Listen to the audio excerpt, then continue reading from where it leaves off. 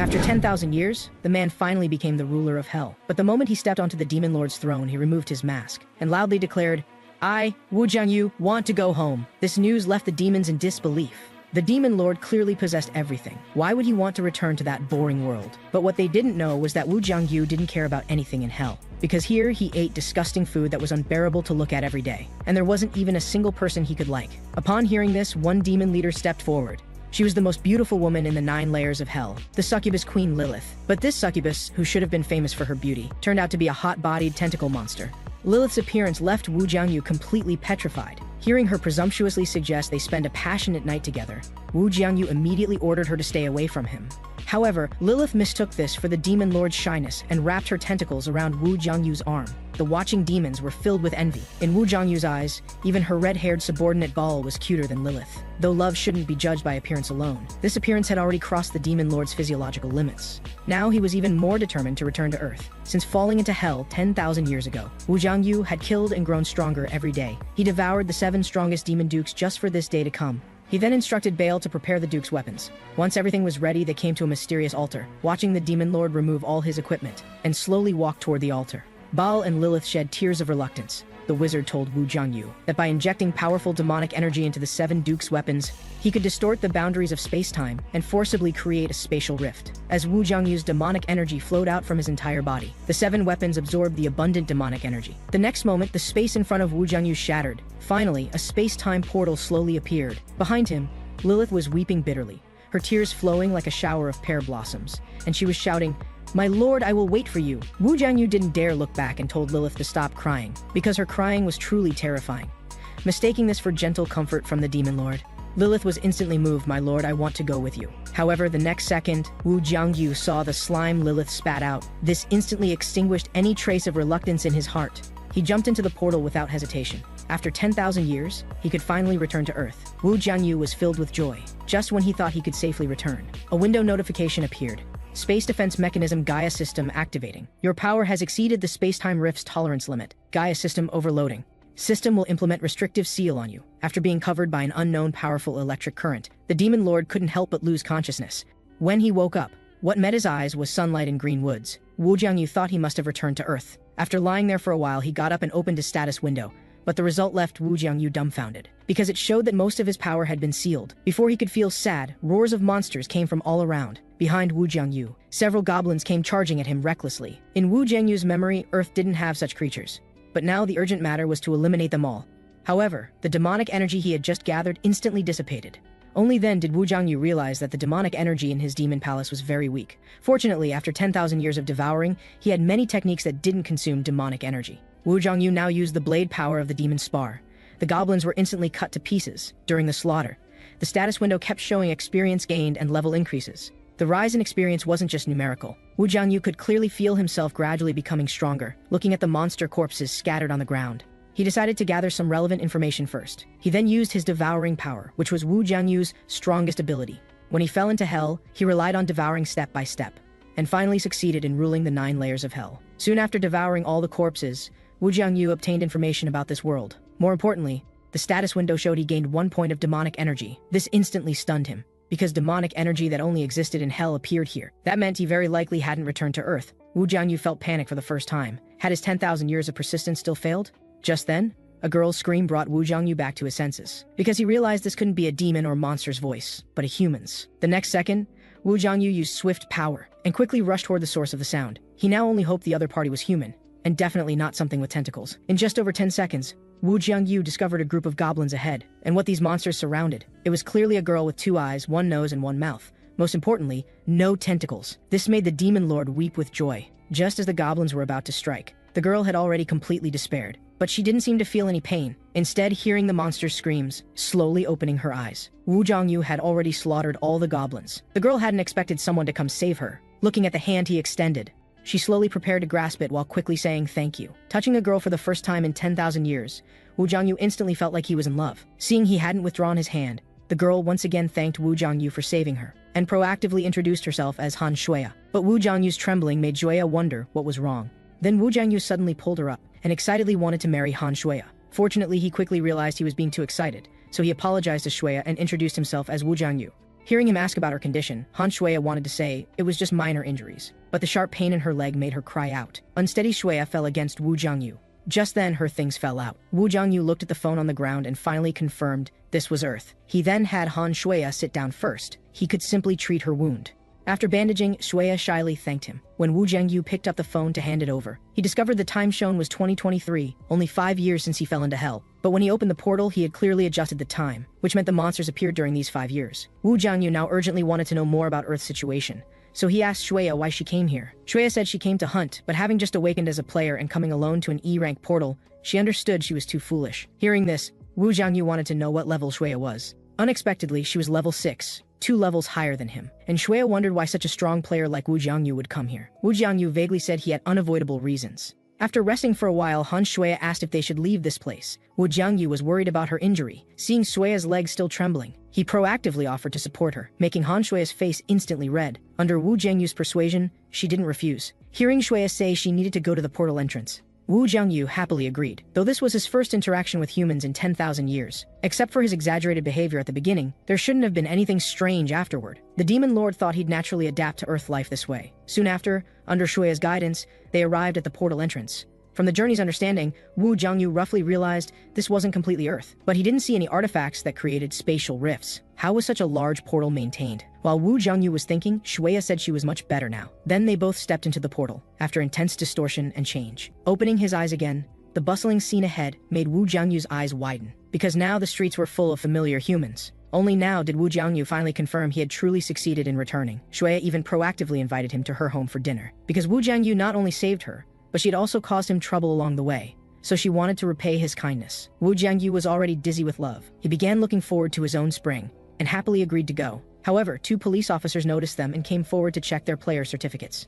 Seeing Shuya take out her ID, the officer urged Wu Jiangyu. He naturally didn't have one, so Wu Jiangyu decided to use a special method to avoid being exposed. The next second, his eyes suddenly turned into demon eyes. This was the demon Dantalion's blind sight power, which could deceive others' eyes by distorting perception. After being controlled by the demon eyes, the officer thought he had already checked. Then Wu Jiangyu and Shuya set off for home. Soon they arrived at the bottom of a building. Shuya was a bit embarrassed because the apartment had no elevator. But how could Wu Jiangyu mind? Just thinking about going to Han Shuya's home made his heart pound. Just as Wu Jiangyu was fantasizing about a beautiful future, he heard Shuya call to her mother at home. This made him fall silent. It turned out Han Shuya really just wanted him to come for dinner. Meeting her mother, Wu Jiangyu politely greeted her. Hearing he was the benefactor who saved her daughter, Shuya's mother hurriedly thanked Wu Jiangyu.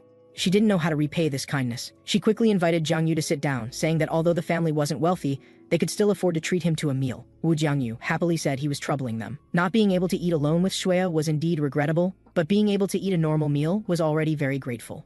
When preparing to change clothes to help cook, Shuya saw a message her mother sent her. Seeing this, Wu Jiangyu suddenly remembered he needed to understand information about current Earth. So he borrowed Shuya's phone under the pretext of losing his own. Hearing this, Shuya handed Wu Jiangyu the phone, and told him to play while waiting. Dinner would be ready soon. The feeling of controlling the screen with his hands again made Wu Jiangyu absolutely love it. But now wasn't the time to be addicted.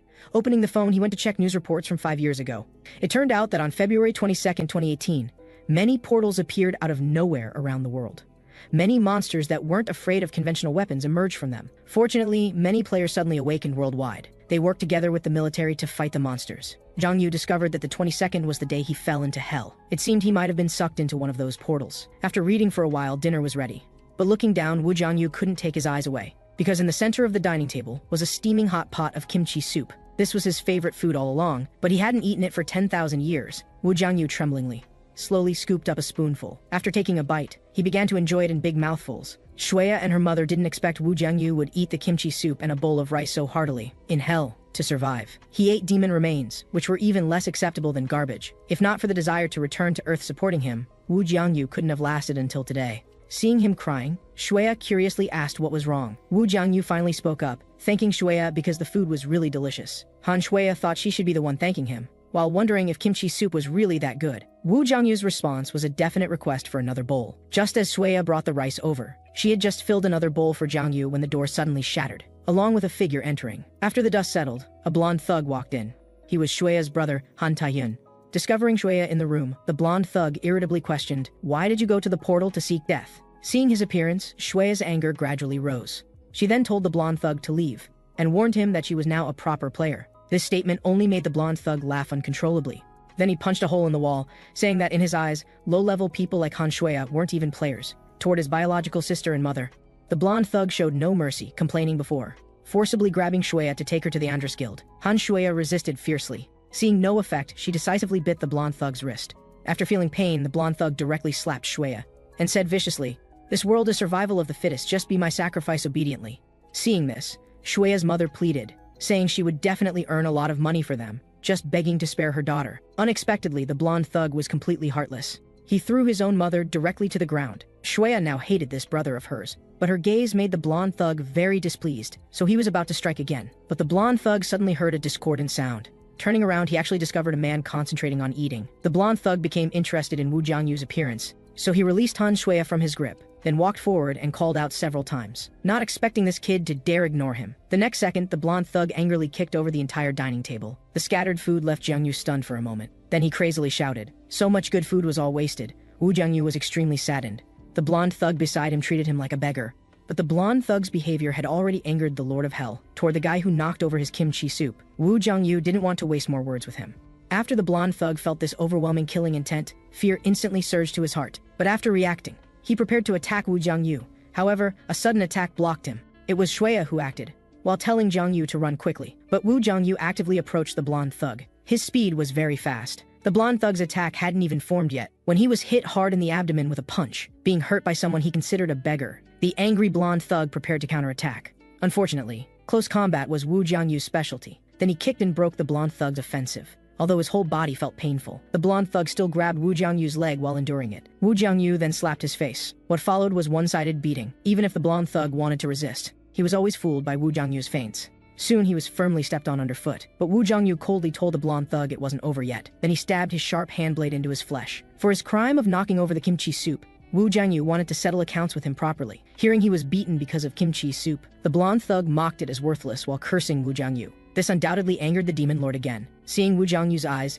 the blonde thug immediately became afraid. He wanted to quickly explain, but was directly smashed to the ground. Finally, under Wu Jiangyu's gentle treatment, the blonde thug finally apologized to the kimchi soup. He couldn't understand who this madman in front of him was. After the incident ended, Wu Jiangyu had the blonde thug clean up the room. Han Shuya was taking care of her mother. At this time, the blonde thug washing dishes became angrier as he thought about it. Not only was he beaten half to death, his clothes were also taken away, and the cause of this situation was kimchi soup. The blonde thug glared at Wu Jiangyu viciously, but was immediately discovered. Wu Jiangyu understood what the blonde thug was thinking. Then he told the blonde thug to come over after washing the dishes. After the blonde thug timidly approached, Wu Jiangyu said that sparing him had no benefits, but he wouldn't kill him either. So let's make your life worse than death. Hearing this, the blonde thug trembled, wanting to know what Wu Jiangyu intended to do. The next second, the demon lord decisively used fear power on the blonde thug. This was the demon Orobus's power, undoubtedly the best choice for dealing with scum like the blonde thug. Its effect was to leave indelible fear in the opponent's soul, and could turn a person into a puppet. After ordering the blonde thug not to tell anyone what happened,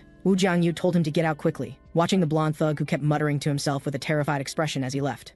Shuya wondered what happened to him, but regardless, Wu Jiangyu had once again saved her. As for Wu Jiangyu, he was very concerned about what the blonde thug had said, because he was indeed like the blonde thug said, a beggar. After all, he was currently penniless and urgently needed money, otherwise eating would be difficult later. After searching through materials on his phone for a long time, he discovered something called magic stones. So Jiangyu asked if Shuya had any. After rummaging through her bag for a while, she gave Wu Jiangyu the E-rank magic stone obtained from hunting goblins. After quickly examining the magic stone's power with his hand, Jiangyu couldn't sense any demonic energy from it. That meant the energy inside was different from demonic energy, but another type of energy called magic power. But where did the demonic energy he obtained earlier come from? This made the demon lord fall into thought. After thinking without results, he returned the magic stone to Shuya. Anyway, since he lacked money, he should get some magic stones to sell for money first. But considering the previous incident of being stopped, Wu Jiangyu asked if there was a player management office nearby. Although there wasn't one nearby, Han Shuya said she also needed to go there and could go together later. She went to hunt at the portal to earn money because of poor family conditions. Speaking of this, Shuya again thanked Wu Jiangyu not only for saving her, but also for making her understand how reckless and hasty it was to hunt alone. So Shuya planned to go to the management office to relearn basic knowledge, then try for a second awakening to enhance her strength.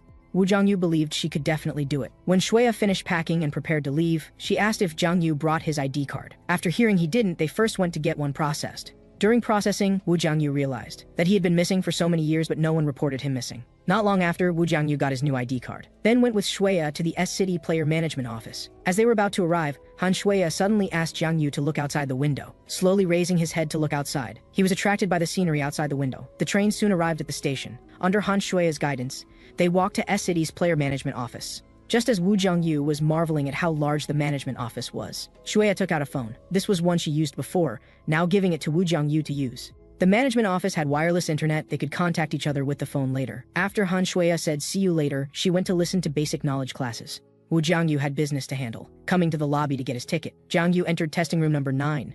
Many people here came for awakening, but most were D rank or C rank. First-time awakening reaching S rank would receive recruitment from each country's 5 major guilds. These were established by the country's 5 strongest players. After gradually recovering all his power, Wu Jiangyu understood he would inevitably encounter them, and conflicts would very likely occur, since the larger the guild, the greater the power, and naturally more dirty people underneath. So the urgent matter was to quickly recover his power.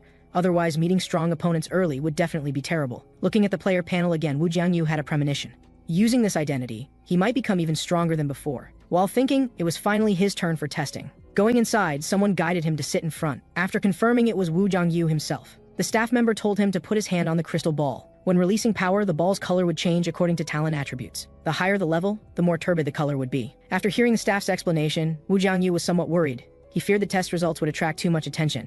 As a bright light disappeared, the staff member saw the ball's color, and regretfully told Jiangyu, your level is F rank. Upon hearing this, Wu Jiangyu was stunned. He had thought of many possibilities but never imagined it would be this low. Even if his power was sealed, it shouldn't be as low as F rank. Jiangyu suspected his power was too strong, so the crystal ball couldn't measure it. However, the management office issued starting E rank player certificates, and entering portals was limited to the same rank, while higher than E rank required applying for guardian accompaniment.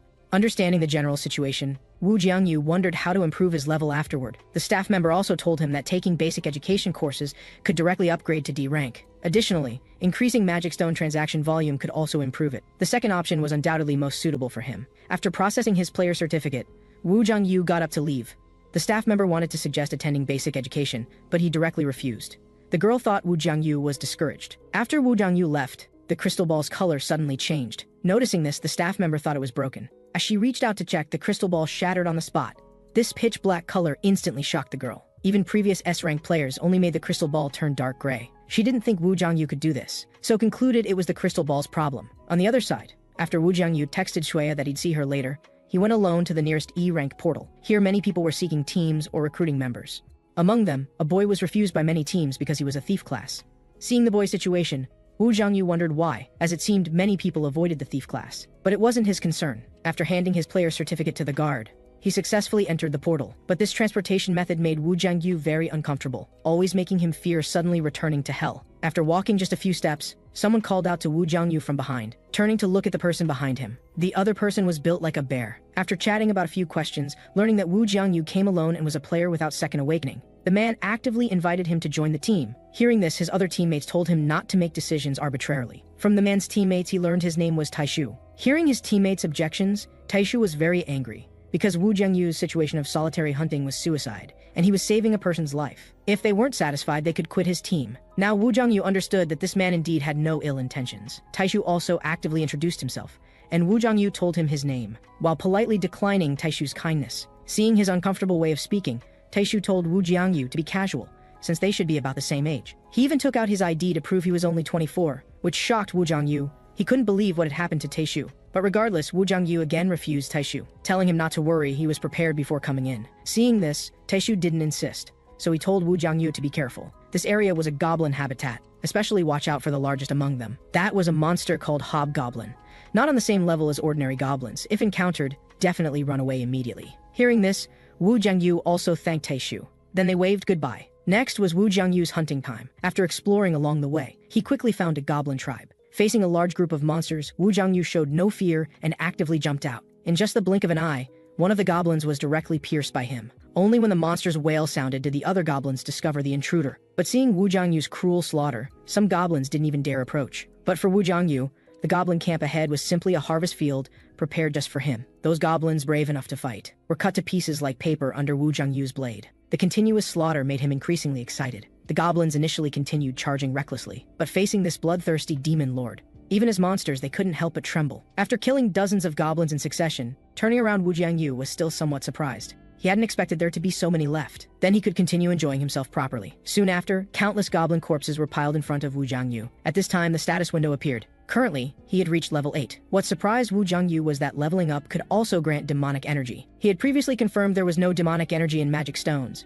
so his earlier demonic energy must have been obtained by devouring monsters. Understanding this, he instantly activated his devouring power. The next second, all the goblin's power flowed into Wu Jiangyu's body. Indeed, as he thought, devouring monster corpses did yield demonic energy. This demonic energy didn't come from magic stones within the monsters, but from the monsters themselves. And depending on the time of death, the amount of demonic energy varied. That meant devouring monsters that had just died could yield small amounts of demonic energy. This was fantastic for Wu Jiangyu. Not only could magic stones be sold for money, but he could also devour corpses to gain demonic energy. Looking at the remaining magic stones scattered on the ground, Wu Jiangyu happily picked them up one by one. With so many stones, selling them would definitely buy lots of fried chicken. He thought about taking Shuya to a fried chicken restaurant after going out.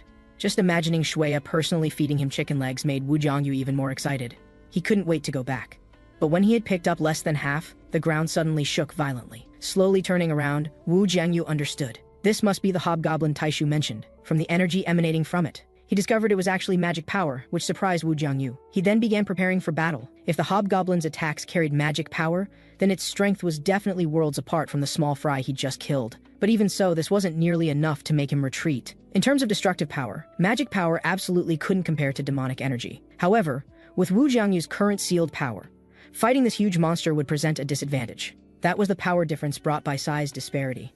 Against the hobgoblin's attacks, even successful defense would send Wu Jiangyu flying. Seeing this, the monster decisively pursued forward. Fortunately, Wu Jiangyu still successfully blocked it, but the opponent's size far exceeded his own, and Wu Jiangyu's current ability values were still too low. Even when he seized the opportunity to counterattack with his blade, the hobgoblin simply raised its hand and used its armor to successfully defend, even bouncing Wu Jiangyu away. The brief exchanges made him realize that direct confrontation would be difficult to kill the monster. He had to find bigger weaknesses. So in the hobgoblin's subsequent attacks, Wu Jiangyu kept choosing to dodge, wanting to slowly observe the monster's habits. Soon he roughly understood.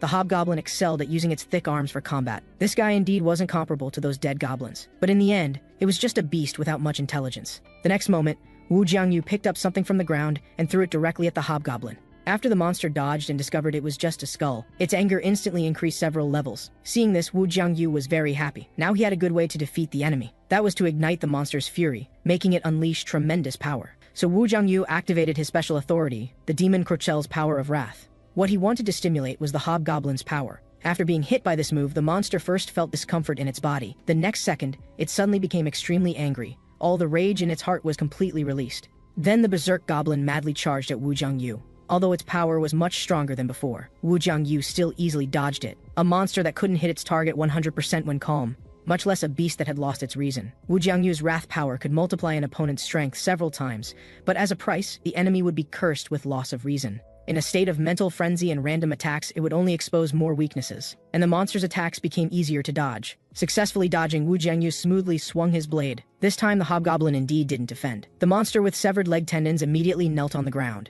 It still wanted to continue attacking, but now it was Wu Jiangyu's turn. Wu Jiangyu struck with a throat-sealing blow. After defeating the hobgoblin, he breathed a long sigh of relief. Although he successfully achieved the kill, this feeling made Wu Jiangyu very displeased. If it were his former self, he could have easily solved this.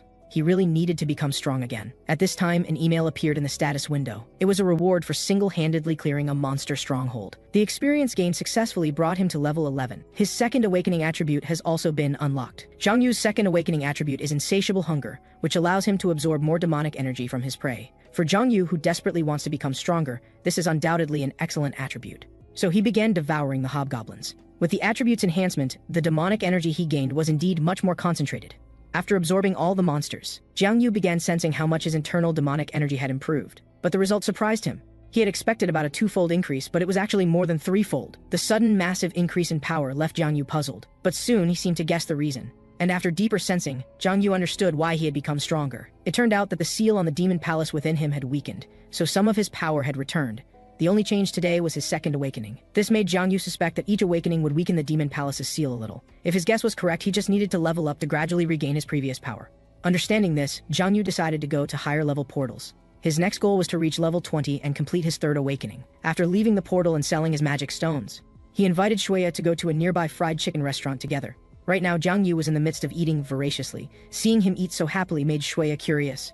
Was fried chicken really that delicious? After getting Jiang Yu's affirmative answer, she asked if it was better than her homemade kimchi soup. This question left Jiang Yu struggling to choose, but he quickly gave his answer. Comparatively speaking, he felt kimchi soup was still better. His serious expression made Shuya burst into laughter. Then Shuya also gave her chicken leg to Jiang Yu. While Jiang Yu was devouring his food, Han Shuya suddenly asked if he had any friends or family. After quickly finishing a chicken leg and taking a big satisfying gulp of his drink, Jiang Yu casually said he had none. He had no friends, no family, and no home of his own. Hearing this, Shuya wanted to know where he would sleep tonight, to which Jiang Yu embarrassedly told the truth. He actually hadn't found a suitable place yet. Then Shuya told him that if he didn't mind, he could stay at her house for now. This unexpected offer surprised Jiang Yu. Would that really be okay? Shuya told him not to feel burdened. After all, she had received a lot of help from Jiang Yu in just 2 short days. Jiang Yu then accepted Shuya's kindness. In Han Shuya's eyes, Jiang Yu definitely had many unknown secrets behind him. At this moment, Jiang Yu thought of something and rummaged through his pocket. He handed the remaining money to Shuya, wanting to use it as rent. Shuya quickly waved her hands in refusal, but Jiang Yu insisted she take it. If she didn't want to accept it as rent, then consider it meal expenses. After all, he would definitely be freeloading meals from now on. Most importantly, he understood that Shuya's family situation wasn't good right now. Under Jiang Yu's persistent insistence, Shuya finally accepted the money, thanking Jiang Yu for helping her again. She also said she would make even better kimchi soup tomorrow. Thinking about having kimchi soup every day in the future, Jiang Yu became even more motivated to earn money, fantasizing about selling more magic stones to make Shuya's life happier. With the housing problem solved, Jiang Yu then asked if there were any D-level portals nearby. Shuya said, yes, but I heard there are lizard men there. After learning about the relevant intelligence, Jiang Yu decided to go there tomorrow. After finishing their meal and returning home, Shuya brought him to an empty room in the house. This was where her brother used to live. She told Jiang Yu to rest well, and they bid each other goodnight. Just lying on the soft bed, the demon lord was infected by this brief moment of peace and comfort. He felt increasingly grateful that he had returned. Otherwise, how could he enjoy this warmth after 10,000 years? The next morning after breakfast, Jiang Yu set off for the nearby D-level portal. After selling his magic stones yesterday, his player certificate was upgraded to D-level, and today at the portal, Jiang Yu saw the thief from before again, but it still wasn't his concern. So he handed his player certificate to security. He quickly passed through the portal, and unlike last time, this was a huge jungle. After stretching his body, Jiang Yu began to move. Then he used his authority silent force, making all his actions completely soundless. He did this because yesterday's conversation with Shuya revealed that lizard men have poor eyesight but extremely keen hearing, so he had to approach stealthily, as making a big commotion would attract many lizard men. Moreover, lizard men are afraid of fire, so teaming up with fire mages would be more efficient. But for Jiang Yu, going alone was enough. Discovering 3 lizard men ahead, he decisively used the demon Andras' hellfire power. In just an instant, hellfire fell upon the lizard men. The monsters then noticed the small flames on their bodies. But the next second, the flames erupted wildly. The lizard men screamed in agony and tried to jump into a water pool. But ordinary methods couldn't extinguish hellfire. Without using magic power or demonic energy to put it out, it would burn forever. Moreover, hellfire burns the life force within the body, so the corpses Jiang Yu could devour would still be preserved. Thinking of the name Andras, he remembered that the blonde thug Han Tae-hyun's guild seemed to have the same name. But Jiang Yu didn't care. If he encountered them and felt displeased later, he could always teach that guild a lesson. Just after absorbing the 3 lizard men, more monsters appeared behind him. It seemed their companions' screams had attracted them. But this was undoubtedly good news for Jiang Yu. Faced with his authority hellfire, the lizard men were completely helpless. Now the scene became increasingly chaotic. After Jiang Yu finished absorbing, he activated silent force. He didn't want to attract another group. Although he wasn't afraid, there was no need to make hunting more difficult. Solving things easily like this was best. After a period of hunting, Jiang Yu leveled up again. As his level gradually increased, his experience gain was noticeably slowing down. Just killing some lizard men was far from enough. It seemed he needed to let loose and hunt more aggressively. Just then, other players appeared nearby. Seeing that Jiang Yu seemed to be a newbie, they wanted to invite him to hunt with their guild. Seeing the group of people above, Jiang Yu curiously asked what guild they were from. Unexpectedly, these people were from the same guild as the blonde thug guy. They were all from Andras' guild. This immediately killed Jiang Yu's interest. He turned and left without looking back.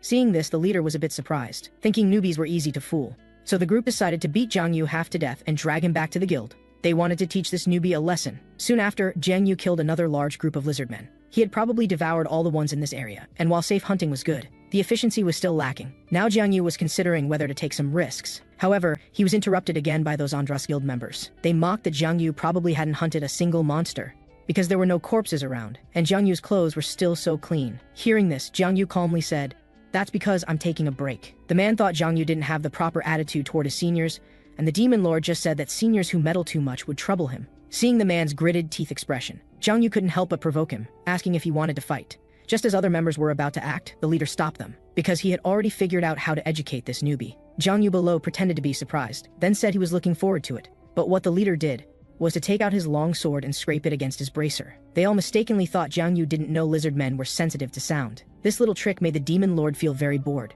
thinking they were going to do something big. As the harsh scraping sound gradually spread, lizard men from afar began rushing toward this location. Soon hearing the commotion, the man had the mage prepare defensive magic. From the approaching sounds, the man estimated there were dozens of lizard men, curious how Jiang Yu would handle this. He also said that if Jiang Yu begged for mercy, he might show mercy before turning him into a cripple. Seeing Jiang Yu remain silent, the man thought he was scared speechless. But immediately Jiang Yu sneered, how boring. Since things had reached this point, he wasn't planning to hunt safely anymore.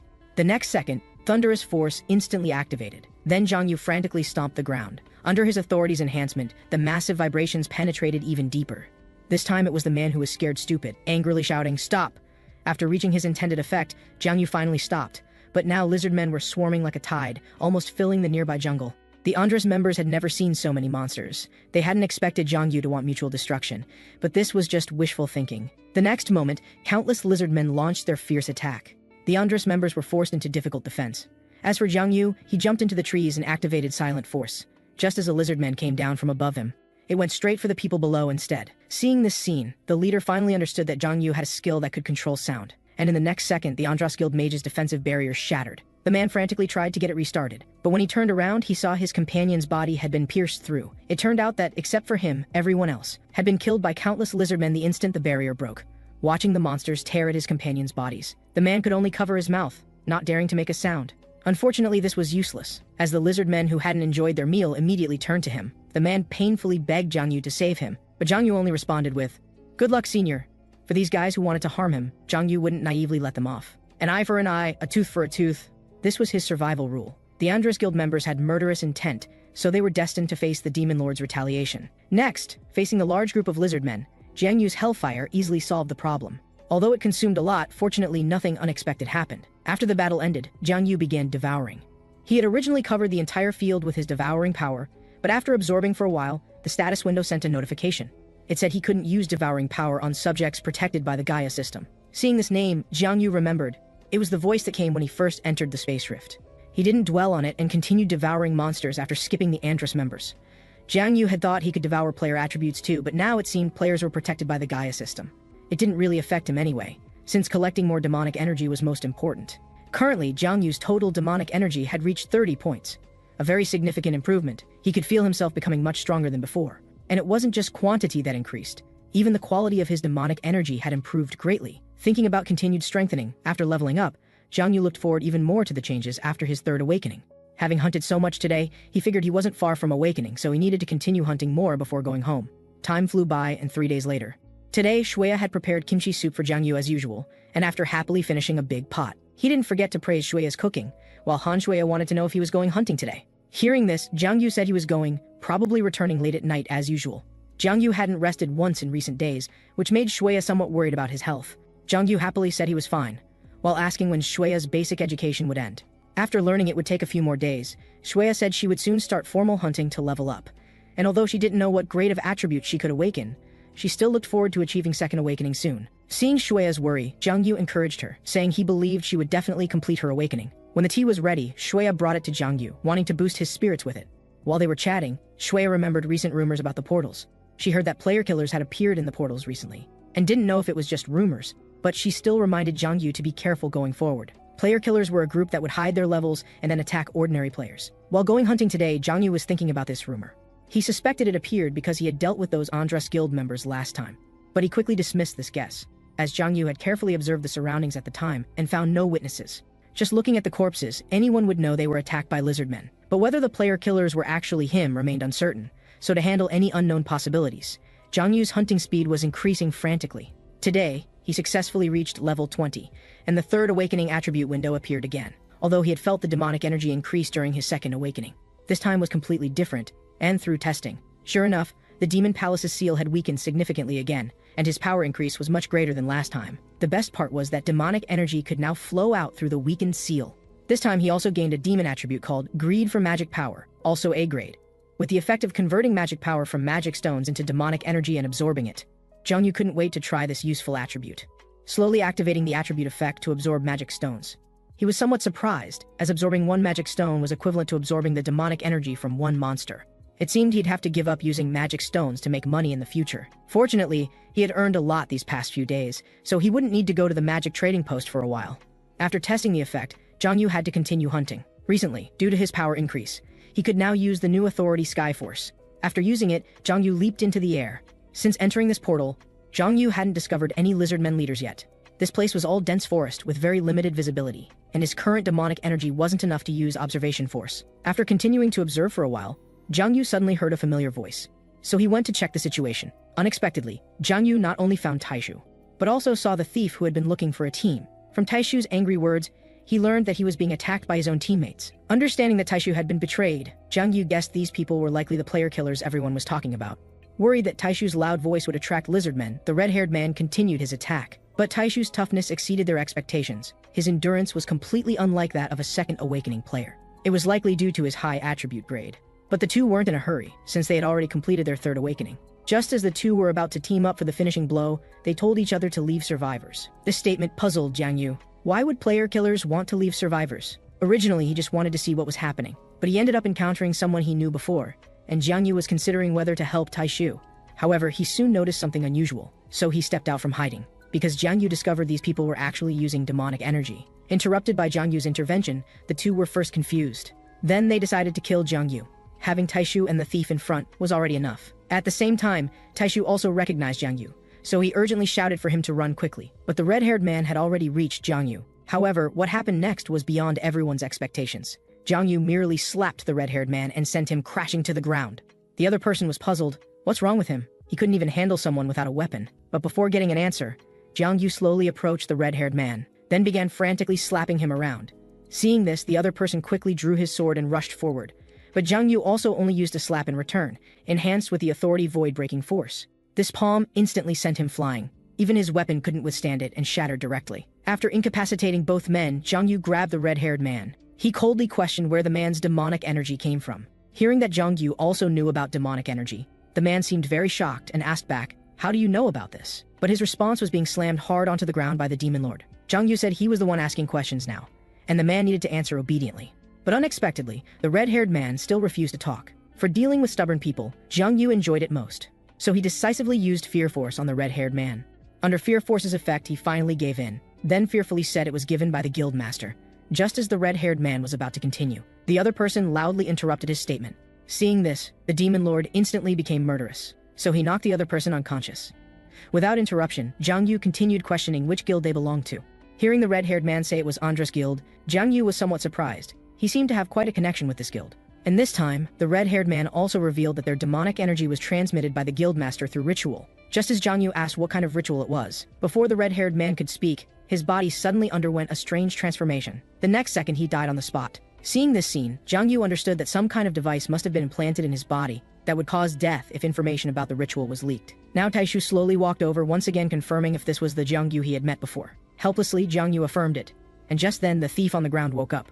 Taishu was delighted to see the thief Taihyun wake up, and quickly introduced him. This player named Zhang Yu saved us. Taishu was also curious why Zhang Yu had been in an E-level portal before. Not wanting people to know his power improvement speed was too fast, Zhang Yu explained he had certain business to handle previously. Hearing this, Taishu finally understood that the preparation he mentioned back then meant this. He had already assumed Zhang Yu was a high-level player, and Taishu happily expressed his gratitude. Without Zhang Yu, they would definitely have been killed by those two madmen. The thief nearby also thanked Zhang Yu. Taishu really hadn't expected today that Andras Guild would actually use these player killers, so he prepared to report this now and have the Flower Wolf unit handle it. This unfamiliar organization prompted Zhang Yu to ask questions. Taishu told him it was a regular force affiliated with the government. As long as they reported the information, they would immediately start investigating. Understanding the situation, Zhang Yu told Taishu not to report to the Flower Wolf unit yet, because he planned to personally handle Andras Guild. But this statement caused Taishu to misunderstand. Thinking Zhang Yu was going to uphold justice, he immediately said he wanted to go together. And since he owed Zhang Yu his life, he promised to be at his disposal from now on. Taishu felt Zhang Yu was the type of person who would personally handle evil deeds when he saw them. Moved by this, Taishu decided to follow while repaying his life debt. Taishu's self-delusion and inexplicable passion made Zhang Yu feel this guy was too much like Bale. Seeing Taishu's expression, the thief Taehyun nearby thanked Zhang Yu again, understanding he couldn't really help with anything. But he also promised to repay this favor in the future. Then Taehyun explained, because thieves aren't damage dealers or tanks, they're not very useful. Taishu then took it upon himself to suggest that if he wanted to repay the favor, he should join their team, which left Zhang Yu speechless. but knowing he was still a useless thief for now. Taihyun said he wanted to wait until he became stronger before helping Taishu and Jiang Yu, then bowed again and prepared to leave. It was fate after all, so Jiang Yu didn't discourage him. But now there was a new problem: how to handle Taishu. So he asked about Taishu's current level, and hearing Jiang Yu's question, Taishu didn't hide anything. He was currently level 12, and as for basic education, since his first awakening attribute was grade C, he chose to level up directly through hunting. What somewhat surprised Jiang Yu was that Taishu's second awakening was an A-grade attribute. Similarly, Jiang Yu didn't understand why someone with his talent should be able to enter any guild. To this, Taishu also said he had been considering which one would be suitable, but now he had decided he would follow brother Jiang Yu to the death from now on. Taishu's talent was indeed quite good, as second awakening players with high attribute grades had a high probability of obtaining even better attributes later. Considering that Shuya would soon undergo her second awakening, Jiang Yu agreed to cultivate Taishu in the future. Getting Jiang Yu's agreement, Taishu seemed extremely happy.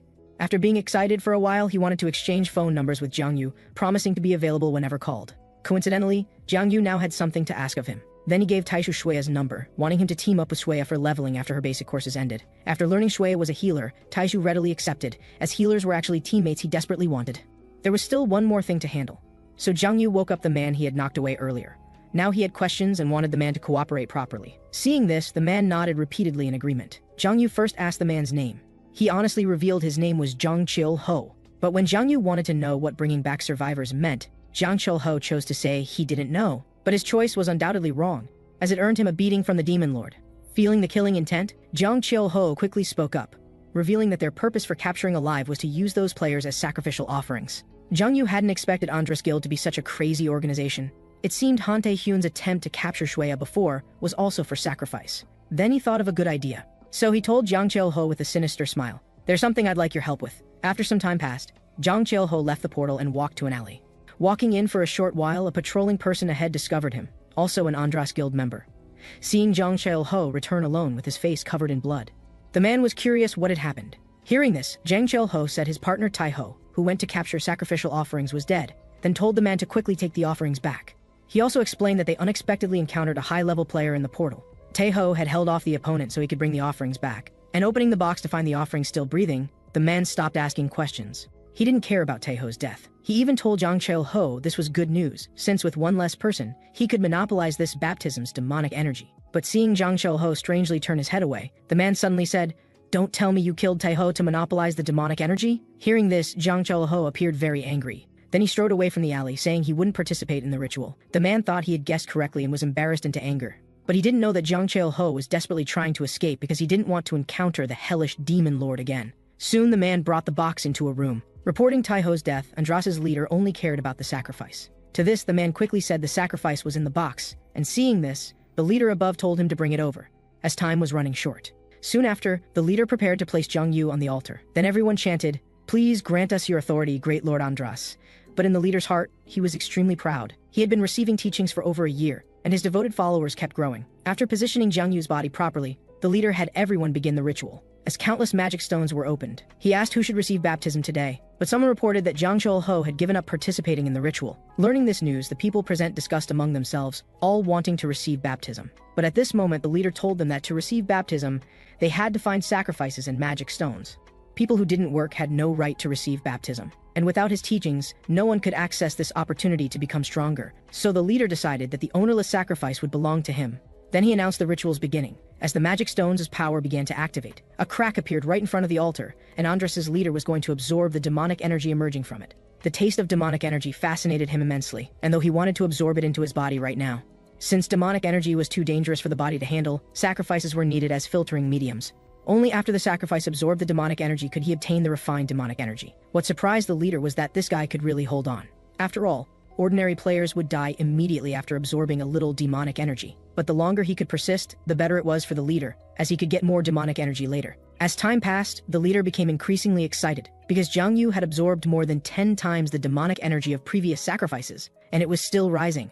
Even when it reached 50 times, Jiang Yu still hadn't stopped absorbing demonic energy. Discovering the altar was showing signs of cracking, the leader frantically wanted Jiang Yu to stop. But the next second, all the magic stones were consumed, and the created crack instantly disappeared. The leader collapsed on the ground in disbelief. Jiang Yu sat up comfortably. This absorption had increased his demonic energy by a full 20 points. Then Jiang Yu happily asked the leader, "Could you give me a few more similar rituals? Even just one more would be fine." The altar's changes left everyone confused about what was happening, but the furious leader had already charged at Jiang Yu. After easily dodging his attack, Jiang Yu even praised his decent skills. Seeing this, the leader summoned many fireballs, then threw them all at Jiang Yu. But to his surprise, all the fireballs were deflected. Feeling Jiang Yu's power, the leader was shocked to discover it was also demonic energy. What Jiang Yu had just used was iron arm force. The feeling of abundant demonic energy made him very comfortable. Using authorities was also more convenient. Understanding he couldn't handle this alone, Andras' leader quickly had the others attack together, but these small fries couldn't even take one of Jiang Yu's moves. After consecutively defeating a group of people, they still insisted on believing the leader could kill Jiang Yu. And from their words he learned this leader was called Zhao Dexian. At this moment he seemed very excited, because his strongest killing move was complete. This was Zhao Dexian's life-burning hellfire force. Feeling that familiar power, even the Demon Lord couldn't help but turn and cover his mouth, secretly laughing. Thinking victory was assured, Zhao Dexian also said his authority was invincible. But soon he saw an unforgettable scene, because Jiang Yu also unleashed hellfire force. In comparison, what Zhao Dexian held was like a tiny firefly. Seeing those blazing flames, his psychological defenses instantly collapsed. Things shouldn't have developed this way, but that stinging heat on his skin instantly brought Zhao Dexian back to reality. He finally confirmed that no matter what, he could never defeat the enemy before him.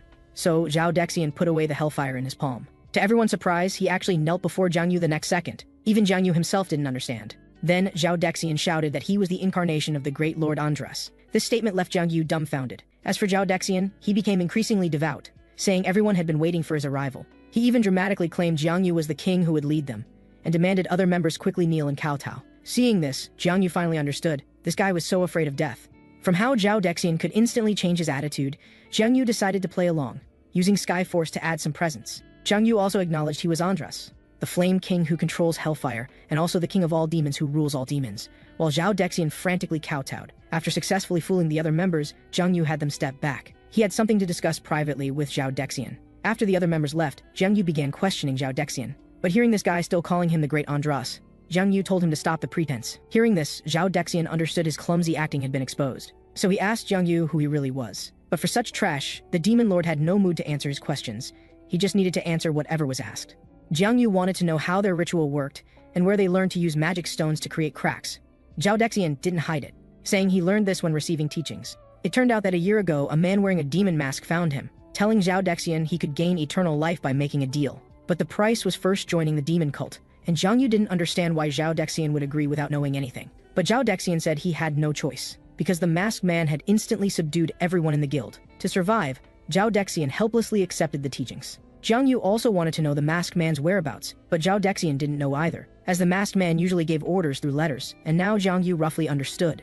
Although Zhao Dexian was initially coerced, after tasting the sweetness of demonic energy, he actively began conducting rituals himself. What he thought was just a minor incident has now led to the demon cult, making Jiang Yu quite curious. After all, anyone who can master methods to connect with hell is definitely not a simple evil organization. Next, Jiang Yu wanted to examine the letter written by the masked man. Surprisingly, the masked man had only written one letter in total. The content wasn't particularly noteworthy. It simply instructed Zhao Dexian to absorb the demonic artifact and become a demon. It also mentioned expanding his player team and ultimately turning Earth into hell, all to welcome the arrival of the evil god. Jiang Yu wondered if there were others who had also received such teachings. Although Zhao Dexian hadn't met anyone else, Jiang Yu understood that the demon cult couldn't possibly have just one person executing their plans, especially such an ambitious expansion scheme. After learning enough about the situation, Jiang Yu immediately used his fear power on Zhao Dexian. He then gave 3 orders. First, to investigate the demon cult. Second, no more rituals were to be performed. The third was that today's events must never be disclosed to anyone. After issuing these commands, Jiang Yu sent Zhao Dexian away. However, Andras had been using players as sacrifices for quite some time now. Jiang Yu figured this had probably already caught the authorities' attention, so conducting an investigation should yield relevant clues.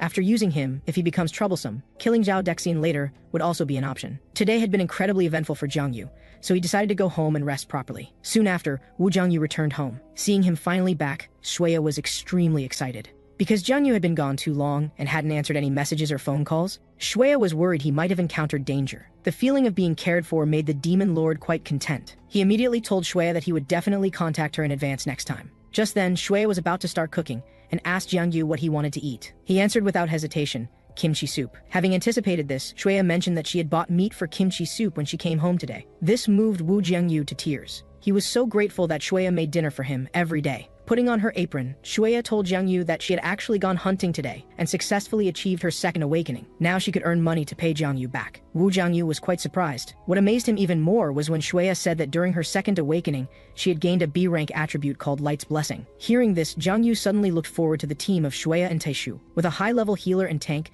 they would definitely become very strong in the future. So Jiang Yu curiously asked if Shuya had received any guild invitations. Although she had received enthusiastic welcomes from many guilds, Shuya actually didn't want to join any, because what she really wanted was to be able to help Jiang Yu, even just a little. Even though Shuya now had high-level attributes, Jiang Yu still told her that she wasn't quite suitable to act together with him yet. To be precise, the current Shuya couldn't really help much. His words made Shuya somewhat disappointed. But that was the reality. Perhaps Shuya could help in the future, but right now her level was relatively high. If they teamed up together, neither experience points nor actual combat experience could be properly accumulated. To grow better, Jiang Yu believed she must team up with people at a similar level to Shuya. Then he told Shuya that today he had met a tank player with an A-rank attribute. You can team up with him first, and after your level improves and you have enough combat experience, then come team up with me to tackle high-level portals. Hearing this, Shuya understood Jiang Yu's thinking and agreed to follow his advice, teaming up with that tank player first. Jiang Yu also assured Shuya that he would provide necessary help. Just as Jiang Yu was thinking about when to have them go level up, Shuya had finished cooking the kimchi soup while chatting. Seeing this, Jiang Yu immediately prepared to dig in, but Han Shuya told him to wait a moment. She then added instant noodles to the pot.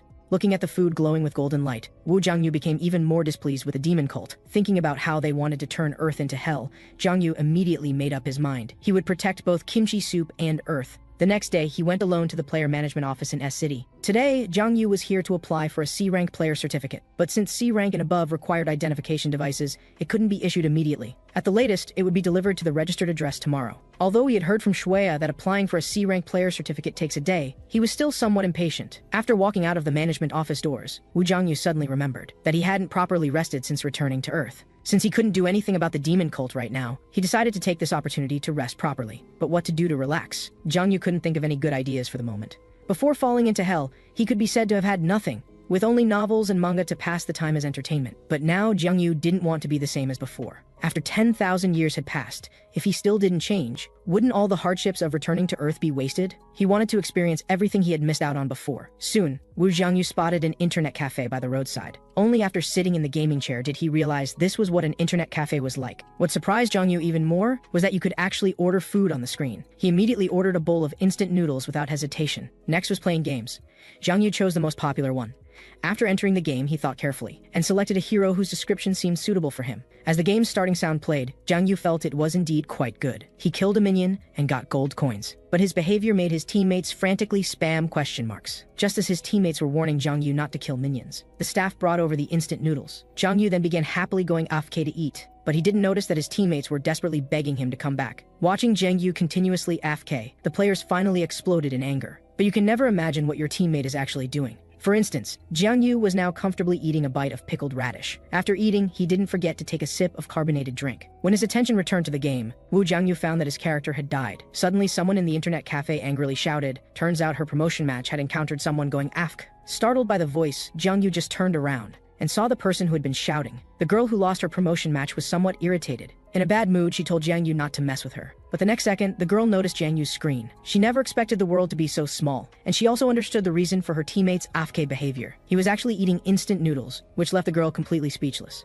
She then told Jiang Yu to get up and talk properly. But Jiang Yu didn't understand what was happening, and asked the girl what was wrong. Upon hearing this, she immediately couldn't tolerate it, and prepared to teach Jiang Yu a lesson, but her attack was easily dodged. The girl was quite surprised for a moment. As for Jiang Yu, he was puzzled about why she was looking for trouble with him, and advised her not to take her anger out on innocent people. At this point, Jiang Yu still hadn't realized the girl was his teammate from the game, but right after he finished speaking, she attacked Jiang Yu again. Only then did he sense something was wrong. The person in front of him was serious, so Jiang Yu also began to take it seriously. They continued like this, one attacking and one dodging, and the girl's attacks became increasingly forceful. After her final move was dodged, the girl stopped. She felt incredulous and was curious about who Jiang Yu really was. Could he be someone sent by the Mill Guild? Jiang Yu remembered this name. It was one of the 5 major domestic guilds. He then told the girl that he hadn't joined any guild, but she thought Jiang Yu was pretending, since someone with this level of skill couldn't possibly not be in a guild. Jiang Yu asked her in return which guild she belonged to. Hearing this, the girl was proudly about to speak, but she suddenly remembered that the personnel chief had specifically instructed not to publicize it widely, so she decided to calm down first. But as soon as she turned around, her anger flared up again because Jiang Yu had already taken the opportunity to go pay his bill. After being discovered, Jiang Yu looked completely exasperated. The girl questioned him again,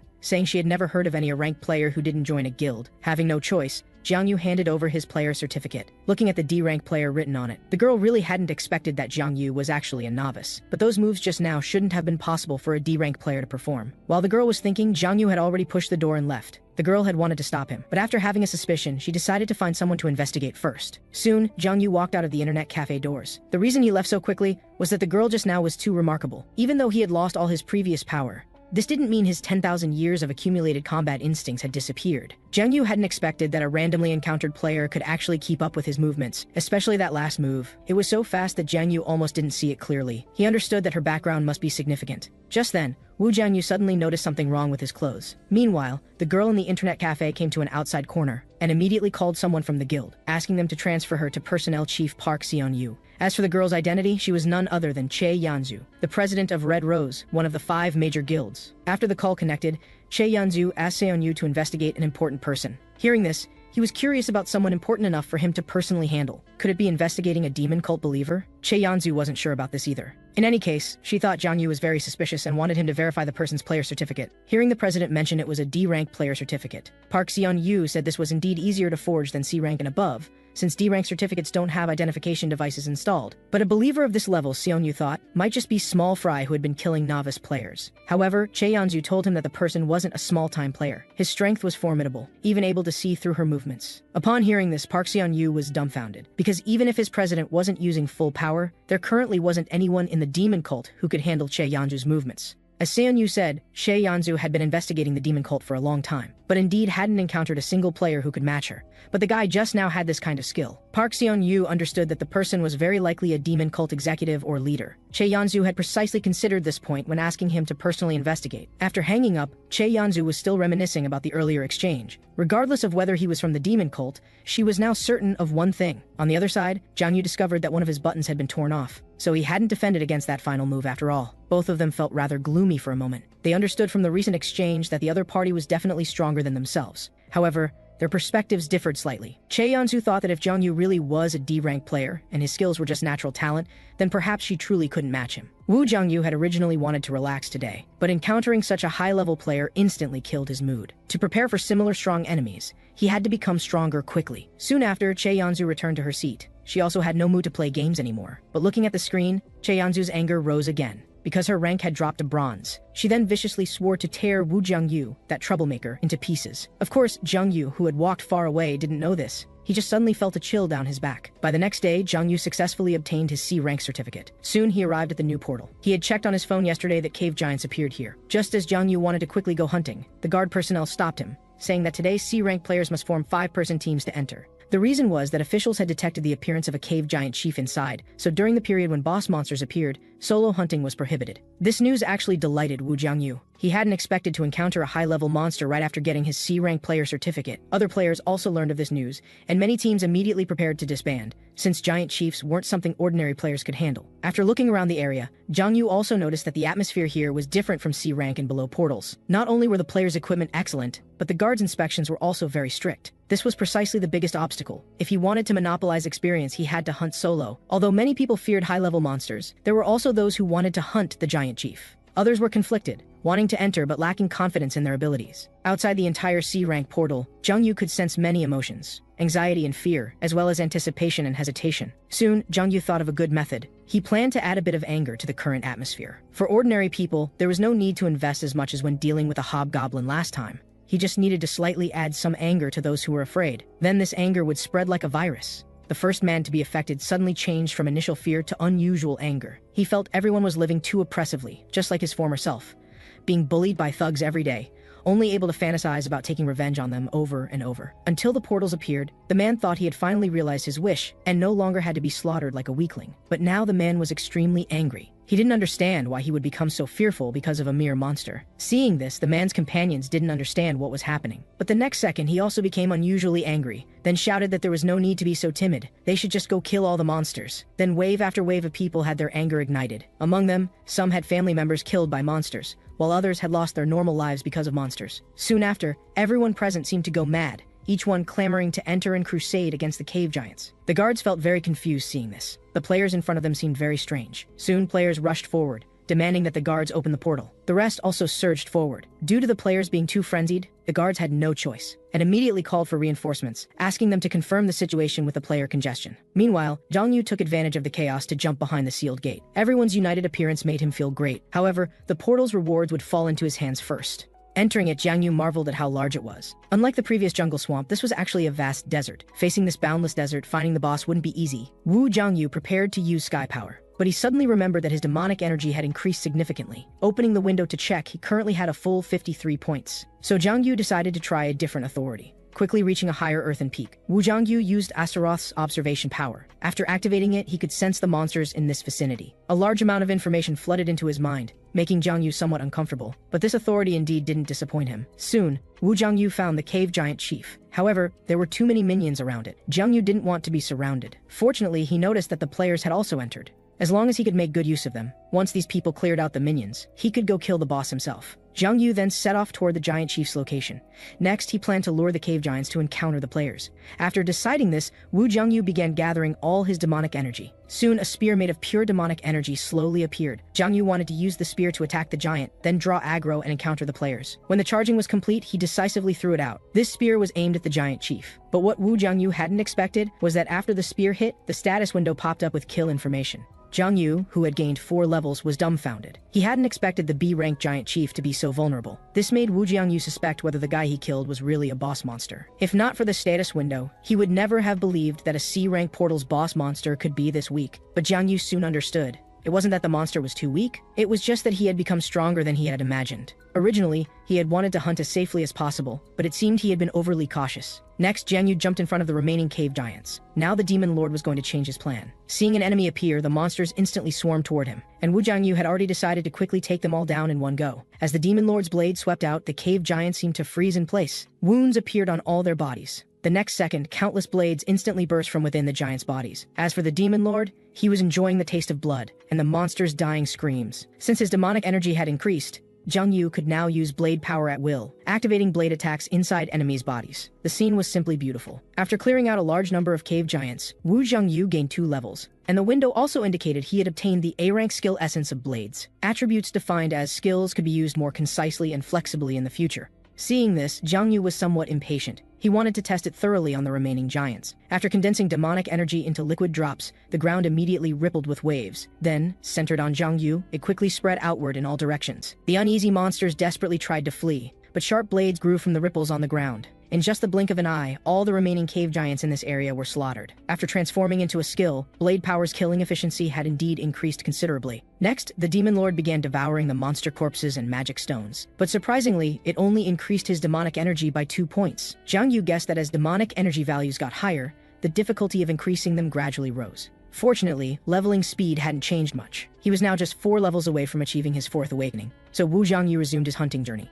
After some time, the players who had entered were all confused. They had originally decided to have a big battle, but couldn't find the boss monster at all, and could barely see any cave giants. The monsters they encountered along the way were all just focused on fleeing, even when they saw some suspicious traces. Without corpses, they couldn't confirm the situation. Everyone concluded that the official information was wrong, and they had miscalculated the monster's appearance time. The helpless players began returning, also preparing to pursue this matter. The slaughter finished, Zhang Yu quietly followed behind. After the players went out, they all angrily questioned the guards. If they had known there were no monsters today, they wouldn't have come to waste time at this portal. The current situation satisfied Zhang Yu. Once the scene became chaotic, he could quietly leave. But things didn't go as planned. After coming out, the players were blocked by the Flower Wolf unit. Those who had wanted to pursue responsibility all quieted down. They figured someone must have killed novice players. Otherwise, why would so many official personnel appear? Just as everyone was discussing among themselves, a woman's appearance attracted everyone's attention. Many players recognized her. She was none other than Bai Am, the 3rd Corps commander of the Flower Wolf unit. Walking slowly to the front, Bai Am told everyone to be quiet.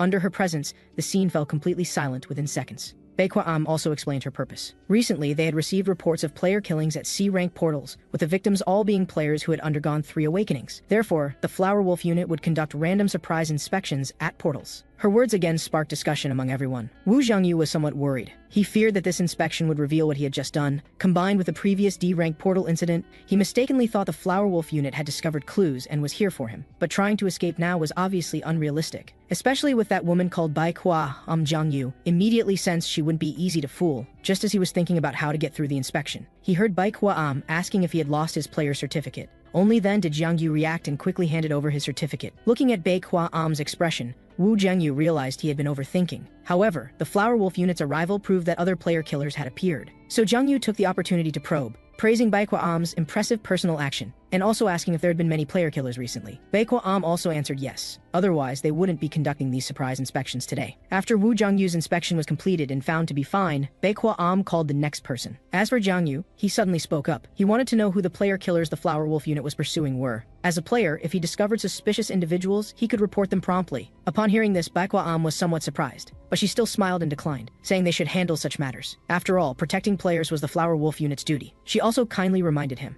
that Jiangyu seemed to have reached C rank yesterday, so she suggested he could go to D rank portals first to level up, as that would be safer when coming to high-level portals later. She sighed, saying it would be great if there were more players like him. Hearing this, Jiangyu could only pretend to thank Bei Kwa Am for her praise. Actually, if there were more guys like himself, the situation would probably be even more severe. Today's surprise investigation should have been secret, but it was easy to guess that the authorities were investigating demon cult believers. After completing his inspection, Jiangyu called Taishu and invited him to meet in a few days. Time passed quickly, and soon it was the appointed day. Today, Jiangyu came to have Shuya and Taishu formally meet. As for the purpose, he explained again that he hoped Taishu could take Shuya to hunt at D-rank portals. Taishu readily agreed to this. Having a healer with B-rank attributes was his honor. He then asked in detail whether sister-in-law's attribute was only healing. Hearing him call her that made Shuya very shy, but she still introduced herself, saying her light's blessing could not only heal but also increase strength, stamina, and speed. It was essentially a buff skill, and she could also launch some attacks. Shuya's attributes shocked Taishu greatly. A healer who could buff teammates while restraining enemies. He said even Universe, one of the 5 major guilds,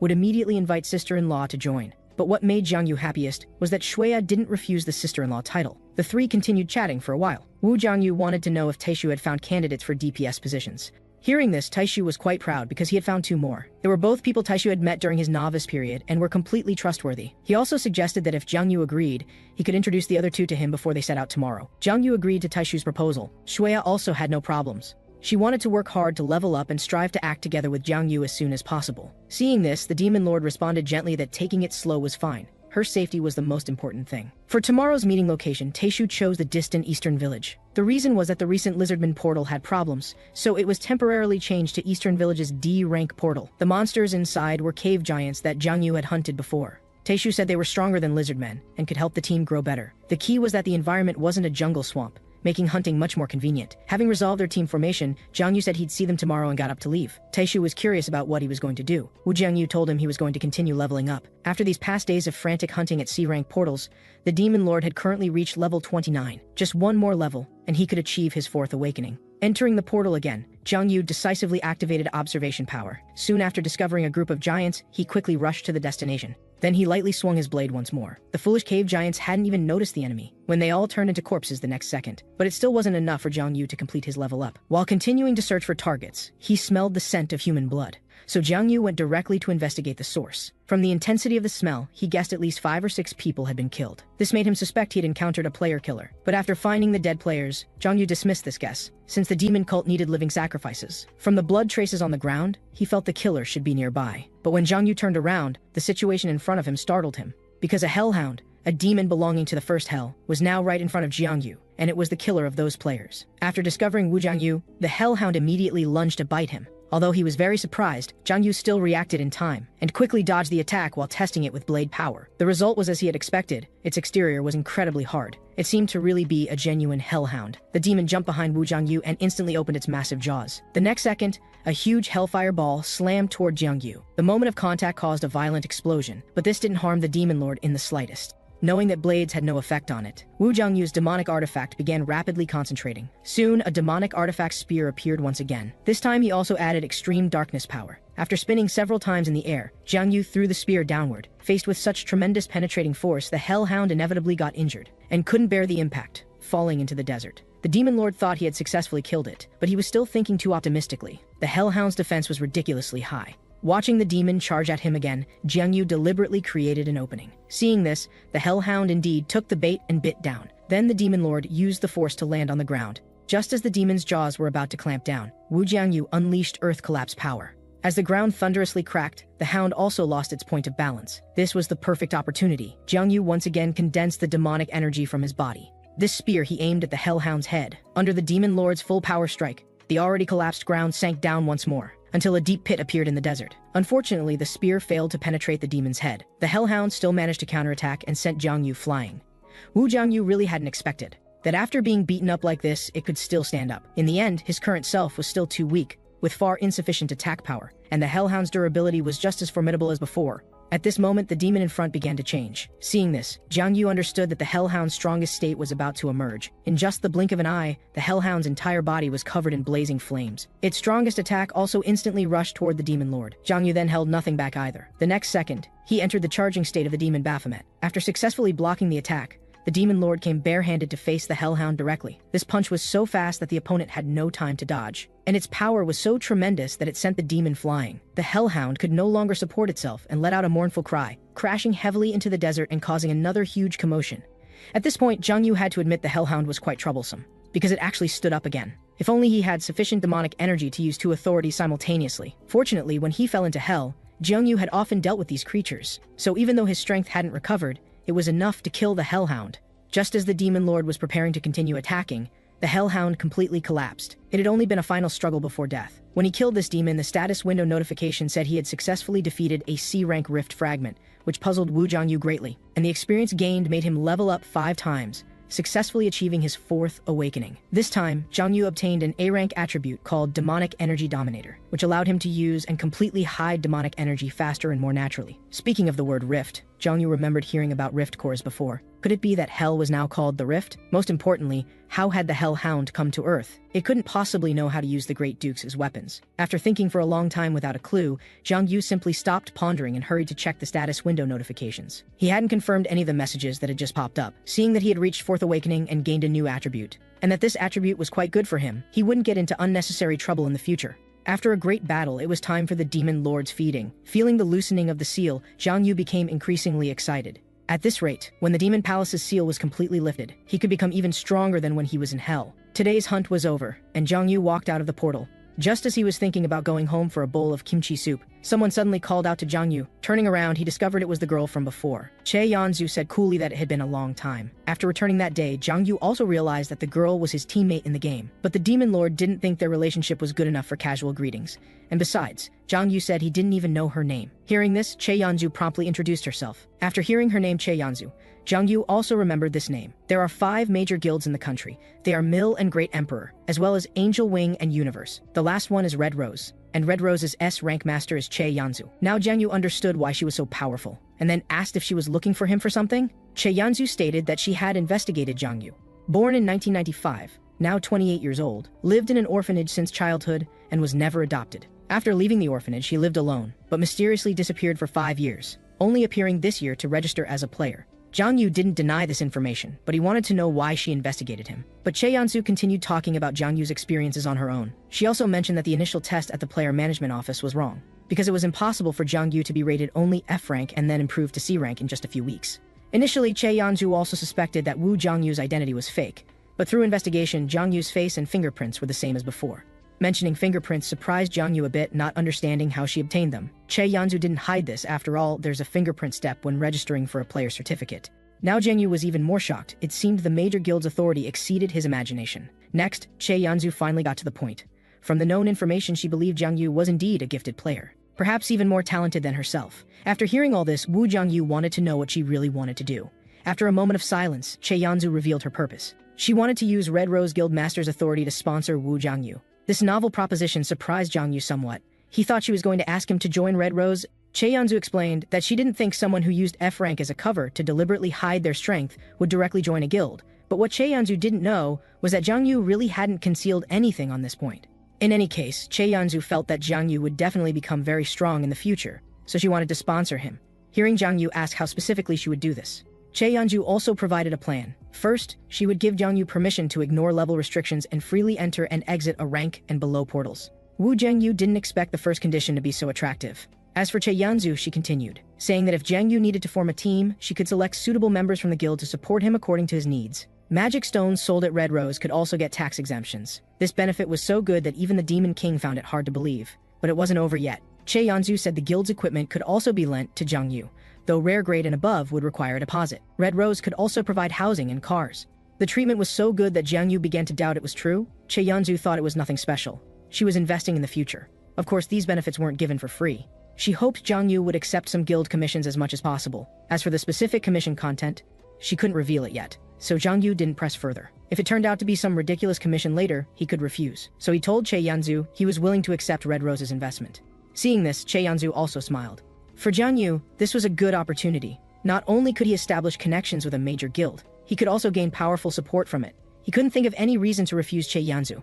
Just after Jiang Yu agreed to accept Red Rose's sponsorship, Che Yanzu praised his wise choice, while Jiang Yu began asking about specific commission tasks, but Che Yanzu said to wait till the time was right.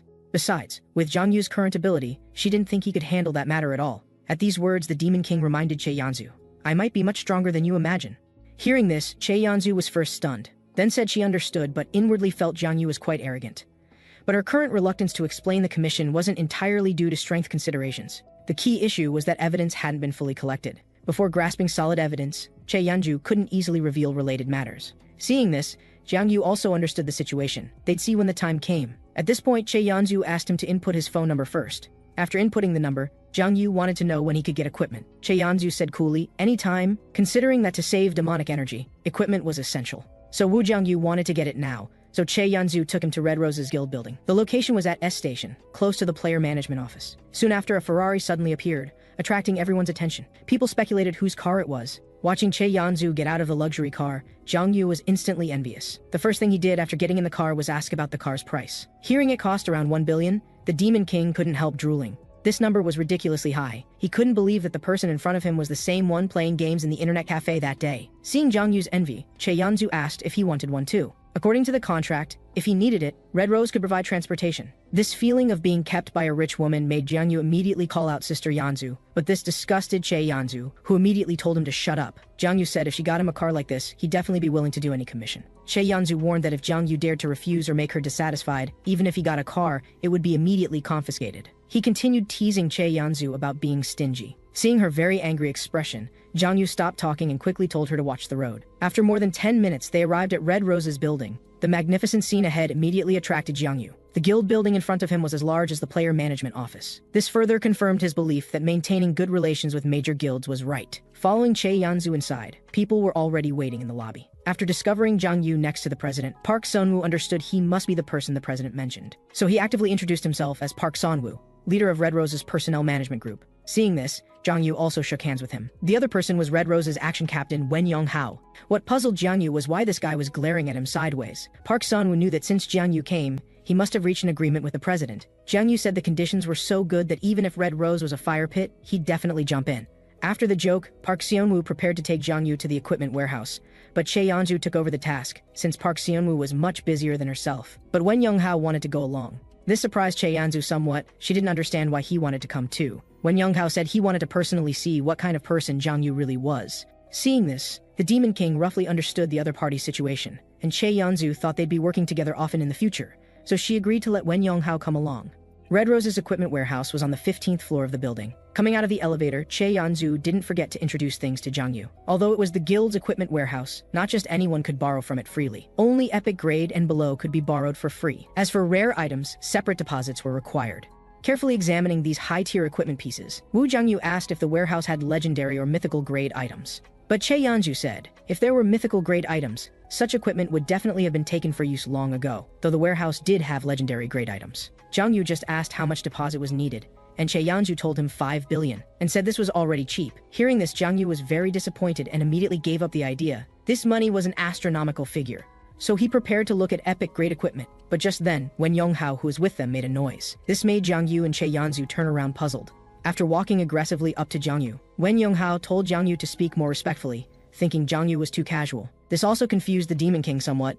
Seeing Jiang Yu's confusion, Wen Yonghao stated again, I'm telling you to be more respectful to the president. This time, Wu Jiangyu finally confirmed that Red Rose's action captain was jealous. But the more others came on strong, the more excited the Demon King became, then smiled evilly and responded, I just won't. Hearing Jiang Yu's refusal, Wen Yonghao immediately prepared to attack. Seeing this, Jiang Yu wasn't bothered to dodge at all. Just when the opponent's blade was only a few centimeters away, it suddenly stopped. The one who acted was Che Yanzu. She wanted to know what Wen Yonghao was trying to do. Getting no response, Che Yanzu slowly raised her head. She was somewhat angry now. Hearing the president's words again, Wen Yonghao couldn't withstand the pressure. So he explained that he thought Jiang Yu's way of speaking to the president wasn't respectful. But Che Yanzu said that how others spoke to her was for her to judge. and no one else needed to meddle. Helplessly, Wen Yonghao had to obey and withdrew his weapon. After warning her subordinate, Che Yanju also reminded Jiang Yu not to react so strongly. If he accidentally provoked Yonghao, he could very well be beaten to disability. Jiang Yu seemed very casual about her words, and from Wen Yonghao's behavior, Red Rose shouldn't be some fraudulent guild.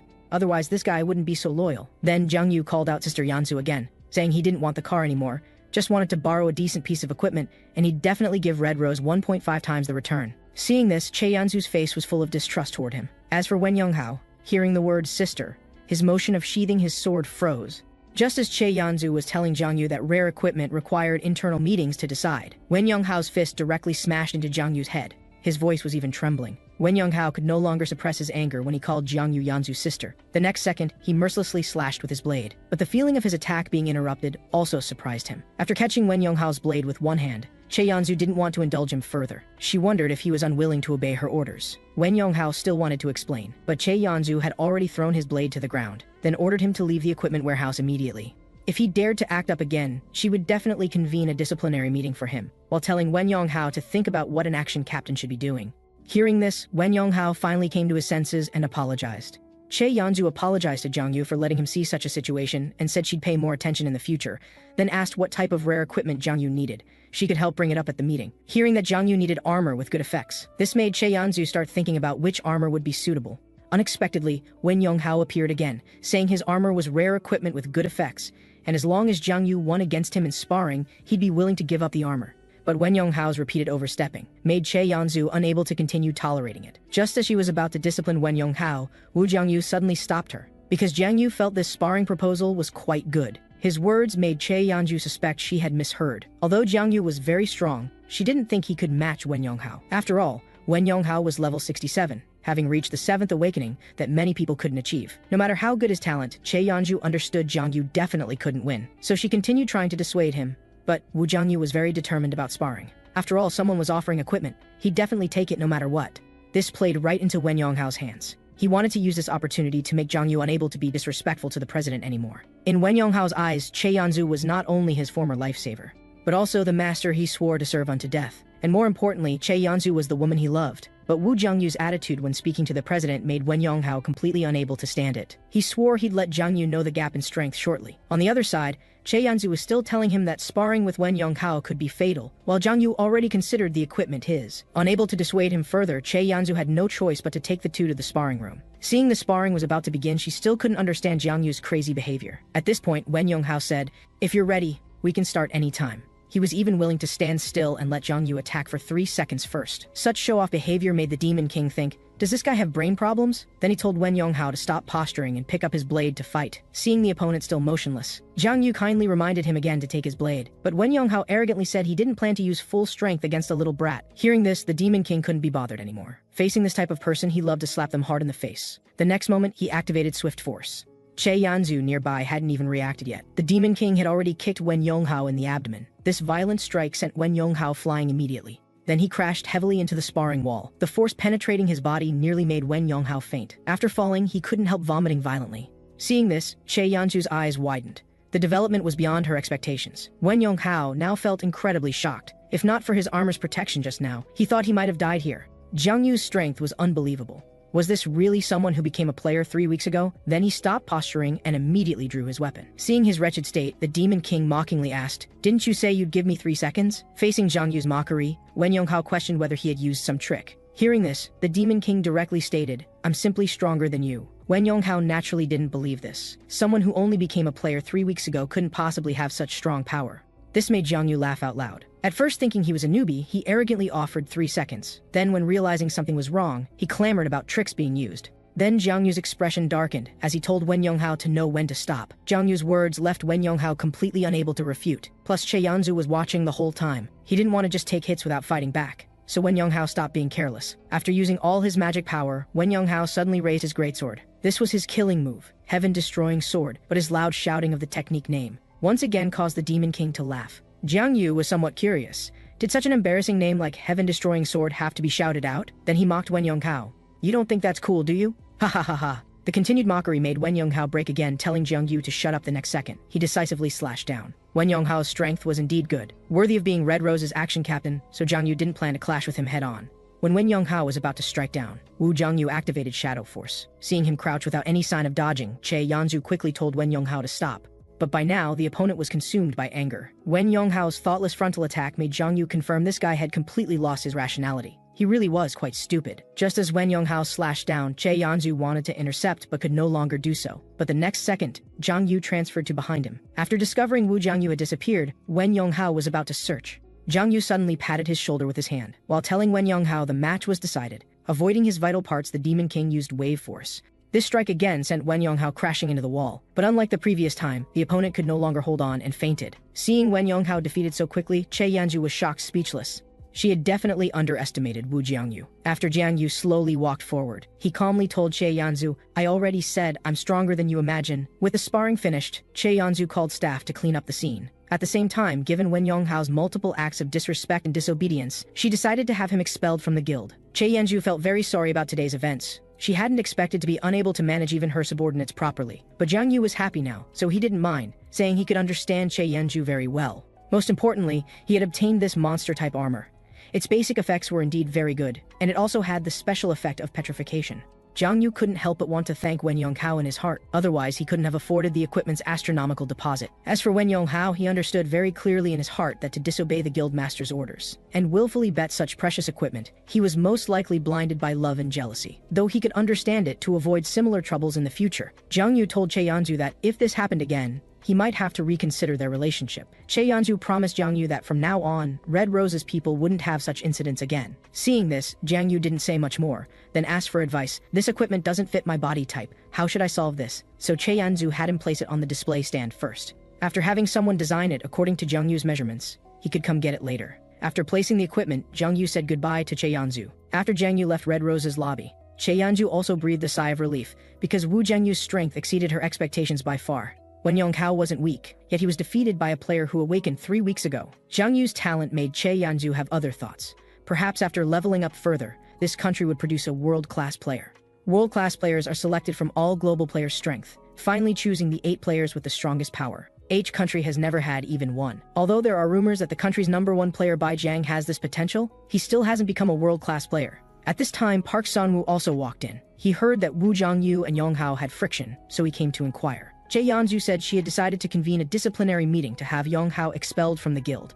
Seeing Park Sanwoo's reluctant expression, Che Yanzu told him this matter was ultimately Yonghao's fault, and she had to prevent a second similar incident from occurring. Hearing this, Park Sanwoo had to comply, but he had something important to report. The government had successfully planted a spy in the demon cult.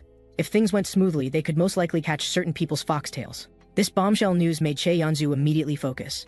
Then she had Park Sanwoo explain this matter in more detail. When Wu Jiangyu returned, it was already evening. Now he was checking his ability values. Like with demonic energy improvement, other ability values were also increasing. Although demonic energy was most important, this didn't mean strength, agility, and stamina were useless. They could strengthen the body's foundation and reduce unnecessary demonic energy consumption. What Jiang Yu didn't like about the player system was the inability to increase ability values according to his own wishes. Although after the second awakening, the improvements were all related to frequently used attribute values. Wu Jiangyu didn't feel this. He used demonic energy most, but as levels increased, the improvement amount got smaller and smaller. The reason for this, Jiang Yu estimated, was that his demonic energy value was too high. But it was also thanks to Jiang Yu's demonic energy being higher than other ability values, that he could do things high-level players couldn't do. In any case, Jiang Yu could confirm that after level 30, level improvements brought very little demonic energy value. Fortunately, it was enough for now, so Jiang Yu couldn't be bothered to think about it further. Next was to go back and sleep well, then meet Taishu's team tomorrow.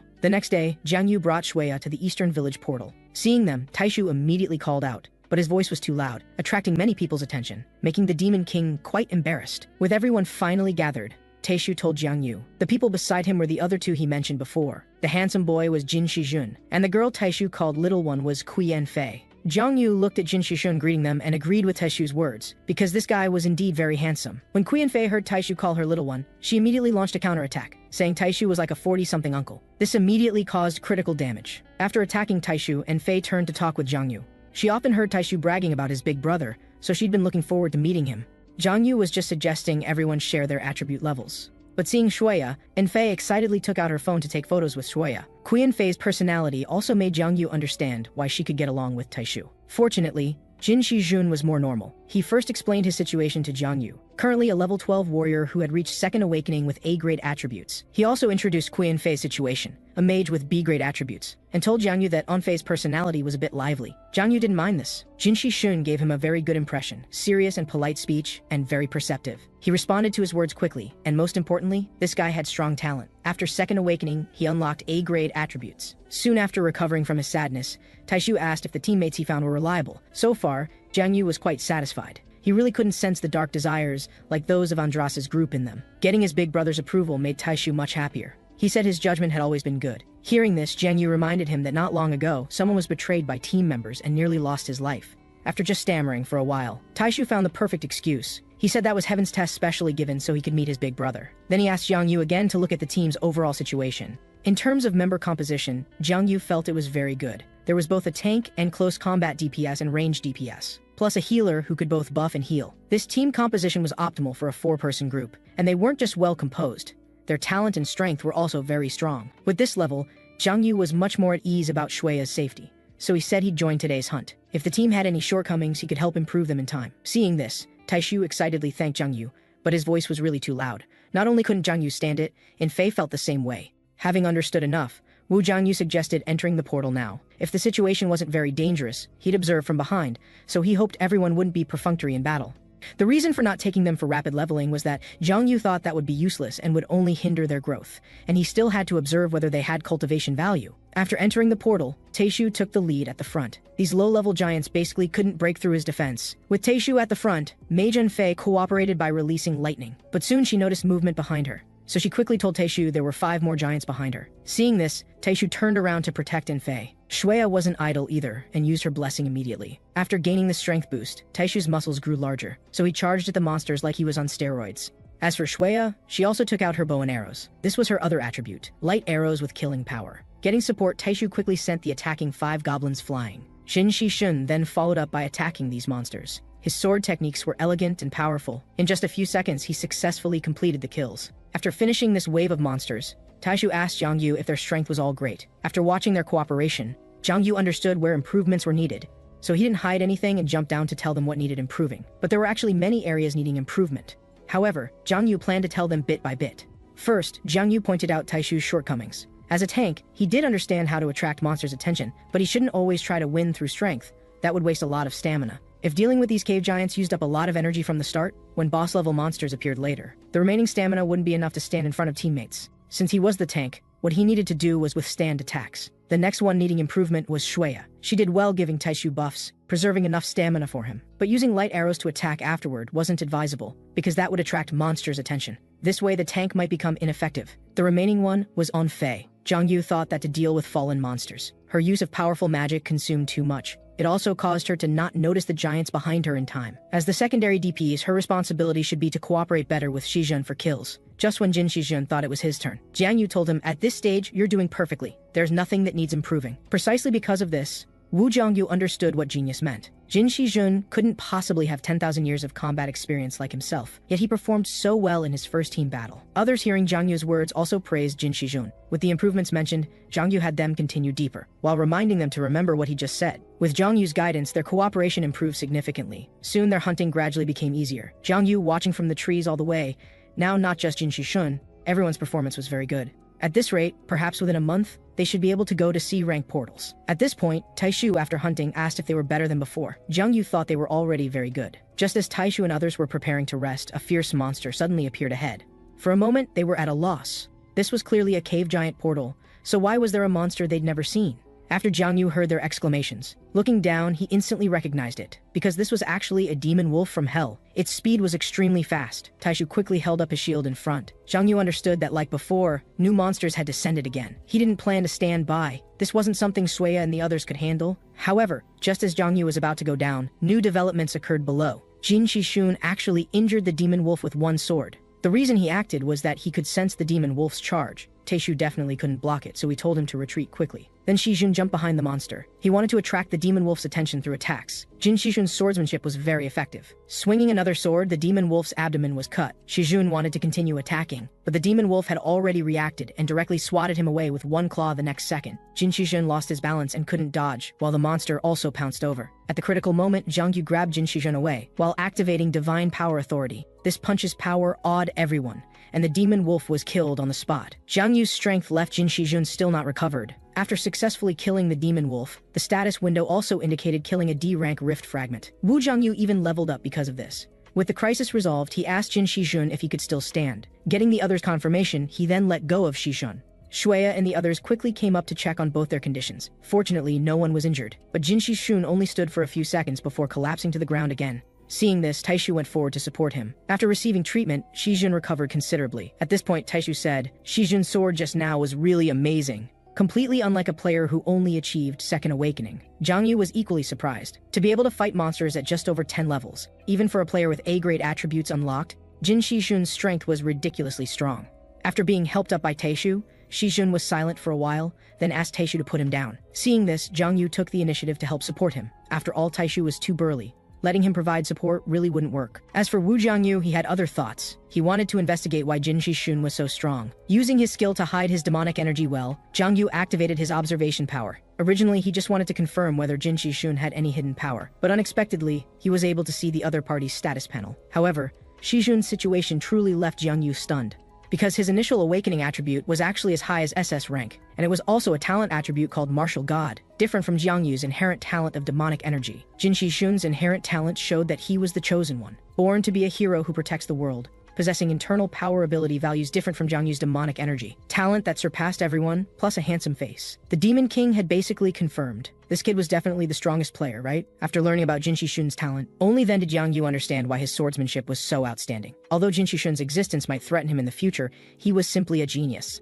Jiangyu didn't want to miss Jin Shijun, just like how Che Yanju treated him. Wu Jiangyu prepared to provide Shijun with comprehensive support and establish a friendly relationship with him. But this kind of comprehensive support might also become a knife at his own throat someday. So Jiangyu decided that he couldn't simply trust in having good relations. However, from the current perspective, Jin Shijun didn't seem like someone who would stab you in the back either. After all, he could risk his life to protect Taishu, but no one could be certain what he might become in the future. Then Jiangyu thought of a perfect solution that would benefit both sides. At this moment, noticing Jiangyu was deep in thought, Shuya mistakenly thought he was injured, and after confirming the demon wolf's death, Shuya felt a bit scared in retrospect. He never expected there would be such monsters in a D-rank portal. If Jiangyu hadn't been there today, they would have been completely wiped out. Regarding this, Jiangyu said that Shijun had also contributed greatly. After treatment, Jin Shijun's body had recovered significantly, though he still couldn't engage in strenuous activity for a while. Now Jiangyu asked if Shijun was feeling better, and he replied that he was much better, thanks to Shuya's healing. He also thanked Jiangyu for intervening earlier, otherwise he would have been seriously injured. Shijun looked at Jiangyu with sparkling eyes. He had long heard Taishu bragging about his big brother's strength, but he never imagined Jiangyu would be this powerful. Seeing the admiration from Taishu and Shijun,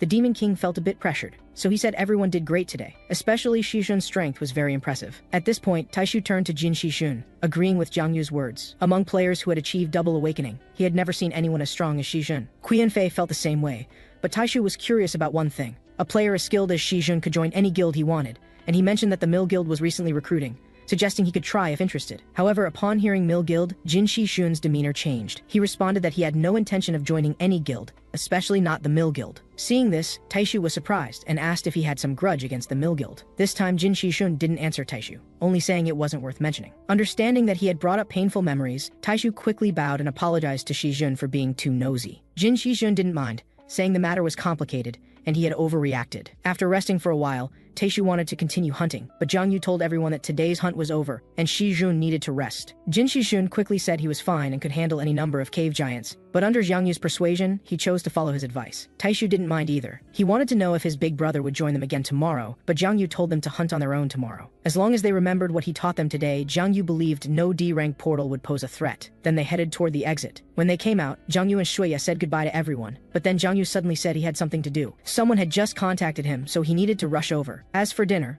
Jiangyu told Shuya to eat first, he would be back later. Understanding the situation, Shuya didn't make a fuss, but told Jiangyu to be careful, and no matter how late he returned, she would keep his food warm. Though Wu Jiangyu really wanted to have dinner with Shuya today, He had no choice when something came up. After Shuya walked away, Jiang Yu immediately showed a sinister smile. Next, he was going to do what he needed to do. After some time, Shijun was still waiting for the bus on the other side. While waiting, he couldn't help but think about the mill guild again. At this moment, Jiang Yu appeared and found Shijun, saying he had something important to tell him, so they needed to go somewhere private. Jin Shijun didn't suspect anything, and followed Jiang Yu into an alley. Seeing no one around, Shijun was curious about what Jiang Yu wanted to discuss. Unexpectedly, the next second he was punched hard. Already in poor condition, he fell to the ground immediately. Shijun never expected Jiang Yu would attack him. Wu Jiangyu told Jin Shijun he was just getting himself some insurance. He said you will become very powerful in the future, strong enough to crush other players, so he wanted to establish a friendly relationship with him. In other words, he wanted to become true partners with Shijun. The Demon King's words confused Shijun. If he wanted to establish a friendly relationship, why do this? Jiang Yu said it was just a precaution. Then he used the power of subjugation on Shijun. This was one of the Demon King's abilities, which would make Shijun his subordinate. It would also allow him to use part of the Demon King's power, which should help his growth. And Jiang Yu would make Shijun forget what happened here. When he opened his eyes, everything would be the same as before. Jin Shijun could no longer stay conscious. Under Jiang Yu's gaze, he completely passed out. Soon after, Shijun finally opened his eyes. Now he felt a tightness in his chest. More importantly, he had clearly been waiting for the bus.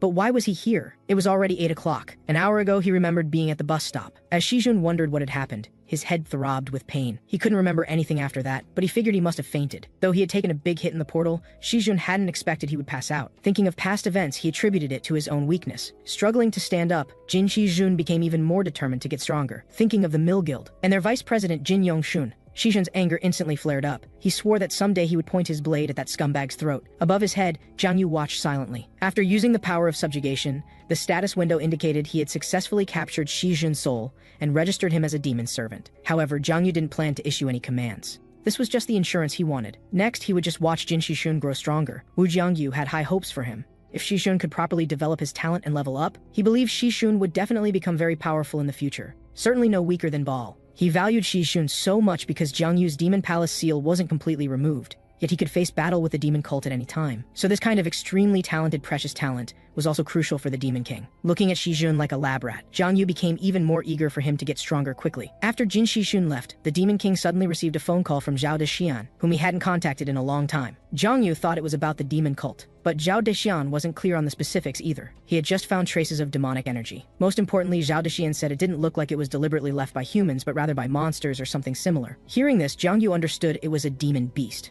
and asked about the location. Learning it was in a B-rank portal in Zhangyi Prefecture, Jiang Yu immediately became interested. This was another demon beast after the Hellhound and Demon Wolf, and it was in a B-rank portal. Based on his previous 2 encounters, Jiang Yu guessed it might be a demon beast from the second hell. Just the Hellhound had made him level up several times. The Demon King was now eager to head over. As long as he killed the new demon beast, he believed his 5th awakening would come soon.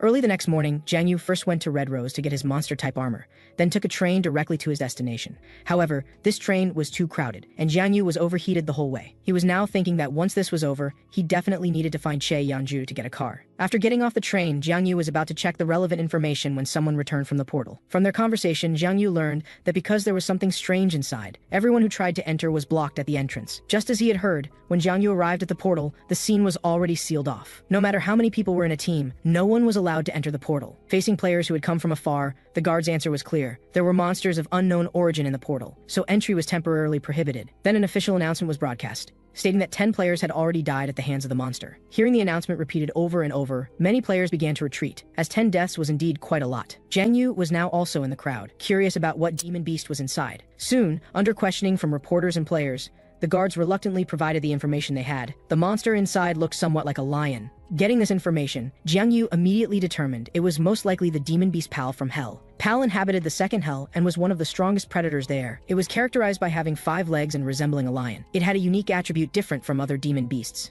After hunting 5 prey of any size in a day, it would enter a satiated state, and unless actively attacked, Pal wouldn't consider others as enemies. When Jiang Yu first entered Hell, he had also encountered Pal. Even now, it remained an unpleasant memory. In any case, with 10 people already dead, this meant Pal had probably appeared 2 days ago. Soon Jiang Yu had a plan. Just feed Pal 5 small monsters, wait for it to enter the satiated state, then strike and easily finish it off. Jiang Yu immediately called Che Yanju. He said he wanted to enter the B-rank portal, but currently the portal was sealed. Hearing this, Che Yanju immediately guessed which portal it was. After confirming that Jiang Yu definitely wanted to go in, Che Yanju, who was training, said, "Getting my help isn't cheap." To this, Jiang Yu made promises, saying he would definitely repay her properly in the future. Helplessly, Che Yanju agreed and told Jiang Yu to give the phone to the guard. Initially, the guard thought he was causing trouble, but then he heard Che Yanju's voice on the phone. The surrounding players were also attracted by this scene, curious about when Red Rose had gained such a member. Soon Che Yanju hung up. Finally, the guard allowed Jiang Yu to enter as a mutant monster investigator. And if he killed the monster, he would need to share its information with the government. Hearing this, Jiang Yu readily agreed, saying he would do his best to investigate so everyone wouldn't panic. Hearing that Jiang Yu could go in, many media outlets started taking photos of him,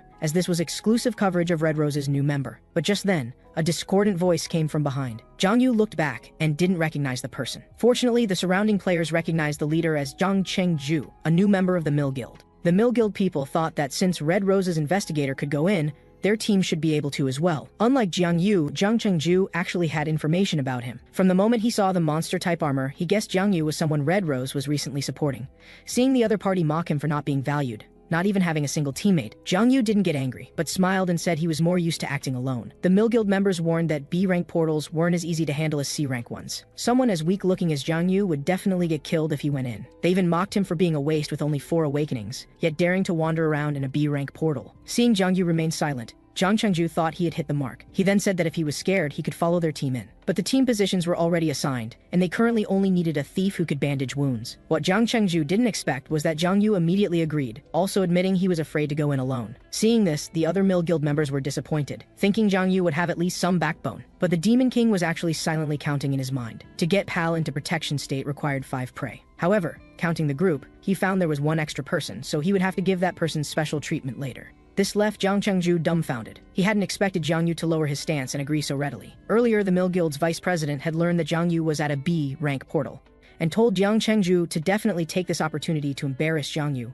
spreading the narrative that Mill Guild was stronger than Red Rose. But now Jiang Yu had shown a humble attitude from the start. If they continued to provoke, they would become the bad guys and damage their image. Helplessly, Zhang Chengju told his companions they would all go in together. The first collaboration between Red Rose and Mill Guild caused quite a stir at the scene. Many reporters had already thought of tomorrow's headlines. As for Zhang Chengju, he couldn't imagine why Red Rose would support someone so spineless. But thinking they were about to enter the portal, he didn't bother dwelling on it. After all, in his eyes, a 4 awakening player like Jiang Yu would definitely die inside. Soon the group entered the B-rank portal, just as Jiang Yu was talking about working together to kill monsters. The Mill Guild people showed their disdain for him. Zhang Chengju didn't know if the Demon King was truly stupid or pretending. How could they possibly cooperate in hunting? Jiang Yu didn't argue, just silently followed behind. The group was quite arrogant along the way, belittling Che Yanju, while mindlessly praising their vice president Jin Yongxun. Jiang Yu had heard of the Mill Guild before. Their president was named Jin Jae-hyun, who also served as chairman of a large corporation. 5 years ago, after the portal incident, he and his son awakened as players. At that time, with their powerful capital, they quickly became top players and founded the guild. Overall, the Mill Guild was incredibly wealthy. This gave Jiang Yu other ideas. Should he provoke an all-out war between the 2 guilds and then profit from their conflict? But he immediately dismissed this thought. Throwing away Che Yanju and Red Rose for short-term gain was clearly unwise. For now, he should focus on watching Zhang Chengju's show. After some time, Zhang Chengju started complaining, where the hell are the monsters? They had walked so far without encountering anything. Jiang Yu was also tired of waiting. He activated his observation power, planning to actively lure the demon beast over. After some investigation, Jiang Yu discovered that Pal was actually right next door. From its moving position, he could basically confirm that Pal definitely hadn't entered the satiated state yet. This was good news for Jiang Yu, so he slowly used his seduction power. Its special scent was detected even by the people ahead. Naturally, Pal, whose sense of smell far exceeded humans, was no exception. The next second, violent tremors suddenly came from all around. Seeing this, the Mill Guild people all prepared for battle, guessing the mutant monster was coming. Zhang Chengju didn't forget to tell Jiang Yu to get lost and not steal credit for their monster kill. But this time, Jiang Yu cursed him back instead. Just as Zhang Chengju was about to teach Jiang Yu a lesson first, Pal's attack instantly pierced through his teammate. Looking at the terrifying and powerful demon beast before them, plus their companion trembling on its claws, the Mill Guild people were momentarily in shock. It wasn't until their companion's screams rang out again that Jiang Chengju quickly commanded the others to counterattack. The Demon King wore a wicked smile, waiting for Pal to eat its fill and enter the satiated state. At this time, the Mill Guild's attacks had already been dodged by Pal. Jiang Chengju reminded everyone to hold their positions. But taking advantage of the battle dust, the monster suddenly attacked and killed another person. Now the Mill Guild team had lost 2 members. Jiang Chengju didn't want to sit and wait for death, so he told everyone to continue their coordinated attack. He took the lead in launching his skill. The next second, countless lightning bolts fell, making Pal cry out in pain. Seeing his attack was effective, Zhang Chengju quickly told his teammates to finish it off. The other 2 damage dealers understood this was a perfect opportunity and rushed toward the demon beast. Unfortunately, Zhang Chengju's lightning could only paralyze for a few seconds. After recovering, Pal instantly killed both charging players. Zhang Chengju never expected the monster in front of him could still move freely after taking his lightning attack. With teammates dying one after another, the remaining person's psychological defenses collapsed. Jiang Chengzhu tried to rally him, but was only met with helpless cries of "Help me!" At this point, Jiang Chengzhu realized they couldn't escape, and decided to fight to the death. Facing Jiang Chengzhu's strongest attack, Pal simply swung its claws, and sent him flying to the ground. However, Jiang Chengzhu was quite lucky. After being knocked away, Pal first dealt with his last teammate. This brought the battle close to its end, because Pal had now consumed 5 prey. Confirming the demon beast had entered the satiated state, Zhang Yu leaped onto Pal's head. Discovering his appearance, Jiang Chengzhu was confused about why the monster didn't attack Zhang Yu. The kind demon king didn't forget to explain.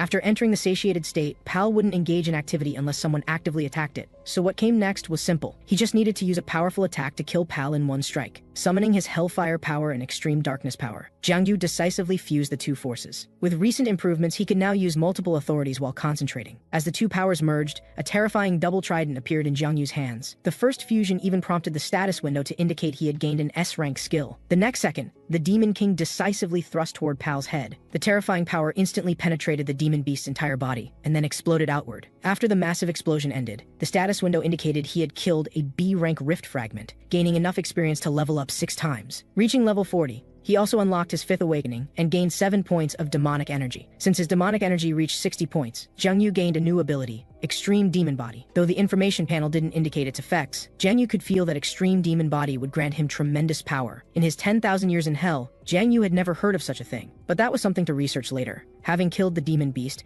Jiang Yu eagerly activated his devouring power. As an investigator, he should preserve the monster's corpse, but the demonic energy gained from absorption was simply irresistible. As the devouring ended, Jiang Yu gained another 4 points of demonic energy. As expected, the B-rank demon beast didn't disappoint him. At this point, Jiang Chengzhu made another sound, curious about who Jiang Yu really was. Seeing this, the Demon King finally snapped out of his excitement, and slowly walked toward Jiang Chengzhu. Looking at the Demon King's expression, Jiang Chengzhu lost his previous arrogance, thinking Jiang Yu was going to kill him. But this time the Demon King had changed his mind, because Jiang Chengzhu still had value. He asked, "Who told you to deliberately provoke me?" Jiang Yu knew clearly that he had no real fame, yet Jiang Chengzhu not only recognized him, but also showed great hostility upon first meeting. There must be someone behind this. Seeing him remain silent, the Demon King lost patience, and delivered a vicious kick. Already severely injured, Jiang Chengzhu now suffered new damage. Jiang Yu asked coldly once more, and Jiang Chengzhu, not being particularly tough, immediately revealed Vice President Jin Yongshun. This left the Demon King confused. He should have no grudge with that person.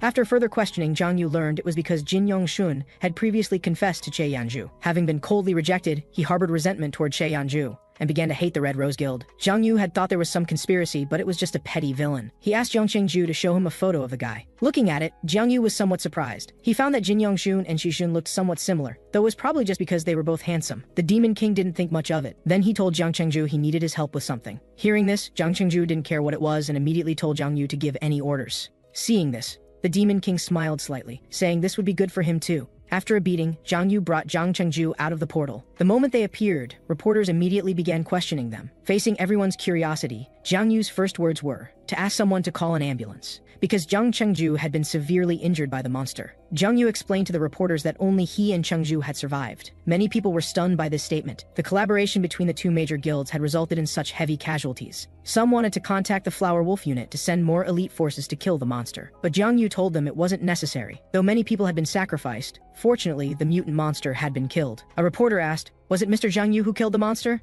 Could you tell us about the situation at the time?" But the Demon King said it was the hero Jiang Chengzhu who killed the monster. When someone wanted to know the detailed situation, Jiang Yu didn't refuse. He said the monster was indeed similar to what the officials had announced, a lion-headed creature with 5 legs whose power instantly killed the other teammates. Fortunately, at the critical moment, Chengzhu stepped forward and even told him to escape first. But he couldn't bear to leave alone, so he stayed to watch the battle. Though the fight was brutal, Chengzhu, risking his life, ultimately achieved victory. After the story, a reporter was curious. Didn't Mr. Jiang Chengzhu seem quite hostile toward you at first? Regarding this point, the Demon King explained that it was because Chengzhu didn't want him to be careless, so he deliberately mocked him to motivate his fighting spirit. At this point, everyone present was moved by Jiang Chengzhu's righteousness. The next day, numerous praising news stories made the front page, but unfortunately, Jiang Chengzhu ultimately became a vegetable due to brain hemorrhage. On the other side, Che Yanju also saw this news, but she wasn't as easily fooled as ordinary people. From Jiang Chengzhu's face, it looked like he had been beaten up. Just as Che Yanju was wondering what Jiang Yu had actually done, the woman in front of her couldn't help but laugh. She was amused by Jiang Yu's lies to the reporters, then asked Che Yanju, "Where did you find such an interesting newcomer?" The woman was Zheng Hyunju, Guild Master of Angel's Wing. Regarding Zheng Hyunju's question, Che Yanju didn't answer, called her an old lady, and told her to leave quickly. Though Jung Hyun-ju was angry, the two soon turned to serious matters. Regarding this mutant monster, Jung Hyun-ju suspected it was the work of the demon cult. Now, people outside the big five guilds would probably gradually learn about the demon cult. If the news that the demon cult uses people as sacrifices became public, the world would likely be thrown into chaos. Jung Hyun-ju was curious about Red Rose's stance on this. Just then, Jang Yu pushed open the door. The moment she saw him, Jung Hyun-ju happily greeted him, saying she was Yeonju's friend. Jang Yu wanted to not disturb them and come back later, but Jung Hyun-ju said they had pretty much finished their discussion. Then she pulled open the door and walked out. After she left, Jang Yu wanted to know who that woman was, but Che Yeonju only said she was someone she knew. Then she handed an S-rank access permit to Jang Yu. This was what Woo Jang Yu had asked them to arrange before. Getting what he had dreamed of, Jang Yu didn't forget to flatter her, but Che Yeonju told him never to hunt in S-rank portals. Hearing this, Jang Yu said nothing and changed the subject. He said he had heard most of their conversation outside,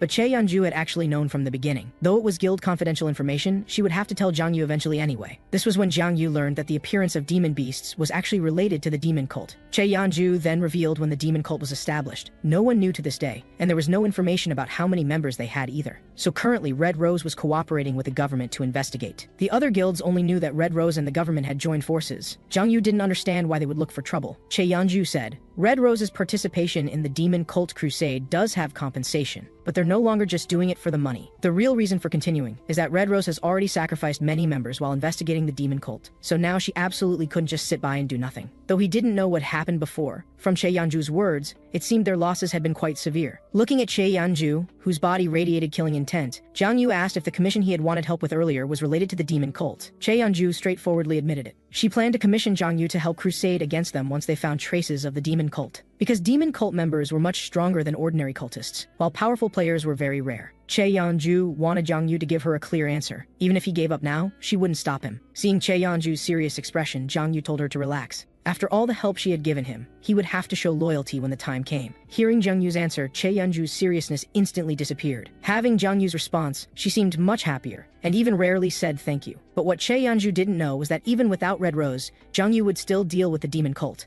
since the more he killed, the more demonic energy he could absorb. After everything was settled, Jang Yu left the Red Rose Guild, and when he left, he also got the car Che Yeonju had arranged. Today, Jang Yu had an important goal, so he navigated to another location. It turned out that his fifth awakening had given him an S-rank attribute, Master of Demons, which allowed him to summon demons from other dimensions, though he could only summon once every 3 months. According to Jang Yu's judgment, portals were bridges between other dimensions and Earth. The higher the portal's rank, the stronger the monsters that could enter. This could be seen from those hell demons called rift fragments. If that was the case, Jang Yu thought that using his summoning skill in higher rank portals would definitely produce stronger demons. Soon, Jang Yu arrived at his destination, the entrance to the Water Garden S-rank portal. The security here was extremely strict. Fortunately, with his S-rank access permit, he was successfully allowed to enter. Watching the group of people needed just to open the door, Jang Yu broke out in a cold sweat. Without Red Rose, he really couldn't imagine being able to come here. After waiting briefly, Jang Yu finally stepped into the portal as he wished. Upon entering, he was immediately attracted by the scenery. If not for the S-rank monsters, Jang Yu felt this place could serve as a resort. After walking a short distance, he chose a good position.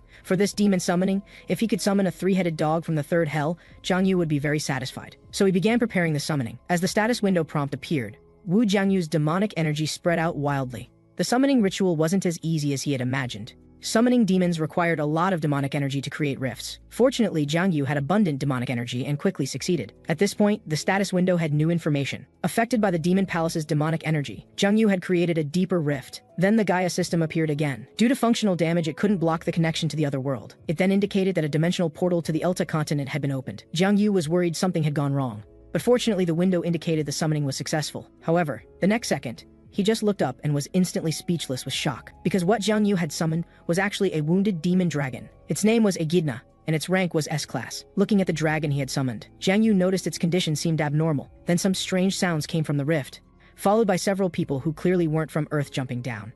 Their appearance confused Jang Yu somewhat. Plus, Woo Jang Yu couldn't understand what they were saying at all. Though Earth's people's clothing had changed significantly nowadays, there was still a huge difference from these people. They looked like they had walked out of a fantasy. After listening to them for a while, Jang Yu remembered he had a special authority, language power. Indeed, after using it, he could successfully understand the originally incomprehensible language. The leading man was called Leonard. He had wanted everyone to stay away from the demon dragon Echidna, but his companion told him to calm down, since the demon dragon was nearly dead anyway. Hearing this, Leonard breathed a sigh of relief. Seeing the group stabilize, Jiang Yu asked who they were. The leading man introduced himself as Leonard, third prince of the Alnan Empire. The unfamiliar empire name and the strange continent from before, Jiang Yu had never heard of them. Looking more carefully, he saw that among them was not only an elf, but also someone who was clearly a dwarf. So these people really were from another world. Though he didn't know what grudge they had with Echidna, Jiang Yu couldn't let the demon beast he had finally summoned die. So he decisively used regeneration power on Echidna. Under the Demon King's authority, Echidna's wounds began healing rapidly. Noticing something was wrong, Leonard immediately questioned what Jiang Yu was doing. But the next second, the demon dragon called Jiang Yu master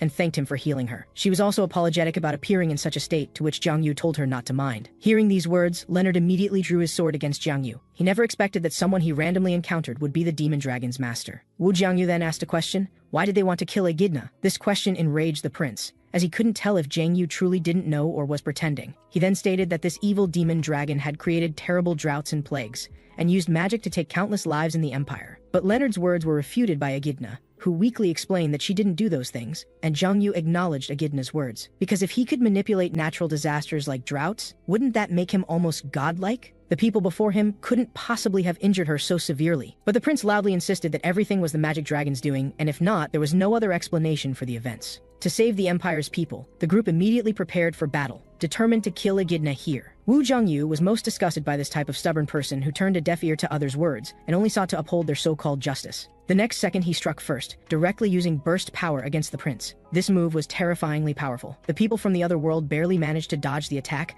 while the prince had powerful protective armor. After forcing them back, Wu Jiangyu stated plainly that even if everything they said was true, what did that have to do with him? Echidna was now his summoned beast. No matter what, Jiang Yu would never hand her over. Seeing this, Leonard was furious and considered Jiang Yu as evil as a demon. At these words, the Demon King laughed on the spot, saying that he was actually a demon. As if finding some excuse, Leonard immediately declared he would punish both the demon and magic dragon together, his passion filling his companions with motivation. Looking at these idiots, Jiang Yu wondered if they had taken the wrong medicine. After Leonard finished speaking, he instantly charged at Jiang Yu with his sword. Jiang Yu was startled after taking the frontal attack. Fortunately, he had equipment, otherwise pure defense couldn't have blocked such an attack. Then the Demon King also stopped holding back and used burst power at full strength. Faced with such a wide-range attack, the people from the other world could only defend passively. But Jiang Yu's attack wasn't over yet. With the skill activated, flame-wrapped stones immediately appeared in the air. Following Jiang Yu's movements, countless flame meteors wildly pelted the group. The warrior among them quickly moved to block and parry. However, Jiang Yu's firepower was too intense, and the flame meteors came from all directions. He turned to face two terrifying attacks.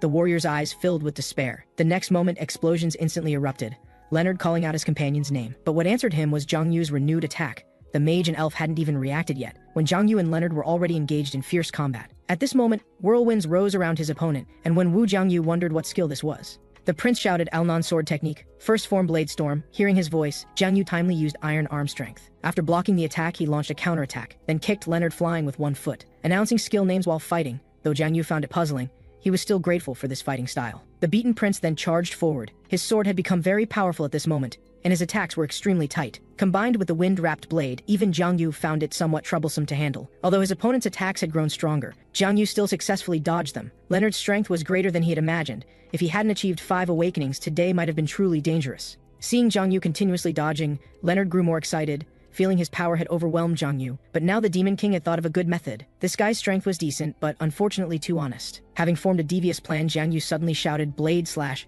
and seeing this, Leonard raised his sword to block. But the Demon King didn't swing his short blade, instead kicking and breaking his thigh. With his lower body severely injured, the prince's expression immediately changed drastically. He couldn't understand why Jiang Yu had clearly said blade slash just now. Seeing this, the Demon King became even happier. Fighting idiots was truly entertaining. Leonard now understood his defeat was certain. Wanting his companions to flee as continuing would mean certain loss. The Demon King quite approved of this approach, but the female mage said they wouldn't abandon Leonard. Seeing this, the prince urged them to hurry and run, entrusting the Alnan Empire to them. Originally, Jiang Yu wanted to watch the group's drama, but Leonard disgusted him beyond tolerance, so he kicked the opponent hard again, then prepared to finish off Leonard with one strike. What Jiang Yu didn't expect was that the mage actually dared to block his blade, while begging Jiang Yu to spare the prince, saying if he must kill someone, kill her first. Because the prince was not only the people's hope, but also the one Lena loved most. Faced with his companion's confession, Leonard seemed quite surprised. The mage continued pleading with Jiang Yu, saying as long as he spared the prince's life, she would give her life to Jiang Yu and do whatever he wanted afterward. But Jiang Yu's answer was no. These words meant absolutely nothing to him. In Jiang Yu's combat philosophy, once you've decided to take up weapons to kill, you must be prepared to be killed. Playing the victim before the Demon King would only make him lose all interest and quickly end the battle. Jiang Yu's cold reaction left both of them stunned. Now Jiang Yu was too lazy to listen to the mage's words. so he raised his blade again. But at this moment, the status window issued a warning that confirmed beings other than summoned beasts had invaded through the portal. The Gaia system would automatically eliminate the people from the other world, and immediately the group began showing new changes. Initially, Jiang Yu was puzzled, but after realizing what was happening, he immediately stabbed toward the prince. The Demon King didn't want to let Leonard, this fat sheep, escape, because the equipment on him was definitely valuable. But ultimately, it was too late. Even though Jiang Yu was already very fast, unfortunately, the Gaia system's teleportation speed was faster. Unable to obtain the spoils of war, Jiang Yu was furious, not expecting the system that had been silent all along to suddenly oppose him today. Fortunately, Echidna below was still there, otherwise the Demon King would probably have died of anger. Jiang Yu was curious about what this Gaia system really was. Could it be something designed to block beings from other worlds? He had heard about it before when returning to Earth, but now it seemed unable to function normally. Continuing his speculation, Jiang Yu felt the recent appearance of hellish monsters might be related to the Gaia system's abnormality, plus learning that such things had never appeared before, meaning the monsters had only appeared in recent weeks. Originally, he had overheard Che Yanzu and other speculation, and also thought it was the demon cult's doing. But it seemed the Gaia system's damage was related to him, so the monster's appearance was likely because of him. The more he thought this way, the more panicked Jiang Yu became. He only wanted to leave hell, never intending to destroy any system. At this time, Echidna asked, "Have those people all left?"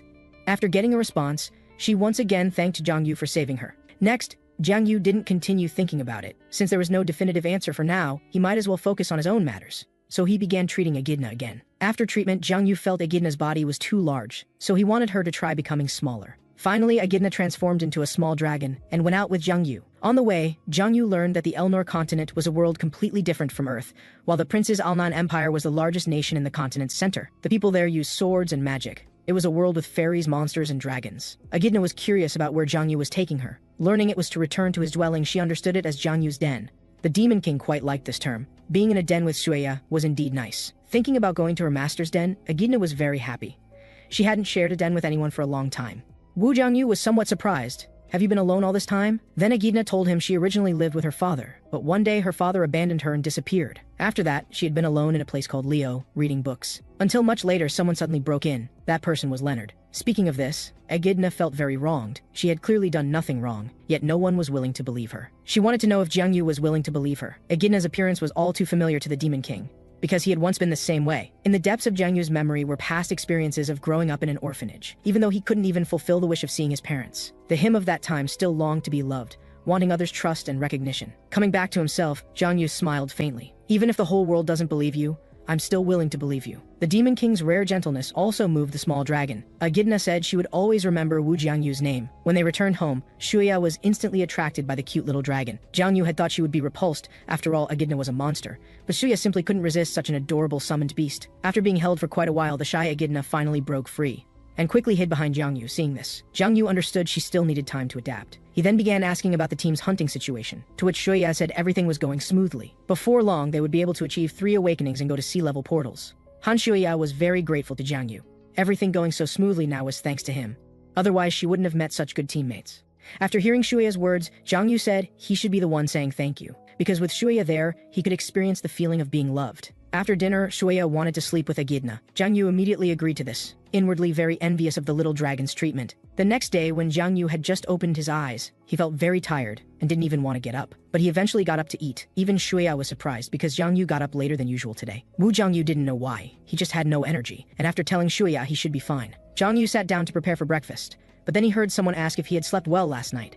After answering subconsciously, Jiang Yu finally noticed something was wrong because Echidna had transformed into a little girl. Wu Jiangyu hadn't expected she had this ability, about which Echidna wasn't clear. When sleeping last night, she felt unprecedented power. The next day, she woke up like this. Hearing this, Jiang Yu understood.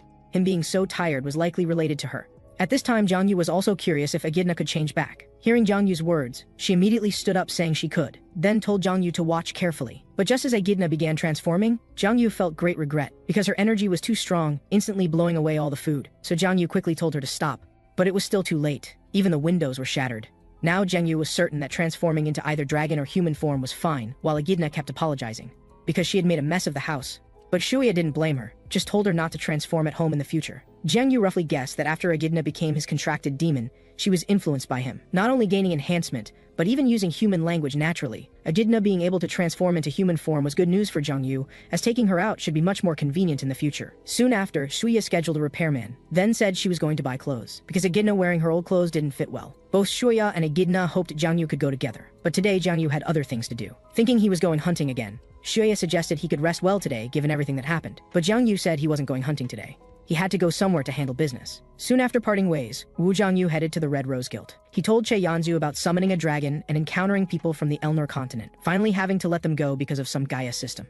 Now Jiang Yu had a new favor to ask. Since his summoned beast had taken human form, he wanted Che Yanzu to help get an ID card. After hearing Jiang Yu's portal experience, though it was absurd, Che Yanzu didn't doubt it. As for the Gaia system matter, she had never heard of such a thing. Thinking about Jiang Yu summoning a dragon, Che Yanzu was curious. Just what kind of person was he? The things he did were becoming increasingly outrageous. Seeing Che Yanzu's conflicted expression, Jiang Yu told her it was too late to be conflicted now, so she should help him get the ID card first. Having no choice, Che Yanzu told Jiang Yu to send photos later. He thought the matter would end there, but Jiang Yu had another favor to ask. But just as he began speaking, someone knocked on Che Yanzu's office door. The visitor's arrival surprised Jiang Yu, because it was Bai Huayan from the Flower Wolf unit. Bai Huayan was saying she had something to discuss, but then discovered Che Yanzu had a guest, though Che Yanzu said it was fine as they were almost done talking. Bai Huayan guessed that the person before her should be the rising star Red Rose had been supporting recently. Then she greeted Wu Jiangyu, but after hearing Jiang Yu's name, Bai Huayan instantly remembered. This was the person she had encountered at the sea level portal before. Che Yanzu hadn't expected the two had met before, so she thought Jiang Yu had beaten up the portal guards, but instead heard Bai Huayan praise Jiang Yu as a polite player full of justice. At these words, Che Yanzu couldn't believe it. These descriptions didn't seem to fit Wu Jiangyu at all, but she was too lazy to dwell on it. Wanting to quickly discuss business, Che Yanzu asked what Jiang Yu had wanted to say earlier. Jiang Yu then asked if she could arrange a formal S-level portal access permit. The reason was that Jiang Yu wanted to go hunting. Now Che Yanzu was dumbfounded, and Jiang Yu continued saying that bringing his summoned beast along would be sufficient. Che Yanzu was curious. Jiang Yu should know what was in the Water Garden portal, right? Of course he knew clearly, having investigated it after all. In the Water Garden S-level portal were top-tier monsters like flying dragons and mountain giants, as well as monsters like giant ogres. Che Yanzu finished the remaining one for him. There was also a monster called Orku Arrow inside. Che Yanzu said that if he was determined to go hunting, he must absolutely not approach the lakeside. Hearing this, Wu Jiangyu told her to rest assured, but Bai Huayan nearby was somewhat confused. A few weeks ago, she remembered Jiang Yu was still at sea-level portals. But Che Yanzu didn't give her an answer, just saying there were inside circumstances and that Jiang Yu's strength was formidable. Bai Huayan also understood. Jiang Yu had been hiding his strength back then. Though unclear about the specifics, she still congratulated Che Yanzu on finding such a remarkable player. Learning he could get the permit tomorrow, Jiang Yu stopped bothering them further. As he left, Che Yanzu reminded him to definitely be careful. Even the country's top players would avoid the Water Garden portal. After Jiang Yu left, Che Yanzu asked what Bai Huayan wanted with her.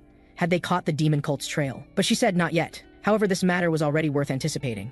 Hearing this, Che Yanzu was puzzled, so Bai Huayan explained. They had previously notified that an internal operative had successfully infiltrated the demon cult. Now the undercover agent had obtained crucial video evidence. But the current situation was complex. The Flower Wolf unit had gone to great lengths to receive contact from the operative. Understanding they needed support, Che Yanzu asked about the meeting location.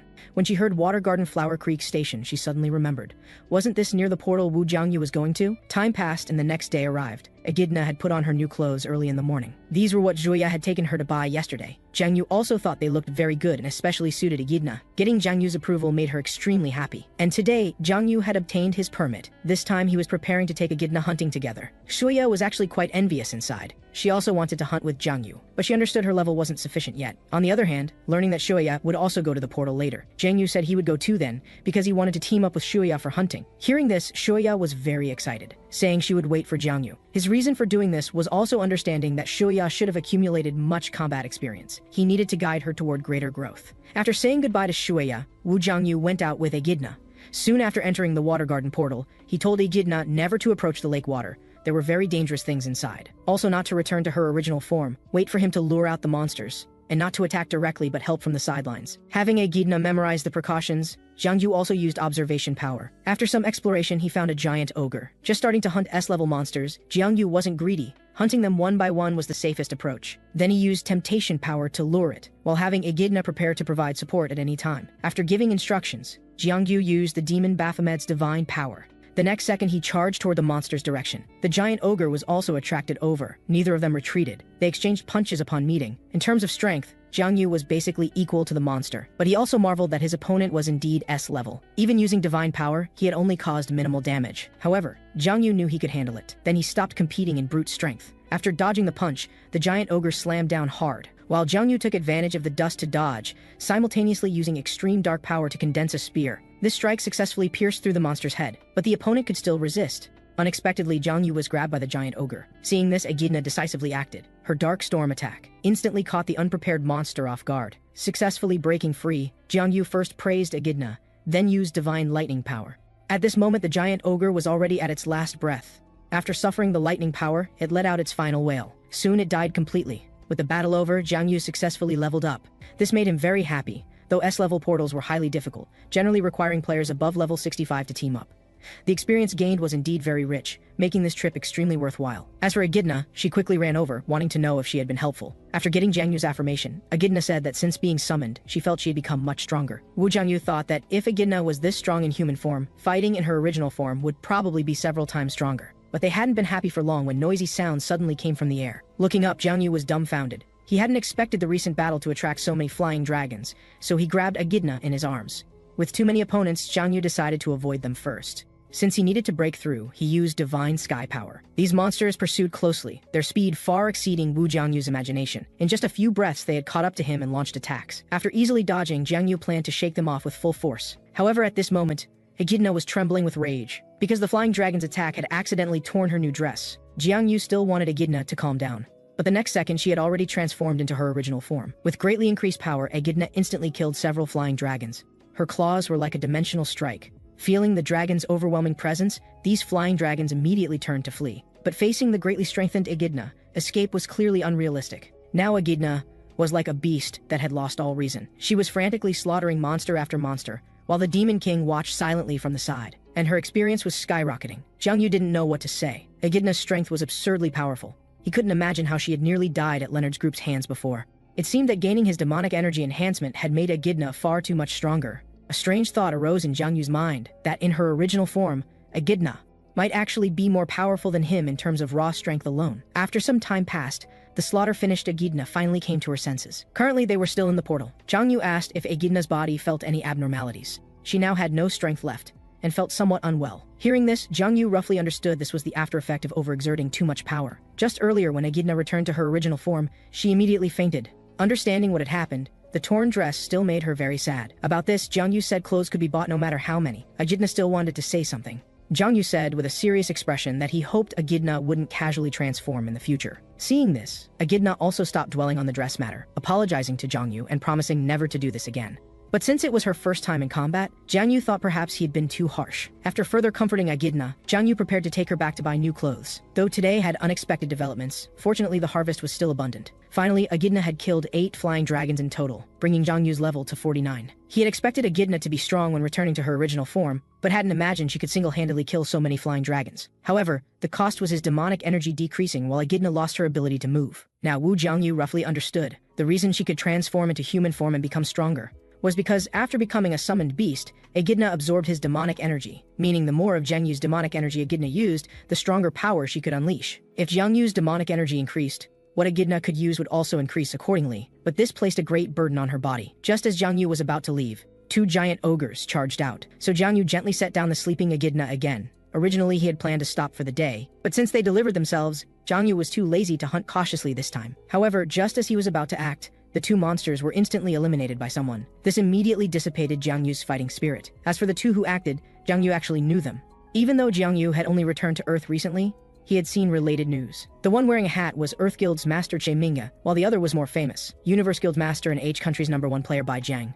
The 2 thought they had saved Jiang Yu. After all, Jiang Yu looked like the type of player who had just lifted level restrictions and came to tour S-level portals. Bai Jiang was very enthusiastic, feeling that meeting was also fate, so he said he was willing to protect Jiang Yu to the exit. Because he saw that Jiang Yu and Echidna were already very tired about this, Jiang Yu repeatedly said it wasn't necessary, he could get out by himself. But Bai Jiang was very insistent, saying he wasn't a bad person, and with Jiang Yu bringing a child, staying with them would be safer. But Jiang Yu still refused, reasoning that the 2 killing the monsters was already a great help. He couldn't continue causing trouble. With the conversation reaching this point, Bai Jiang didn't force it, so they parted ways at this location. Not long after, when Echidna woke up, Zhang Yu was already carrying her outside. Today's hunting with Shuya would have to be postponed. Next, he was taking Echidna to buy clothes. After explaining the situation to Shuya, Wu Jiangyu opened his phone navigation to go to the department store. But after walking for a short while, he suddenly had an ominous premonition. The navigation led Zhang Yu into an alley. The quietness here surprised him. After walking a bit further, Echidna suddenly told Zhang Yu. She smelled blood ahead and was certain it was human. At the same time, in the direction Echidna indicated, a severely injured man was frantically fleeing. He was the Flower Wolf unit member who had infiltrated the demon cult. It turned out that after this period of investigation, the man had finally discovered the demon cult was hiding even more insane activities. Though he avoided internal surveillance and successfully filmed a crucial video, because of interference devices preventing information leaks, the man couldn't successfully send out the video. Finally, to make contact, he forcibly contacted headquarters. But as a result, the man was discovered by the demon cult. After a fierce battle and escape, he felt he couldn't hold on much longer. But the man didn't want to die here. No matter what, he had to deliver the memory card to Captain Bai Huayan. After running forward a few more meters, the man collapsed on the ground. His body was no longer obeying him. If only he could reach the portal and find the Flower Wolf unit, he could succeed. But the man could no longer move forward. Just then, Echidna brought Zhang Yu to find the man. Discovering a severely injured person, Zhang Yu was puzzled about the situation. But unexpectedly, the man grabbed his hand and handed the memory card he had been desperately protecting to Zhang Yu. Finally, before he could finish asking who to deliver it to, he completely collapsed on the ground. Zhang Yu wanted to know what this memory card was, but no matter how much he called, the man didn't respond again.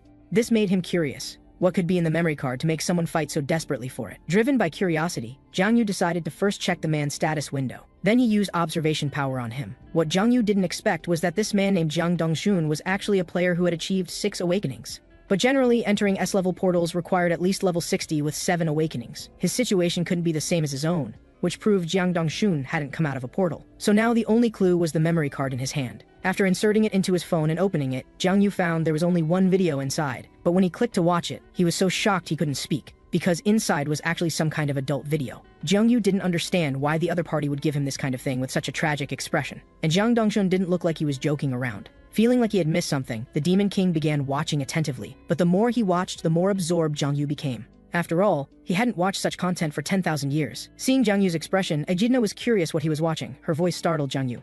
Then the Demon King explained he was looking at very important clues. And just then, several swift sounds came from ahead. Soon a group of people found Zhang Yu and the others. These people wore very strange clothing. Zhang Yu didn't understand what they were here for. The leader, seeing Zhang Yu holding his phone, guessed he had already seen the video on the memory card. Hearing this, Zhang Yu was somewhat surprised. Was his reaction that obvious? Then the other party also said that since he had already seen it, they absolutely couldn't let Zhang Yu leave alive. At these words, the Demon King was even more confused. Was watching adult videos illegal? Zhang Yu's reaction also made the group ahead laugh. They thought Zhang Yu was pretending to know nothing. Understanding these people wanted to attack him, Wu Jiangyu naturally wouldn't surrender. Then they immediately engaged in battle. But Zhang Yu's strength was almost overwhelming. In just a few breaths, he had knocked down all the charging people. Seeing this scene, the leader couldn't sit still. He urgently told everyone to release their power without holding back. Otherwise, everyone might be finished today. And from Zhang Yu's body, the leader sensed a deadly aura. As the remaining people lifted their power restrictions, Zhang Yu and Echidna simultaneously detected a familiar aura. Because the group ahead now all emanated demonic energy. The Demon King immediately understood. They must be from the demon cult. Sensing danger, Echidna wanted to join the battle, but was refused by Zhang Yu. He also told her not to worry, because no one understood how to deal with demons better than the Demon King. Facing this group of transformed demon cult members, Zhang Yu felt no fear. Using blade power, he instantly pierced through one enemy's body. Group attacks were meaningless to Zhang Yu. His blade was frantically stabbing into these demons' weak points, and each time was a full force strike. He also used the blade to spin wildly inside their bodies to prevent the demons' regeneration ability. For a moment, the entire alley was filled with countless screams. Such a terrifying Demon King also made those who still wanted to act consider retreating, but now it was too late to run. The next second, Zhang Yu used the skill blade mastery. Then many blades drilled up from the ground and quickly slaughtered each demon cult member. After the battle ended, Zhang Yu took out his phone again. He couldn't understand why this type of video was worth the demon cult's desperate fight for. But he had to admit, it was still quite worth watching. Just as Zhang Yu continued appreciating it, someone made noise overhead. Hearing the sound, Zhang Yu just looked up and discovered the newcomer was Che Yanzu. She was curious why Zhang Yu was here. While Zhang Yu worriedly asked if Che Yanzu had seen anything. Finding her looking confused, Zhang Yu finally relaxed. He wanted to know what Che Yanzu was doing here, but she didn't tell him the specific reason, just saying she was handling important business. At this time, Bai Huayan above also hadn't expected to encounter Zhang Yu, but soon she noticed the man on the ground. Then Bai Huayan quickly jumped down, asking Zhang Yu if he had seen a memory card. Hearing this, Wu Jiangyu took it out, seeing it was indeed what they were looking for. Che Yanzu told him to quickly give it to her, because the video inside was very important to them. Seeing Zhang Yu's unwillingness and even pulling his hand back, Che Yanzu again told him to hand it over immediately. She needed to use it right now. This made Zhang Yu even more embarrassed. He was puzzled about what Che Yanzu wanted to do. Under repeated urging, Che Yanzu became somewhat anxious. Seeing this, Zhang Yu was also helpless, so he had to give her the memory card. Zhang Yu now thought there might be some inside story. After all, Che Yanzu couldn't possibly just want to watch adult videos. And in the next second, Zhang Yu was instantly stunned. Che Yanzu said since she already knew the contents, she would watch and analyze it together with Zhang Yu. Zhang Yu of course refused, because he felt it was not a good idea. At this time, Che Yanzu also noticed the important person on the ground. But Bai Huayan said very depressedly that Zhang Dongshun was already dead. Next, she asked Zhang Yu what had just happened here. So Zhang Yu explained everything that had happened before. After learning that he was attacked right after receiving the memory card, Bai Huayan understood that Zhang Yu had truly been dragged into this by accident. She then invited Zhang Yu to join their cooperation. Just as she was about to ask Che Yanzu about something, she noticed her expression was off. Che Yanzu's face turned bright red as she loudly questioned Zhang Yu, "What's in there?" She even suspected that Zhang Yu had secretly swapped the video. But fortunately, Bai Huayan explained that this was an encrypted video. Only their headquarters decryption device could read the actual content. Che Yanzu didn't understand why they needed to use this type of video encryption. Bai Huayan explained that their entire headquarters highly recommended this approach. Although they had used animal documentaries before, adult videos worked best. Che Yanzu then turned on Zhang Yu, asking why he didn't give them a heads up since he had already seen it. Zhang Yu felt quite innocent about this. Seeing someone getting angry at Zhang Yu, Echidna stepped forward and told Che Yanzu not to bully Zhang Yu. Only then did Che Yanzu remember to ask about Echidna's identity. Zhang Yu told her this was the dragon he had mentioned before. Che Yanzu found it hard to believe. In her imagination, Wu Jiangyu's dragon should have been something terrifying. While they were chatting, Bai Huayan had already contacted the Flower Wolf headquarters at Shuyuan Station, so their group set off. A while later, they arrived at their destination. After the subordinate finished reporting the situation, Bai Huayan announced Jiang Dongshun's death in the line of duty, hoping everyone wouldn't let down his efforts. Later, Bai Huayan would personally comfort Jiang Dongshun's family, and she had already instructed subordinates to handle the compensation. What remained was to have someone read the video from the memory card. Bai Huayan also asked if General Zhang Xianzi had returned.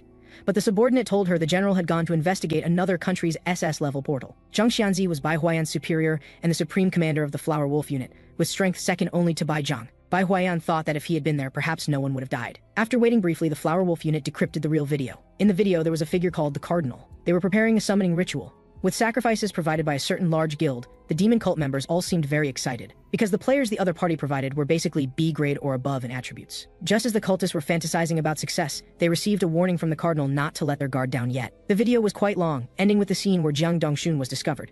After watching all the video content, Zhang Yu guessed that the one wearing the red mask with patterns was the person spreading the demon cult everywhere. There were likely more than just one or two cardinals like this in the demon cult. Most importantly, the video mentioned summoning and large guilds. Zhang Yu obtained 3 important pieces of information. First, above the cardinal, there must be even more powerful figures. Second, the demon cult was preparing to summon something to Earth. Third, and most importantly, there was a large guild providing them with sacrifices. So Zhang Yu offered his suggestion: investigate the large guilds. Bai Huayan wanted to know his reasoning. Zhang Yu explained that since the demon cult now knew about the spy, their summoning plan would be hidden even more thoroughly, making it harder for them to obtain related clues. Therefore, only one method remained: find the large guild providing sacrifices to the demon cult. The only known exception was Red Rose. Zhang Yu's words earned Bai Huayan's praise. She even suspected he had worked in intelligence before. But what gave both Bai Huayan and Che Yanzu headaches was how to find the guild colluding with the demon cult. Even the Flower Wolf unit didn't dare randomly provoke large guilds, as forced investigation would inevitably cause unnecessary conflict. For this, Zhang Yu thought of a good solution: cast bait.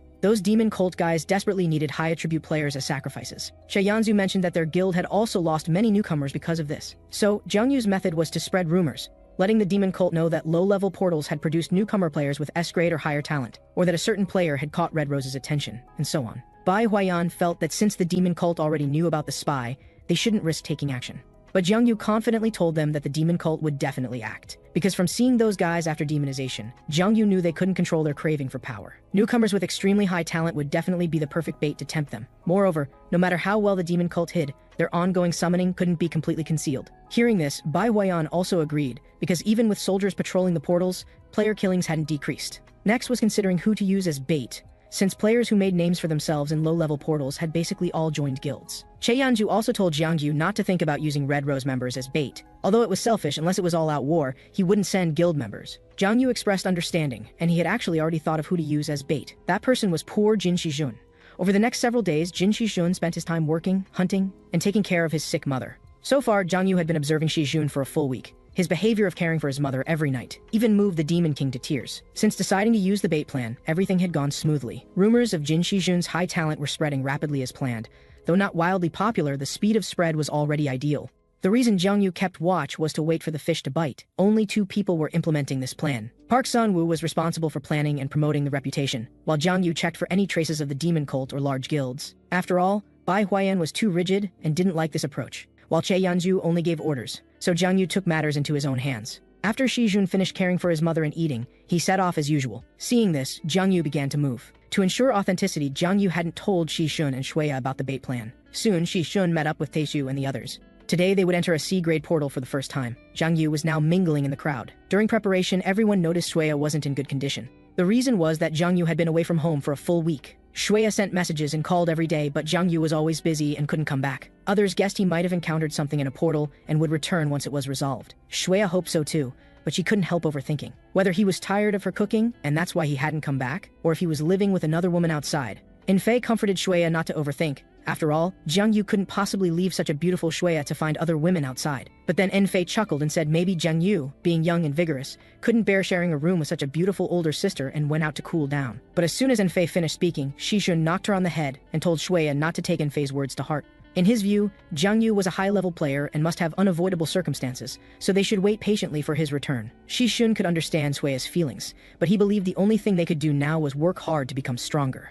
Then they could fight alongside Jiang Yu. Thinking of this, Shuya also regained her spirits. Then they entered the portal to hunt. Watching this, Jiang Yu felt gratified that everyone had reached level 20 and completed their 3rd awakening so quickly. But having been away from home for a week, Jiang Yu felt somewhat helpless, though it was for work. Seeing Shuya's struggles, he really couldn't bear it anymore. And not just Shuya, Echidna at home must be very sad too. Jiang Yu himself hadn't eaten properly in days. He wanted to end everything quickly, but there had been no progress so far. Entering the portal, Taishu and the others found the cave giants. While blocking the monsters' attacks at the front, Taishu quickly created an opportunity to attack. Seeing this, Shijun struck decisively. When he used the diving dragon sword technique, Shuya provided Shijun with enhancement effects. With the blessing, Jin Shijun pierced through the cave giant with one sword. Despite receiving fatal damage and being near death, the monster still wanted to counterattack before dying. But Shijun couldn't be bothered to dodge, because in the next second, Onfei's magic completely finished off the giant. After the battle, Taishu also breathed a sigh of relief. These C-grade giants were much stronger than D-grade ones, and Fei told him not to let his guard down. Fortunately, Shijun said his experience had increased, so the giant was indeed dead,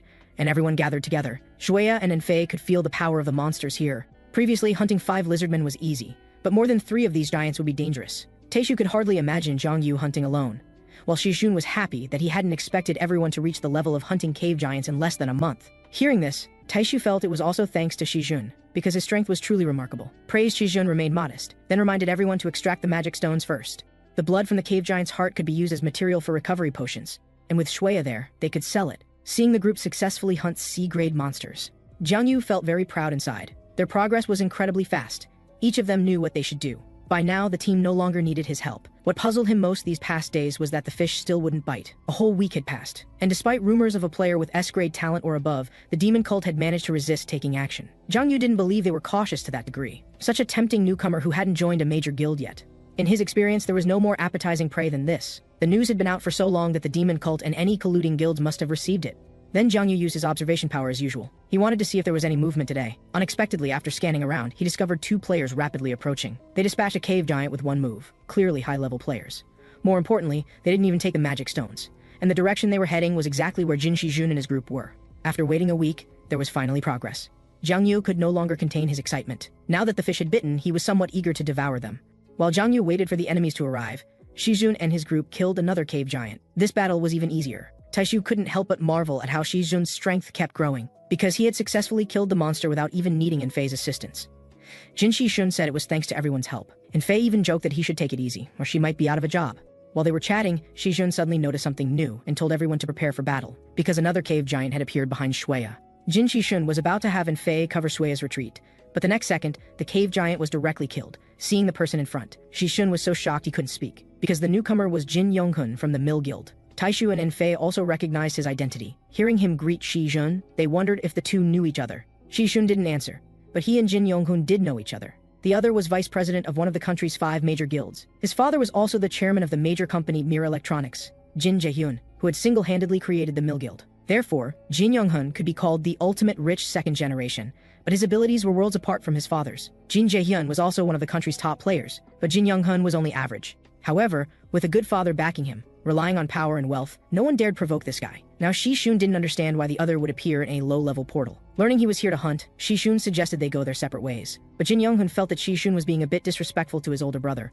This statement immediately angered Shishun because he didn't acknowledge him as his brother. Jin Young-hun felt the same way. After all, they couldn't be considered ordinary brothers, saying Shishun had lowly blood flowing through him and indeed couldn't be brothers with him. This statement made Shishun furious again, and he immediately drew his sword. Seeing this, Jin Young-hun was unconcerned and told him to come try if he had the confidence. Though angry, Shishun hadn't lost his cool enough to attack, but Jin Young-hun had no intention of letting him go, because he had also heard the rumors. He hadn't expected Shishun to awaken as a player, and one with at least S-grade attributes. Shishun didn't understand what he meant by this. Then Jin Young-hun said that he happened to need such a perfect sacrifice. And after careful observation, every member of Shishun's team was a high-talent newcomer. Meeting here, Jin Young-hun couldn't help but marvel at his good luck. Hearing this, Taishu quickly stepped in front of everyone. Jin Young-hun also took notice of Shueya, with a wicked expression on his face. Finally, Shishun couldn't hold back and launched a preemptive strike at him. But surprisingly, Jin Young-hun knocked Shishun away with one move. While everyone was shocked and worried, Shishun was also very surprised inside. Even with their level difference, he shouldn't have been countered so directly at such close range. On the other side, Jin Young-hun told his subordinate not to interfere. He was ready to properly discipline his little brother. Then he directly attacked Shishun. Seeing Shishun defending himself desperately, he became increasingly arrogant. But in terms of combat experience, Jin Young-hun was completely outmatched by Shishun. After defending for a while, Shishun found an opening to counterattack. However, before he could swing his sword, the opponent's blade struck Shishun at incredible speed. The next second, he was kicked away by Jin Young-hun. Now Shishun finally understood that the previous sword strike wasn't made by Jin Young-hun, but was driven by the sword in his hand. Shishun's guess was correct. The reason was that the sword had a special device installed called the Absolute Defense System, made by the Mill Guild. Once installed on a weapon, it could sense the opponent's attacks through sensors, and even allow the user to automatically counterattack and dodge. Jin Young-hun, caught in a momentary flaw, was furious. So he prepared to seriously injure Shishun with one sword strike. Fortunately, at the critical moment, Taishu blocked the attack. Jin Young-hun was somewhat surprised by this. Taishu said that although he didn't know their relationship, as long as he was still standing, he would never allow anyone to casually bully Shishun. Then he pushed Jin Young-hun away with full force. But hearing the others' laughter, Taishu also realized something was wrong. It turned out Jin Young-hun's absolute defense had generated a shield. Taishu's attack had no effect on him at all. As the shield's magical power expanded, it sent Taishu flying into the air. Then he crashed heavily to the ground. After dealing with Taishu, Jin Young-hun curled his lip, because Shishun had recovered with Sueya's help. After receiving the enhancement blessing, he once again displayed his diving dragon sword technique. The next second, he charged straight at Jin Young-hun. This was the first time he had revealed the fifth form, Wind Dragon manifestation. Facing Shishun's full power attack, Jin Young-hun clearly couldn't handle it. As Shishun changed the direction of his sword energy, he instantly sent Jin Young-hun flying. Shishun thought he had successfully defeated his opponent, but with the Absolute Defense's protective barrier, his current power wasn't enough to break through. After standing up, Jin Young-hun kicked Taishu aside. Shishun had now reached his limit. At this moment, Jin Young-hun suddenly pointed his sword at him. Once the system finished copying, Shishun also sensed something was wrong, because Jin Young-hun had also used the diving dragon sword technique's fifth form. He laughed maniacally, wanting Shishun to die by his own technique. Jin Shishun wanted to resist this sword with all his might, but already having a level disadvantage, plus having little magical power left, he was once again injured by Jin Young-hun. Seeing this, Shueya quickly rushed forward to heal Shishun, and Fei used magic to delay the enemy's advance. But his lightning ball had absolutely no effect against the defensive barrier. Jin Young-hun continued mocking Shishun, saying no matter how much he struggled and tried, he could never surpass him. Seeing the opponent slowly approaching, Shueya could only give Shishun emergency treatment first. After telling Shishun to pull himself together, she went to help Fei. But even with both of them attacking simultaneously, it still had no effect. This situation made Shishun very self-reproachful. He had wanted to level up and seek revenge for his mother, but now he couldn't even protect his cherished companions. It was all because he was too weak and not strong enough. Just then, Shishun heard a voice asking if he needed power. On the other side, Zhang Yu had been watching the battle. Now he had finally confirmed that the guild colluding with the demon cult was the Mill Guild. What surprised Zhang Yu today was that he hadn't expected Shishun to be the illegitimate son of a wealthy family, and brothers with Jin Young-hun. But this wasn't important. Next, he prepared to step in and handle the situation. However, just as Jiang Yu moved his body, he heard Shishun's angry roar from below. As Jin Shishun's desire for power grew stronger, the aura around him became increasingly terrifying. Shishun not only wanted to defeat the enemy before him, but also wanted to protect those he cherished. The next second, Jin Shishun's innate talent finally awakened, and he accepted the power from the martial god. Seeing this scene, Zhang Yu understood this was the protagonist's crisis awakening. As the master of They Mo, Zhang Yu could sense Shishun's change. Jin Shishun had now accepted partial power and successfully obtained the advanced techniques of the Diving Dragon Sword technique. After comprehending the new techniques, he learned the Cloud Dragon Sword technique and Cloud Dragon Cloth. Regaining some strength, Shishun immediately charged at Jin Young-hun. Having received the martial god's power, Shi Jun's abilities had greatly improved. The current Jin Yonghun couldn't withstand his sword techniques at all. The protective barrier was immediately pierced the moment it appeared. Jin Yonghun, taking damage for the first time, found it hard to believe. His absolute defense system had actually failed. Unwilling to accept reality, Jin Yonghun counterattacked, using the diving dragon sword technique's wind dragon manifestation. But Shi Jun had already mastered higher-level sword techniques. After using the cloud dragon sword technique, Jin Yonghun was beaten into continuous retreat. Relying on his equipment's automatic mechanisms, he could only barely defend. But the more they fought, the more Jin Yonghun questioned his life. The opponent's power and speed were clearly inferior to his own, yet he was being beaten without any ability to fight back. Jin Yonghun wanted to create distance to temporarily ease Shi Jun's offensive, but it was too late. Even if he wanted to redeploy his protective barrier, it couldn't withstand Shi Jun's sword. Just then, the man who had come with Jin Yonghun made his move. He easily blocked the attack. The man's single swing of his axe created a powerful impact that directly hit Shi Jun. At this point, Jin Yonghun was furious, questioning why Chan Myongo had been idle before. Though he had been ordered earlier not to interfere, Chan Myongo didn't dare offend him, so he could only apologize to Jin Yonghun.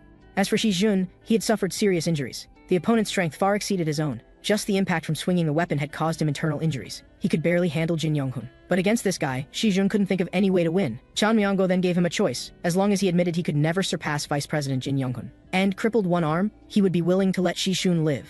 How could Shi Jun possibly agree to this? And as soon as he spoke his refusal, Chan Myongo pressed him down with his axe. While torturing Shi Jun, he told him to accept the choice he had given. Shi Jun desperately wanted to rise and resist, but he simply couldn't muster the strength. Chan Myongo also said that the weak only had the right to endure pain.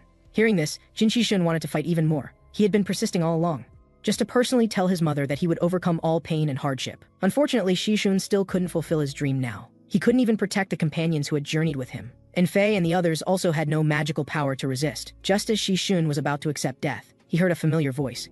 It was Zhang Yu blocking the enemy's attack. Regarding what Xion Myongo had just said, Zhang Yu actually felt the same way. After kicking the opponent hard to the ground, he wickedly said that next he would let Xion Myongo properly enjoy the rights of the weak. Wu Jiangyu's arrival surprised Shi Jun, so he asked why Zhang Yu was here. Hearing this, the Demon King said he would explain later. After all, he couldn't say things like, "I was using you as bait," and hoping every day that the demon cult would come catch you. Then Zhang Yu told Shuya and Fei to take the two injured away. As for Xion Myongo, he stood back up, mistakenly thinking Zhang Yu was from the Flower Wolf unit. Zhang Yu couldn't be bothered to explain much to him, so he told Xion Myongo to come at him. Zhang Yu's arrogance made Xion Myongo directly swing his axe down.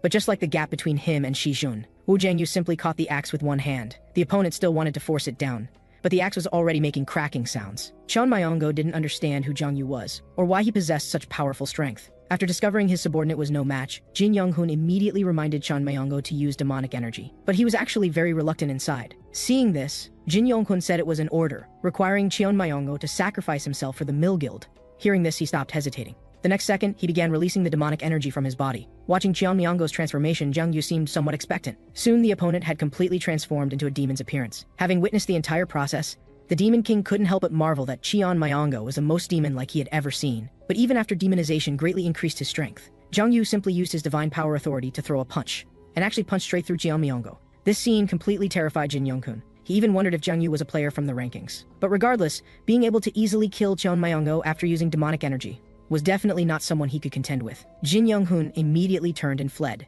He also took out a communication crystal, preparing to contact his father Jin Jaehyun. But the next second, Zhang Yu suddenly appeared, then knocked Jin Yonghun to the ground. He was well aware of his purpose. Wasn't it just to contact Jin Jaehyun?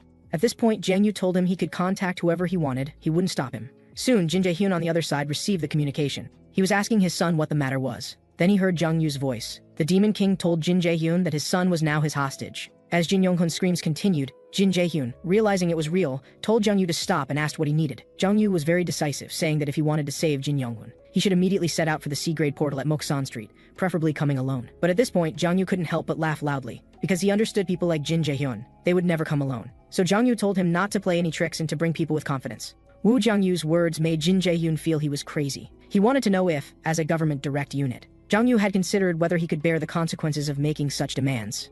But Zhang Yu said he wasn't from the Flower Wolf unit. He even revealed without hiding that he was not only alone but also single. Hearing this, Jin Jaehyun was furious. Did Zhang Yu not know his identity? Zhang Yu let out a burst of laughter, then asked in return if Jin Jaehyun knew who he was. After hearing the other's silence, Zhang Yu coldly said that if he didn't know, he would have to accept punishment properly. Of course, the target of punishment was Jin Yonghun. The painful wails from the communication crystal made Jin Jaehyun completely furious. He said that if it was for ransom money, then Zhang Yu had no way back, because he would definitely tear Zhang Yu to pieces later. The Demon King on the other end just smiled faintly, then wished him good luck.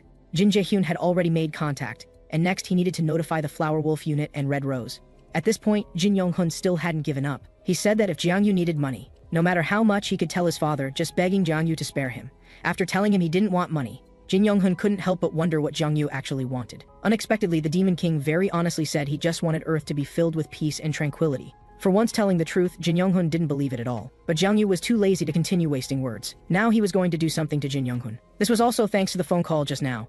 Jiang-yu understood that Jin Jae-hyun definitely loved Jin Young-hun deeply, and he was going to use this deep fatherly love. After more than 20 minutes, Woo Jiang-yu brought Shuya and the others out. Seeing their figures, Che Yanju quickly walked forward. After receiving Jiang Yu's call, she and Bai Huayan had brought all the forces they could temporarily gather. They hadn't expected to wait so long without Jiang Yu showing up, and almost thought he had run away. Jiang Yu explained that he had just made some preparations, while Taishu and the others also recognized Bai Huayan and Che Yanju. Seeing Shuya in the team, Che Yanju guessed her relationship with Jiang Yu was unusual and went forward to ask who she was. After Shuya introduced herself, she noticed Che Yanju kept sizing her up, finally showing a face full of dissatisfaction. Seeing the two's appearance, Jiang Yu said he would introduce them to each other later, as there were more important matters at hand. Then he told Shuya to take the other three back for treatment first. Bai Huayan beside them was curious. Was the bait Jiang Yu mentioned on the phone the person he was dragging? When Jiang Yu pulled Jin Young-hun up, everyone present recognized him. They hadn't expected Jiang Yu to be this crazy, but this way Jin Jae-hyun indeed couldn't remain indifferent.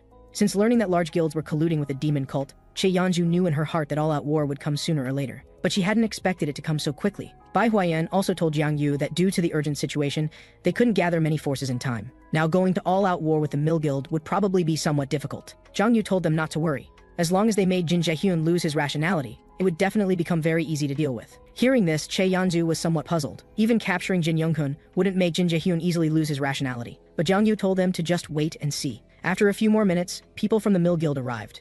Everyone immediately took defensive positions. Jin Jae-hyun also finally appeared. He had already had suspicions. Now seeing Che Yanju and Bai Huayan, he basically understood that their activities had been exposed. But regarding the two not deploying their full forces, Jin Jae-hyun felt they were still too young. Then he asked with killing intent who had been talking to him on the phone.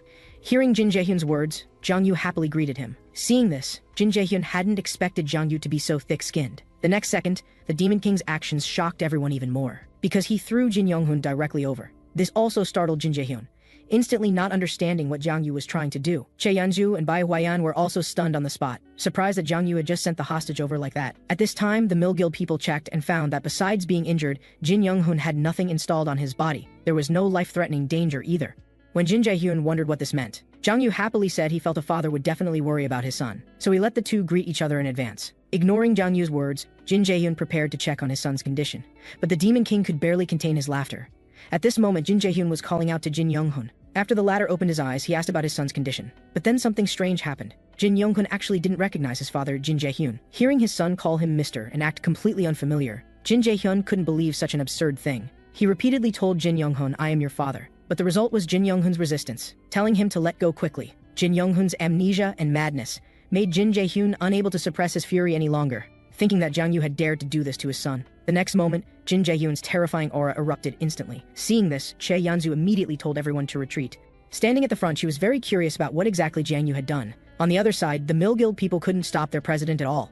Then Jin Jae-hyun charged toward Jiang Yu. Che Yanju also showed no fear, summoning her equipment. She went forward to meet the opponent. Both Jin Jae-hyun and Che Yanju were powerhouses who had completed their 9th awakening. Using S-grade attribute Inner Aura, Jin Jae-hyun's entire body was filled with destructive power, while Che Yanzu wielded the legendary weapon Bloodthirsty Chain in her hands. The next second, these two top-tier players finally began their official duel. As Jin Jae-hyun's fist struck Che Yanzu's weapon, it generated intense magical fluctuations. It seemed like this punch had shattered the Bloodthirsty Chain, but in reality, Che Yanzu used the momentum to pull back and create distance. After her magic activated, countless chains grew out once again. Unable to dodge, Jin Jae-hyun was bound tightly. Even though the Bloodthirsty Chain was already causing damage, Jin Jae-hyun didn't care at all. He broke free from all the chains through sheer brute force. Seeing this, Che Yanzu hadn't expected it either. The next second, Jin Jae-hyun's skill Purgatory activated, and the ground cracked instantly. Fortunately, Che Yanzu jumped into the air in time, avoiding the fighting spirit rising from underground. But in mid-air, she had lost her ability to dodge. Jin Jae-hyun naturally wouldn't miss this opportunity. His fist wrapped in fighting spirit was already swinging out. Unexpectedly, Baek Hwa-am joined the battle at this moment. The new opponent caught Jin Jae-hyun off guard. The next second, he took Baek Hwa-am's Hurricane Slash head-on, taking a killing move from a same-level player at close range. Even with his fighting spirit protection, Jin Jae-hyun was already severely injured. Being hindered by both opponents, Jin Jae-hyun cursed furiously on the spot, and Jiang Yu's expression made things even worse for him. Now Jin Jae-hyun had only one goal: to tear the demon lord to pieces. Immediately, all the fighting spirit in his body erupted. Then he slammed into the ground with tremendous force. The power of this strike was terrifying, and its speed was so fast that Bae-kwa-am was hit immediately. But Jin Jae-hyun's attack wasn't over yet. A second fighting spirit eruption subjected Bae-kwa-am to an even more powerful fighting spirit attack. Having successfully injured one person, Jin Jae-hyun charged at Jiang Yu once again, while telling the still interfering Che Yanzu to get out of the way. He was now in a desperate state. But how could Che Yanzu possibly let him have his way? Next, the bloodthirsty chain attacked again, and after hitting its target, it transformed into blades at the end. Then it pierced through Jin Jae-hyun's body completely. But his madness was far beyond Che Yanzu's imagination. Jin Jae-hyun actually charged through the chains without regard for anything, although his opponent's strength was indeed formidable. Che Yanzu's attacks weren't easy to endure either. After quickly landing on the ground, her bloodthirsty chain immediately grew out frantically. This successfully blocked Jin Jae-hyun, who was rushing toward Jiang Yu. Che Yanzu understood the battle would end soon. No matter how powerful Jin Jae-hyun was, he was ultimately just a player similar to herself. His attacks had been accumulating damage all along. It was impossible for him to remain completely unharmed. Next, she just needed to find an opportunity to deliver a fatal blow to Jin Jae-hyun. Being continuously pierced by the bloodthirsty chain, Jin Jae-hyun became even more frenzied.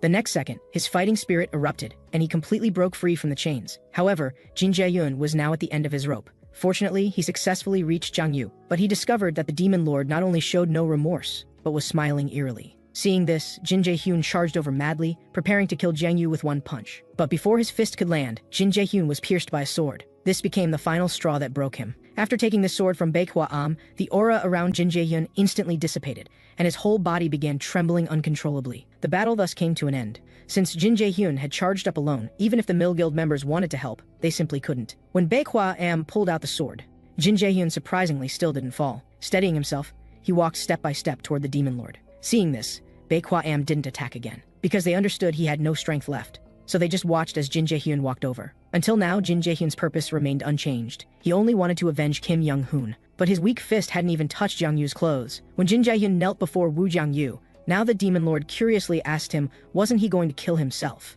To which Jin Jae-hyun didn't even have the strength to answer. After everything ended, they returned to the Flower Wolf Unit headquarters. At this time, Che Yanzu was asking Jiang Yu what exactly he had done to that kid Kim Young-hoon before. Hearing this, Jiang Yu decisively explained that he had just slightly tampered with his memories. Che Yanzu didn't expect Jiang Yu to have such an ability. She was hearing about it for the first time in all these years.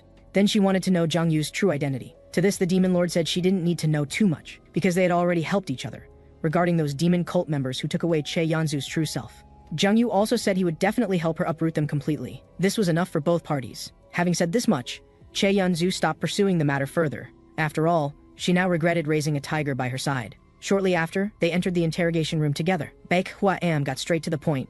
He wanted to know when Jin Jae-hyun started dealing with the demon cult, and about the so-called summoning and the identity of the red-masked bishop. But Jin Jae-hyun was too lazy to answer, just laughing involuntarily. His attitude made Bae-kwa-am very angry. He then demanded again that he tell him, while warning Jin Jae-hyun that he was no longer the influential Mill Guild president in the country, but just a criminal colluding with a crazy cult. As a result, Jin Jae-hyun said that no matter how much power the Flower Wolf Unit had, they were still just the government's dogs. And he had connections with many congressmen, so he considered himself one of the masters holding the dog leash. But just after mocking Bae-kwa-am, the next second, Che Yanzu struck directly, too lazy to ask nicely. Even after being kicked several times by Che Yanzu, Jin Jae-hyun still didn't want to say a word. Finally, Bae-kwa-am stopped Che Yanzu, because if they continued beating him, he would be killed. At this time, Jiang Yu finally stepped forward personally. Walking up to him, he told Jin Jae-hyun to have a good chat with him. But Jin Jae-hyun was very stubborn. No matter who came, he wouldn't reveal anything. However, after hearing that Jiang Yu could turn Kim Young-hoon back, Jin Jae-hyun's expression immediately changed. Jiang Yu's condition was also simple. As long as he confessed everything about the demon cult, he guaranteed to restore Kim Young-hoon to his original state. This undoubtedly hit Jin Jae-hyun's weak spot. Then Jin Jae-hyun cursed that Jiang Yu would definitely go to hell. Hearing this, the demon lord just smiled mischievously. After all, he'd been there before. Next, Jin Jae-hyun stopped hiding. It turned out he met the Cardinal Bishop 8 months ago. What everyone didn't expect was that Jin Jae-hyun actually didn't know the other party's identity either. When they first met, that Cardinal Bishop proposed to him. As long as he could provide sacrifices for the ritual, he promised to turn Jin Jae-hyun into a demon. This confused Che Yanzu. Why would Jin Jae-hyun accept this? What else was he dissatisfied with that he would do such a crazy thing? To this, Jin Jae-hyun was very disdainful. He said she would ask this only because Che Yanzu knew nothing about demons. Jin Jae-hyun accepted because demons could gain eternal life. even if their neck was cut off. As long as their heart was still beating, they could be immortal and ageless. Baekwa wondered if Jin Jae-hyun just believed what the other party said, and the next second, Jin Jae-hyun made a shocking statement. He told the others that he was certain because the demon cult had existed for over 1,000 years. To be precise, those people had been living in this world for much longer. They lurked around the world secretly expanding their influence, but only started official activities in recent years. Jiang Yu originally thought the demon cult was an organization born after the day of mutation, not expecting them to have existed for over 1,000 years. In Cheonzu's eyes, Jin Jae-hyun was a complete madman, actually kidnapping so many players for sacrifice just for longevity. To this, Jin Jae-hyun felt no remorse at all. He told the three that a demon's body could preserve consciousness, and could stimulate stronger and insatiable desires. Meaning not only would the body be eternally young and long-lived, but they would never get tired of life. The eternal life of both spirit and body made it impossible for him to refuse. Of course, Cheonzu wouldn't believe it, but Jin Jae-hyun was very certain, because he wouldn't take risks on things he wasn't sure about. As for Jiang Yu, he was very clear inside that insatiable desires weren't as wonderful as imagined. No one understood demon life better than him. In the end, Jin Jae-hyun knew just as little about demons. At this time, Jin Jae-hyun mentioned that through sacrifice, several guild members had already gained demonic energy, which was a power from hell, similar to magic but different. Cheonzu thought Jin Jae-hyun also had it, but unexpectedly he hadn't had time to receive demonic energy. Otherwise, they wouldn't have been able to capture him. As for the reason, to completely become a demon required more preparation. If he rashly received demonic energy, his desires would spiral out of control and he'd become a mindless monster. Hearing this, Cheonzu was shocked that knowing this would happen, he still let his people receive demonic energy. To this, Jin Jae-hyun laughed heartily. He thought being able to immediately gain powerful strength made them pretty good as disposable soldiers. As for the summoning, it was the demon cult preparing to summon demons to Earth. Jin Jae-hyun wasn't clear about the specific summoning method and location, only that according to the bishop, the dimensional barrier preventing demon summoning had suddenly weakened recently. Learning that Jin Jae-hyun was told this news over a month ago, Jiang Yu immediately broke out in a cold sweat, because he had already guessed that the dimensional barrier weakening was definitely due to himself. This also meant that the reason the demon cult started taking action was because when he returned to Earth, he accidentally damaged the Gaia System, while Cheonzu beside him was very puzzled why Wu Jiangyu's expression looked so terrible. At this time, Jiang Yu asked about the current state of the dimensional barrier, and according to Jin Jae-hyun, it was still getting weaker. He also guessed that after the Gaia System was destroyed, it had lost its self-repair ability. If this continued, Jiang Yu felt that demons and those magical creatures would probably join forces to rule Earth, and those guys from the Elno continent were probably not easy to deal with either. Thinking of this, the demon lord was going crazy inside. He never thought he would cause such a huge impact back then, but now he couldn't handle this problem either, so he still prioritized solving the demon cult. So Jiang Yu asked about the demon cult's domestic headquarters, and where the red-masked bishop with the head pattern was. To this, Jin Jae-hyun thought telling them was meaningless, because the other party should have already moved to another location, and might have already prepared the summoning ritual. Hearing this, Cheonzu was very confused. Obviously, because there weren't enough sacrifices, the Mill Guild went to capture Kim Shi-hoon, but unexpectedly Jin Jae-hyun said he also wasn't clear. These contradictory words made Cheonzu somewhat angry. The sacrifices were provided by the Mill Guild. She didn't believe Jin Jae-hyun wouldn't know if there were enough. However, Jin Jae-hyun smiled eerily, then told everyone that they provided sacrifices to the demon cult on a performance basis. With these words, Wu Jiangyu was the first to react. He told Baekwa and Cheonzu. It seemed there wasn't just one guild providing sacrifices to the demon cult. Hearing this, the two immediately understood that things were far more complex than they had imagined. Meanwhile, at the demon cult's new base, that cardinal bishop had already learned of Jin Jae-hyun's capture. He thought the other party could at least be somewhat useful, but ended up being captured so easily. The subordinate reported that, fortunately, other guilds continued to provide sacrifices, so the plan hadn't gone awry. Although Jin Jae-hyun's impact wasn't great, the cardinal bishop couldn't understand what made Jin Jae-hyun lose his rationality. From the battle process, he guessed could it be because of that last guy? When they first met last time, the cardinal bishop also learned Jiang Yu's name. So he decided to properly confirm next time what was special about Jiang Yu. Next, the bishop asked his subordinate if the church's support had arrived. Hearing this, someone reported it had arrived. This time they were given magic crystals condensed from demonic energy. Not only could this make the plan complete faster, it could also enhance the cardinal bishop's power. With good news, the bishop's mood improved considerably. The church hadn't given new instructions this time, so the bishop ordered to proceed according to the original plan. Their next target was actually the monster Araquero from the S-rank portal. After some time, when the interrogation ended, Jiang Yu and the others prepared to leave. Although things had returned to square one, they had at least gained considerable harvest. When parting, Baekwa called out to Jiang Yu. His contribution in this operation was significant, so the government was preparing to give him some rewards. The specific reward content would be detailed later. Hearing this, Jiang Yu also became very expectant.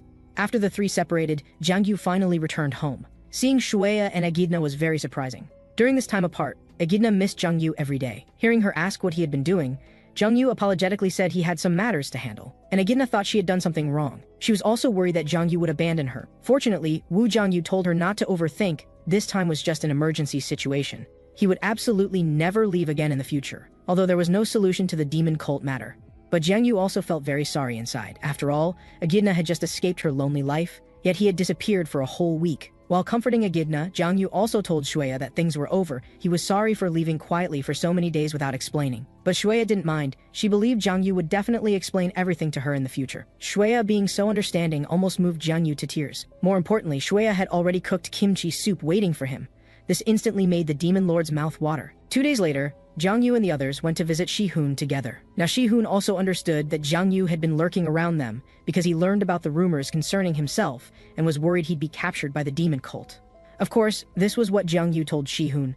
He certainly didn't dare reveal the truth. After explaining for a while, Shueya suddenly became a bit downcast. Because the more Yu hid from them, the more she felt the distance between them was growing. And Yu apologized again. He shouldn't have hidden things and made Shueya worry. Seeing this, Shueya said she was also being too talkative. Yu must have his own difficulties, and he didn't need to apologize to her or anything. But Yu thought Shueya was already his family, so his apology was appropriate. He indeed shouldn't have made his family worry for so many days. Then he promised Shueya that this kind of thing would absolutely never happen again. Yu's words made Shueya very happy. The next second, she said that since they were family, she requested that Yu not be so polite when talking to her in the future. The reason was she noticed that Yu and Che Yanzhu were very casual and natural with each other. Hearing this, the demon lord immediately understood Shueya's meaning, so he quickly agreed. As for the others, they watched with great interest. After chatting for a while, Shueya and Yu's relationship was also rapidly warming up. The two of them being lovey-dovey made Echidna, who was being ignored, very depressed. Then she directly squeezed between the two while asking Yu to peel an orange for her. Although he didn't want to disturb them, Shi-hoon still couldn't help calling Yu. He really wanted to know about some things. Seeing his hesitation, Yu told Shi-hoon to ask whatever he wanted. Hearing it was about Kim Young-hoon and Jin Jae-yoon's situation.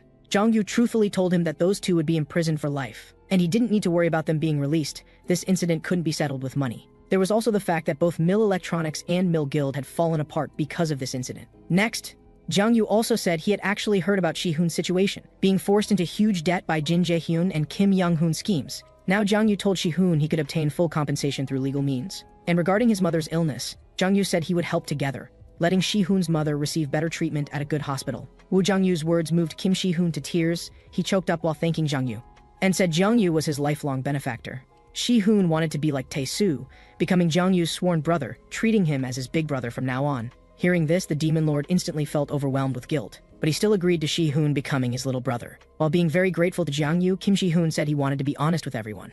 He had been deliberately hiding something all along, then said quite openly, actually, the rumors from outside weren't wrong.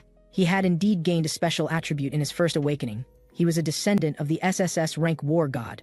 But because his current level was low, the attribute wasn't fully unlocked. Fortunately, after last time, he could already use the war god's power. Shi-hoon's words shocked everyone. From the day of mutation until now, no one had ever awakened such a high-level attribute on their first awakening. Yu thought this was just information he already knew. But unexpectedly, Shi-hoon described that when he first awakened as a player, he received a different message than others. The content was that because the Gaia system was damaged, Shi-hoon was chosen as a guardian. This surprised even Yu. Even a ranked player like Che Yanzhu had never heard of the Gaia system. He didn't expect to hear about it again from Shi-hoon.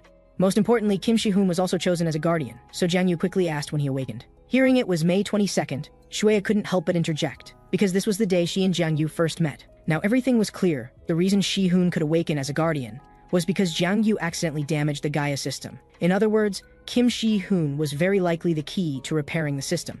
Thinking of this, Yu felt very fortunate inside. Indeed, his decision to make him his servant back then was absolutely correct. Seeing that Shi-hoon's condition was normal, Yu prepared to leave. But just as he stood up, Shi-hoon suddenly grabbed his clothes. What made Yu feel somewhat uncomfortable was that Kim Shi-hoon wanted him to stay a bit longer. With this appearance, Yu quickly understood why. Just like Echidna was very clingy to him, as a demon servant, Shi-hoon would also instinctively be close to his master like a summoned beast. Plus, Kim Shi-hoon's gaze made even the demon lord start to overthink. After entrusting the team to Shi-hoon, he immediately jumped out of the hospital window. Time passed for several more days. Recently, Yu and Echidna had been hunting continuously. Today, they cooperated as usual to kill monsters. With Echidna's restraint, Yu decisively used the Iron Axe's power. But dealing with S-rank monsters, this wasn't enough. So he added another authority to the Iron Axe, the power of freezing.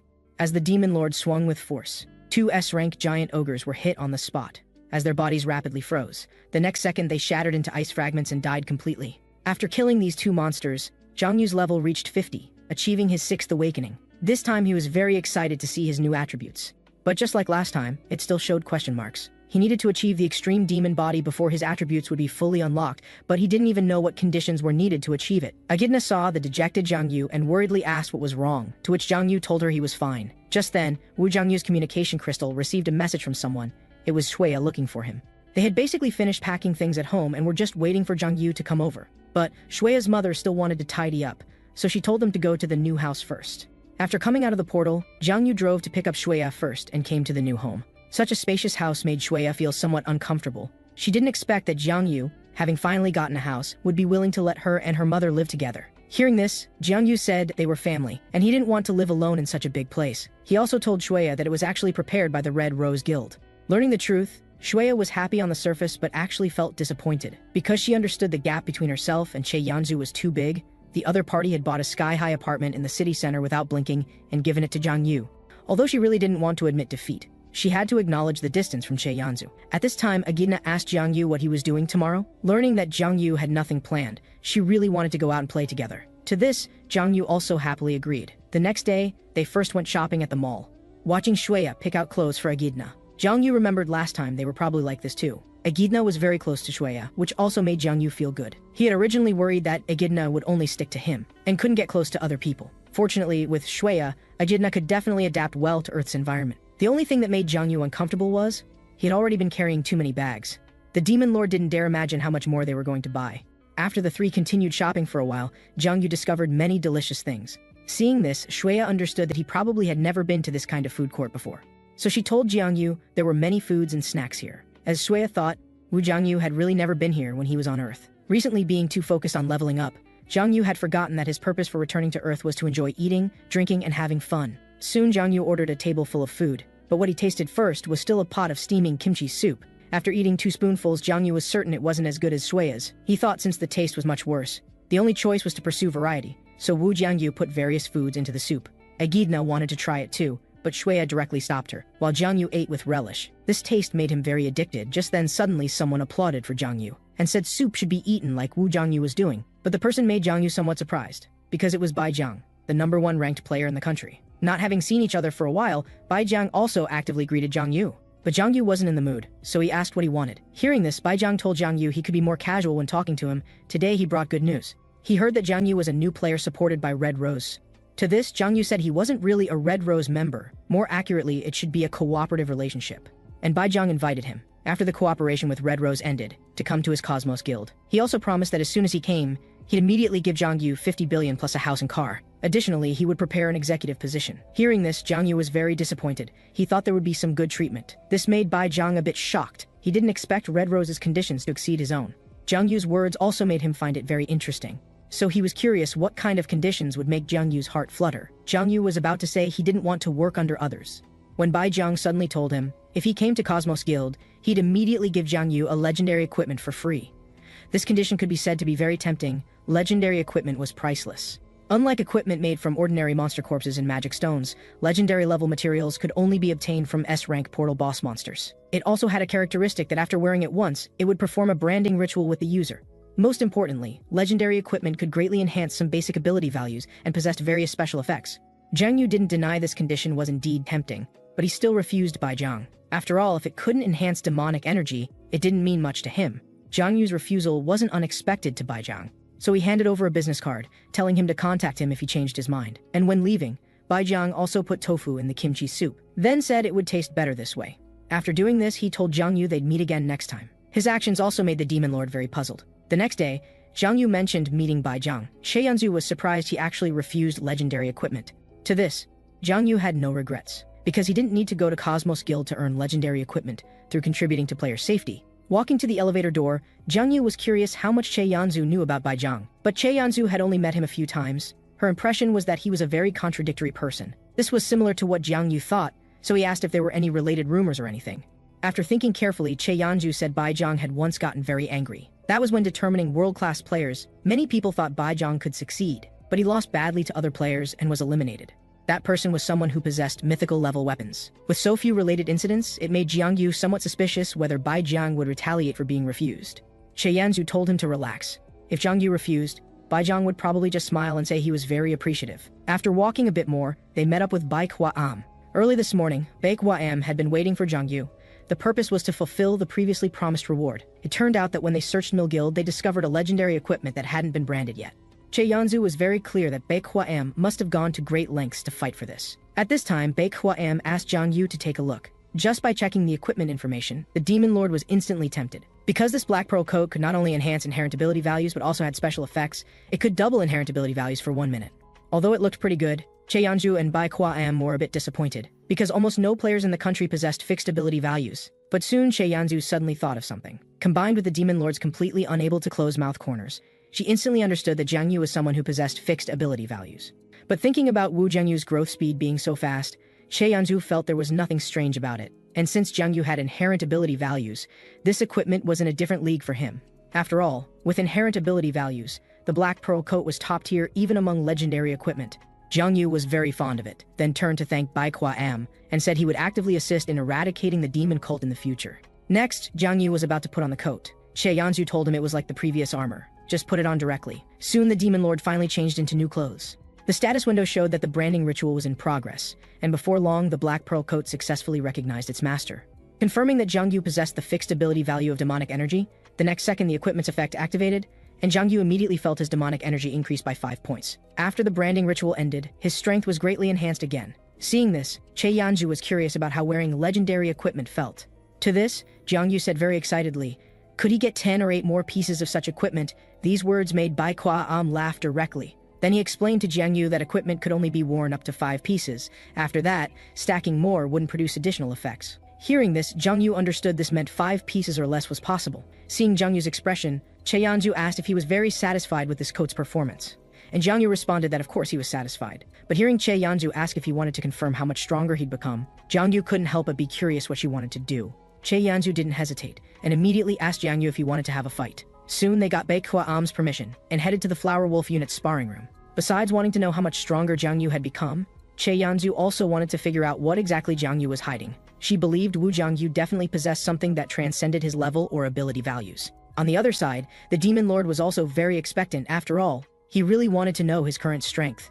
And Che Yanzu was just the perfect opponent. Of course, he had other purposes too. As a future ally, Jiang Yu wanted to personally understand Che Yanzu's strength. As Bai Kwa-am called start, Wu Jiangyu instantly appeared in front of Che Yanzu. But his heavy punch was easily dodged. Then Che Yanzu immediately counterattacked. Both of their speeds were very fast. The simple close combat fight was evenly matched for a while. After taking Che Yanzu's punch head-on, Jiang Yu realized this wasn't deadly force. It seemed Che Yanzu was still testing him. Understanding her concern about injuring him with full power, Jiang Yu actually felt a bit angry.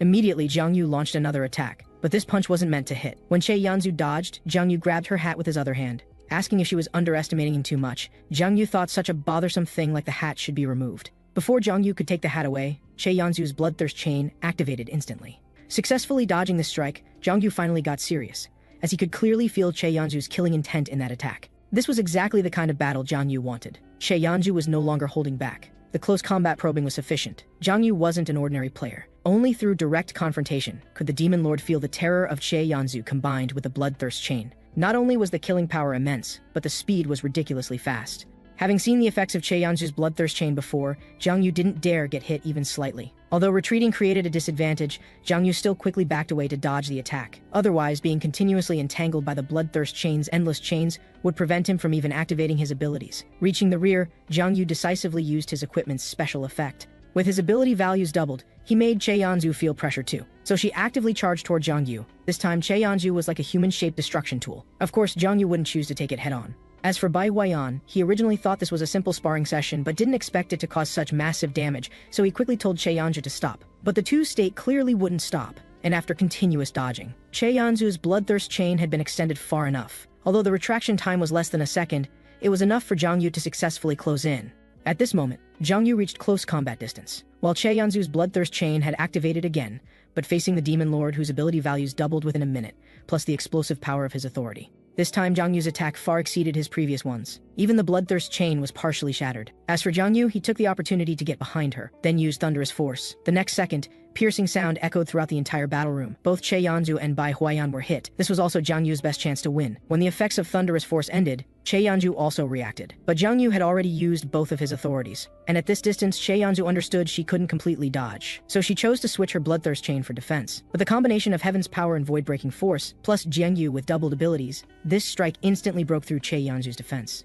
Of course, Jiang Yu couldn't really kill her, so he aimed at the battle room wall behind. The fight ended here. Che Yanzu had even felt the breath of death just now. She collapsed on the ground, gasping for air, at the same time lamenting that Jiang Yu was truly a monster. After the battle with Che Yanzu ended, the Black Pearl Coat's special effect happened to disappear. That minute of power enhancement made Jiang Yu feel incredibly refreshed. He could now understand why everyone pursued legendary equipment so much. Because with the legendary equipment's effects, he could actually crush Che Yanzu to this extent within a minute. Hearing Che Yanzu once again doubt that he was a monster, Jiang Yu explained it was thanks to the legendary Black Pearl Coat. To this, Che Yanzu sighed, then said she also had legendary equipment. But Jiang Yu's strength simply didn't seem like something a human could achieve. Watching the two who felt a mutual understanding, Bai Huayan nearby was already trembling with anger. Soon Jiang Yu and Che Yanzu also noticed something was wrong. Turning around, they saw the furious Bai Huayan, as this training room cost billions in taxpayer money to successfully build. Understanding they had done wrong, the two were momentarily speechless, then quickly apologized to Bai Huayan. In the end, Bai Huayan could only report the matter upward, temporarily stopping use of this training room, while Jiang Yu and Che Yanzu quietly blamed each other. Che Yanzu also regretted fighting here. They should have gone inside the portal to fight. Jiang Yu thought about the repair costs.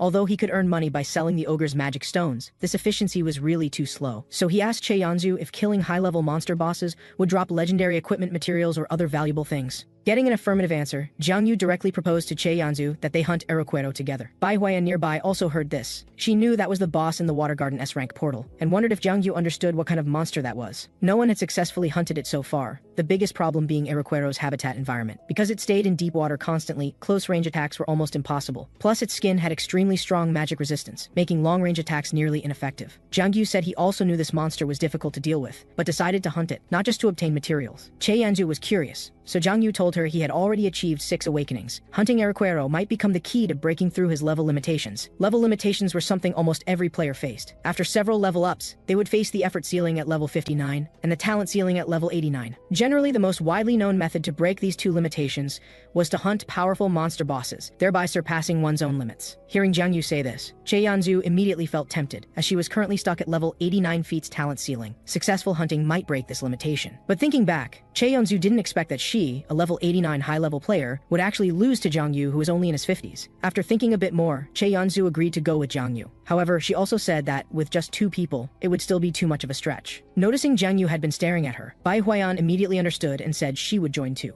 Regardless, she was also responsible for the training room's destruction, so Bai Huayan would hunt monsters together to pay for repairs. Then she was curious about Jiang Yu's plan. Knowing close combat wouldn't work, he still needed close combat players' help. Hearing this, Jiang Yu told her she'd know when the time came. Che Yanzu thought it would just be the 3 of them teaming up, but Jiang Yu said it was 4, because Echidna would also come along. Additionally, Jiang Yu muttered that it would be nice to have another close combat fighter, but unfortunately Shi Jun's level was too far behind. Even wanting to bring him would be powerless. Hearing Jiang Yu's muttering, Bai Huayan proactively told him. She did know another capable close combat player, so they agreed to hunt 3 days later. After several days of waiting, they soon reached the appointed time. These days, Jiang Yu hadn't been idle. He'd been continuously hunting S-rank monsters. After killing this monster, Jiang Yu finally reached level 59. Originally, he fantasized he might not have level limitations, but the status window's notification still ruthlessly pulled Jiang Yu back to reality. Soon after, Che Yanzu and the others arrived inside the portal. Seeing a newly appeared man, Jiang Yu politely inquired. Then Bai Huayan introduced him. This was the close combat player mentioned before. The man happily told Jiang Yu he was the 2nd Corps commander of the Flower Wolf unit, named Gu Yun, and Jiang Yu also introduced himself. Gu Yun originally heard Jiang Yu was a new player, but didn't expect he could already hunt giant ogres. Discovering there was also a child, he looked completely puzzled. But fortunately,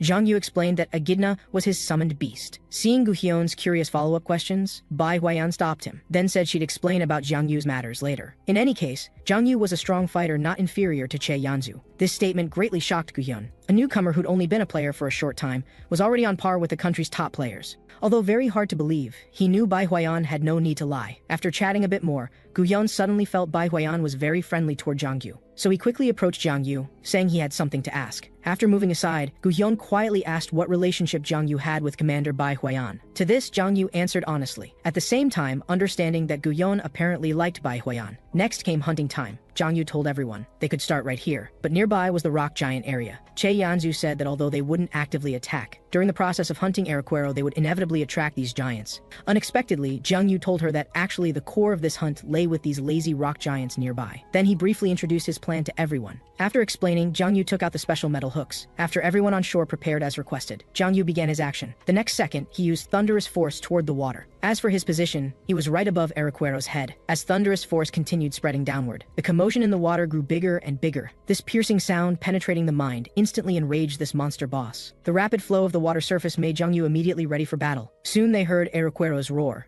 As the monster's figure appeared on the water surface, Jiang Yu quickly reminded everyone that Araquero was coming. Hearing this, everyone prepared themselves. At this moment, huge waves rose in front of Jiang Yu.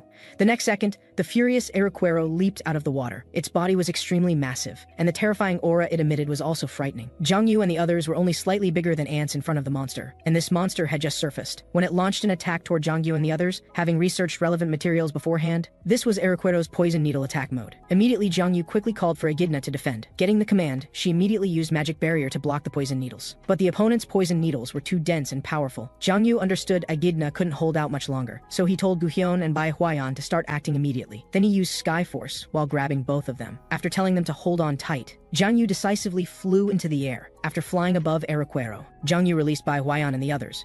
Then the three rushed toward the monster with iron chains. Soon they precisely landed on Araquero's back.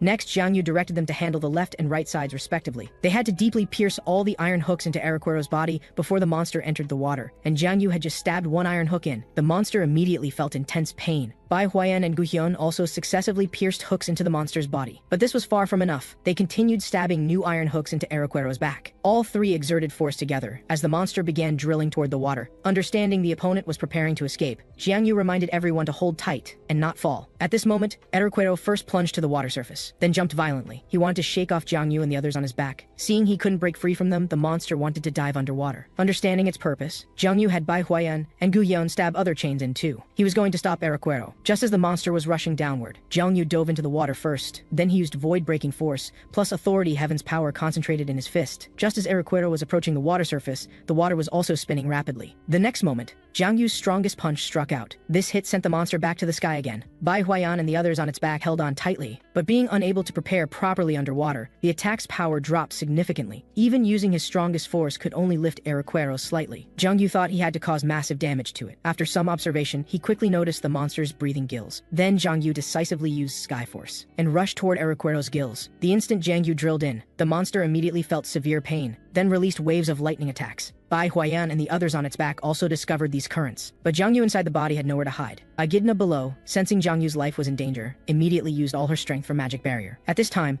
all the iron chains outside were fully inserted, so Bai Huayan had Gu Hyun retreat together. They needed to leave immediately. Staying would only drag Jiang Yu down. Facts proved Bai Huayan's decision was right. Just as the two jumped down, Araquero released electricity covering its entire body, because it was already in unbearable pain. Seeing this scene, Bai Huayan understood Jiang Yu had already entered the monster's body. The monster's terrifying electricity had no effect on Jiang Yu whatsoever, thanks to Echidna's crucial shield. Jiang Yu didn't expect that Echidna could actually provide remote shielding, but this was perfect. With Echidna there, he didn't need to waste energy resisting the electricity. Using his remaining limited strength, Jiang Yu frantically destroyed the monster's internal organs, finally even breaking straight through. The severely wounded Araquero temporarily lost its strength to resist. Seeing this, Jiang Yu understood the opportunity had come. Now they just needed to drag the monster to shore. So he quickly shouted loudly to Che Yanzu. Hearing Jiang Yu say he was ready, Che Yanzu decisively swung her bloodthirst chain to whip the rock giants. The more she whipped, the more excited she became. As Che Yanzu's whipping grew heavier, the giants feeling pain began running desperately. The more these giants ran, the more enthusiastic Che Yanzu became. She wanted the giants to run faster, so she continued whipping continuously. Each rock giant had iron chains tied to it. Their escape became the power to drag Araquero. Jiang Yu was responsible for not letting the chains loosen, so he pressed down hard on the inserted hooks. Originally, they could have made it with a bit more persistence, but Araquero quickly recovered its strength. With its frantic struggling, one of the rock giants running ahead was even pulled down to the ground. Now Jiang Yu could feel the monster below gradually recovering its strength, while competing in strength with the rock giants. Araquero also launched attacks again. Fortunately, its poison needles were still blocked by Echidna. However, Araquero's strength was too great if this continued. Jiang Yu understood the giants would definitely fall first. He had to find a way to weaken the monster again. Soon Jiang Yu made up his mind, so he shouted to Che Yanzu again, telling her to make the chains grow spikes. Although this could be done through the bloodthirst chain, Che Yanzu worried about getting Jiang Yu involved too. Unexpectedly, Jiang Yu insisted she act quickly. Hearing this, Che Yanzu immediately activated the bloodthirst chain's special effect. It could not only assimilate these iron chains, but also absorb energy from stabbed targets. Just as the chains were assimilated and grew spikes, Jiang Yu immediately used the monster armor's petrification effect. But unexpectedly, even rare grade items couldn't last long. However, fortunately it worked on Araquero. The assimilated chains were frantically absorbing the monster's power, even if Araquero wanted to struggle. Being hindered by too many bloodthirst chains, it soon lost its strength to resist again, then could only be dragged bit by bit toward shore by the giants. As for Che Yanzu, she was still continuously driving the giants. These rock giants weren't affected by the bloodthirst chain. Thanks to their hard shells, those spikes couldn't penetrate the giants' bodies. Jiang Yu's method made Che Yanzu admire it. He'd never thought rock giants could be helpful before. Finally, Araquero was inevitably dragged to the ground, although it was still resisting with all its might. But after reaching land, Araquero basically lost the chance to recover its strength. At this point, Jiang Yu also breathed a long sigh of relief. But then Echidna ran over. She wanted to know Jiang Yu's condition. Seeing this, Jiang Yu quickly told her to dodge, but Araquero's attack had already arrived. At the critical moment, Bai Huayan struck in time, cutting off the monster's fin with one slash. Guyon was responsible for rescuing Echidna. The two had just jumped down and fallen into the water, only now swimming ashore. Now Jiang Yu told everyone they could prepare for the finishing phase. After telling Echidna he was fine, Jiang Yu had her go handle those rock giants. After confronting Araquero, plus being continuously tormented by Che Yanzu, they were now exhausted. Noticing Che Yanzu still didn't seem satisfied, Jiang Yu called her over to gather. Next, everyone would work together to kill Araquero. Bai Huayan and Guyon struck first. They'd endured this ray fish for too long, facing their fierce attacks. Araquero was like a lamb awaiting slaughter. However, its survival ability was indeed very strong. Under the continuous attacks of two top warriors Bai Huayan and Guyon, it still hadn't died. Now Che Yanzu also joined in, but this time Araquero didn't continue taking hits. Being wounded, it still wanted to counterattack Che Yanzu. Unfortunately, its speed on ground was far too slow. Jiang Yu couldn't help but sigh, truly worthy of being a monster boss. Then his consciousness dove into his own demon palace, where the demonic energy accumulated by the demon lord over 10,000 years flowed. Ahead were 3 great doors, but Jiang Yu understood that for the current situation, there was no need to go there yet. Slowly cupping some thick demonic energy, the demon lord felt this was sufficient, taking a bit of his former power from the demon palace. Jiang Yu's aura was also rising frantically. This time he used Hellfire Force plus Extreme Dark Force, but this still hadn't reached his goal, so he also activated the Black Pearl Coat's effect. The further increase in demonic energy finally allowed Jiang Yu to use the third authority, Crushing Force. After fusing the 3 authorities, they formed a Death Thorn Spear. This was also a technique the demon lord had created in Hell. The status window issued a notification that the fusion of 3 authorities had become an SS rank skill, making future use more convenient. After fiercely thrusting the Death Thorn Spear toward Araquero, Jiang Yu didn't forget to tell everyone to back away, because this spear's power would be very strong. The Death Thorn Spear brought a powerful sense of oppression the moment it touched the monster. The next second, the Death Thorn Spear immediately pierced through the monster's body. Che Yanzu and the others were also frightened by Jiang Yu's strike, because this completely didn't seem achievable by a 6 awakening player. At this time, Araquero was still being burned by Hellfire Force. Then came a violent explosion, and Jiang Yu had successfully fused 3 authorities for the first time. The status window indicated the second condition for Extreme Demon Body was satisfied. Seeing the message above, Jiang Yu only then learned that the second condition achieved was accomplishing the fusion of 3 authorities. After using this strike, Jiang Yu's hands were still trembling, but if this were when he ruled Hell, such attacks would be child's play for Jiang Yu. Now using it was very taxing. Thinking of this, Jiang Yu looked forward to killing monsters and becoming stronger. Soon after coming to his senses, Che Yanzu and the others approached, curious why Jiang Yu had such a killing move but didn't use it earlier. To this, Jiang Yu explained briefly. He was also using it for the first time, and he couldn't use it casually, as his hands were still trembling. At this moment, Echidna had also finished handling those giants. Jiang Yu thought this hunt was over, but he suddenly noticed something wrong. The status window hadn't shown a kill notification. So Jiang Yu immediately had everyone prepare for battle again, because the hunt wasn't completely finished yet. Through Jiang Yu's reminder, they also discovered the message window had no notification of Araquero's death. Jiang Yu didn't expect his such powerful attack still hadn't killed the opponent. When he first created this move, it was enough to directly kill demons from the 7 hells, yet now it couldn't even handle this monster that wasn't even a demon. Sure enough, the next second Araquero roared again. The aura it emitted shocked Jiang Yu.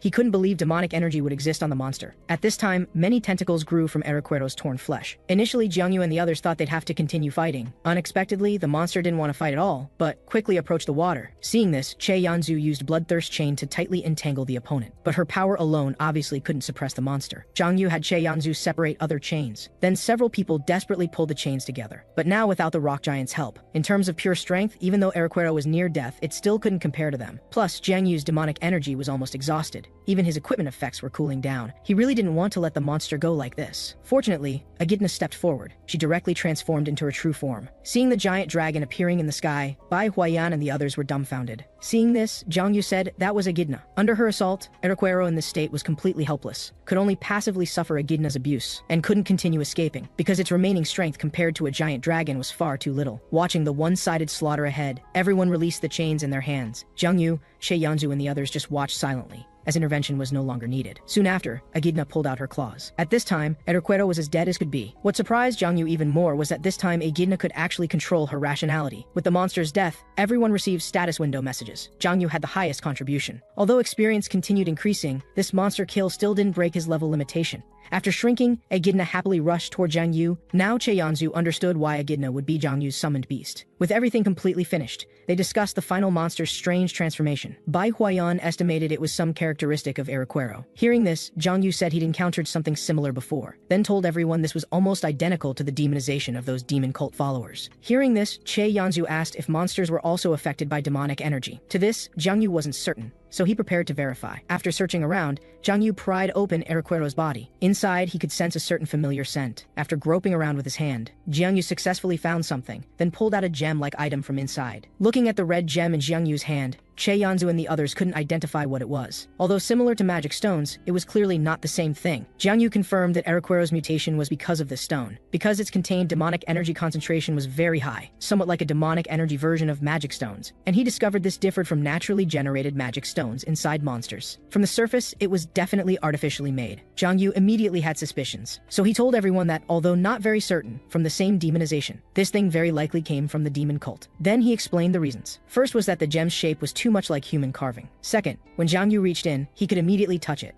so it was likely someone placed it inside the monster's body. A large organization capable of this while possessing demonic energy. The demon cult was definitely the first suspect. Jiangyu's analysis also gained Bai Huayan's approval. Then she asked Yu Yon to help investigate the demon cult together. As for Jiangyu, he had ulterior motives. At this time, Che Yanzu wanted to photograph the gem before going back to investigate properly, but Jiangyu quietly used lightning force, then caused the monster corpse to shake, taking advantage of everyone's distracted attention. He immediately absorbed the gem. Thinking it was post-death rigor, Che Yanzu continued asking for the gem to photograph, but turning around, she found the gem was gone. He acted like he didn't know what happened. Only Bai Huayan speculated that perhaps demonic energy would disappear upon human contact. After Jiangyu absorbed it using predation force, he didn't expect it would directly increase his demonic energy by 3 points.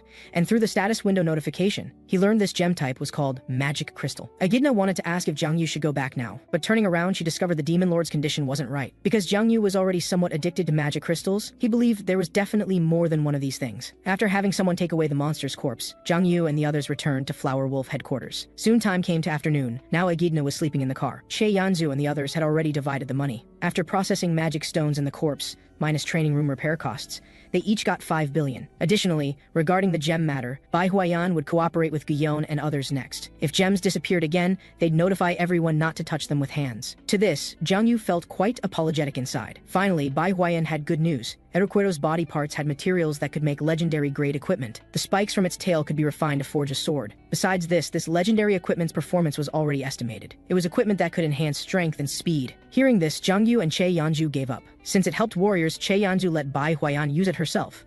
But unfortunately, the equipment's imprinting had special conditions. It required players with fixed internal energy ability values to successfully complete imprinting. Then Che Yanzu thought selling it wouldn't be bad either. But at this time, Jiangyu spoke up. He said since that was the case, leave it to him to handle. Because Jiangyu happened to know a player with internal energy. At the same time, Shijun and the others were in a B-rank portal that was almost like a maze. Only Shijun could search by relying on uncomfortable feelings. Soon a startling aura came from ahead, so he quickly reminded everyone to prepare for battle. But only a B-rank Minotaur appeared. Just as they were about to relax, sudden changes occurred ahead. The next second, a giant minotaur killed the smaller monster. The scene before them successfully frightened several people. The opponent's body emitted waves of eerie aura. Seeing the new monster rushing over, Shijun reminded Taishu to defend. But they didn't expect this minotaur's power to be so strong. Understanding it wasn't an ordinary monster, Shijun began commanding everyone to fight. Taishu, with Seola's enhancement, was responsible for drawing attention at the front, and Fei shared Taishu's pressure. Shishun looked for the best striking opportunity while everyone restrained it. During this, the monster wanted to attack him, but Taishu, assisted by Seola, immediately blocked in front of Shijun. Unlike the first time being knocked back, with Seola's powerful buffs, Taishu successfully blocked the monster's attack. Shijun took the opportunity to reach the Minotaur's rear. This strike he didn't dare hold back at all, as the monster took Shijun's sword technique Cloud Dragon Flash. The next second, its head was immediately severed. Seeing this, Taishu couldn't help praising Shijun. He knew the other could do it. As for Anfei, she had completely become Shijun's little fangirl. After the battle ended, everyone began observing the Minotaur. This was much more ferocious than those they'd encountered before. Just then, Shijun discovered something strange, slowly walking over to check. The monster's body actually had a part emitting red light. After Shijun and the others finished processing the monster corpse, they left the portal. 2 weeks later, Jiang Yu came to Flower Wolf headquarters again. Now Bai Huayan and the others had already made the legendary equipment. This sword was called Erequero's sword. It required someone with internal energy ability values to imprint, and the equipment had special effects. It could walk freely on water. After carefully examining it, Jiang Yu was very satisfied with this equipment. If possible, he'd want to keep it for himself. Jiang Yu was also curious that despite resolving the monster just 2 weeks ago, the equipment was made so quickly. To this, Bai Huayan said making legendary weapons was most difficult in terms of materials.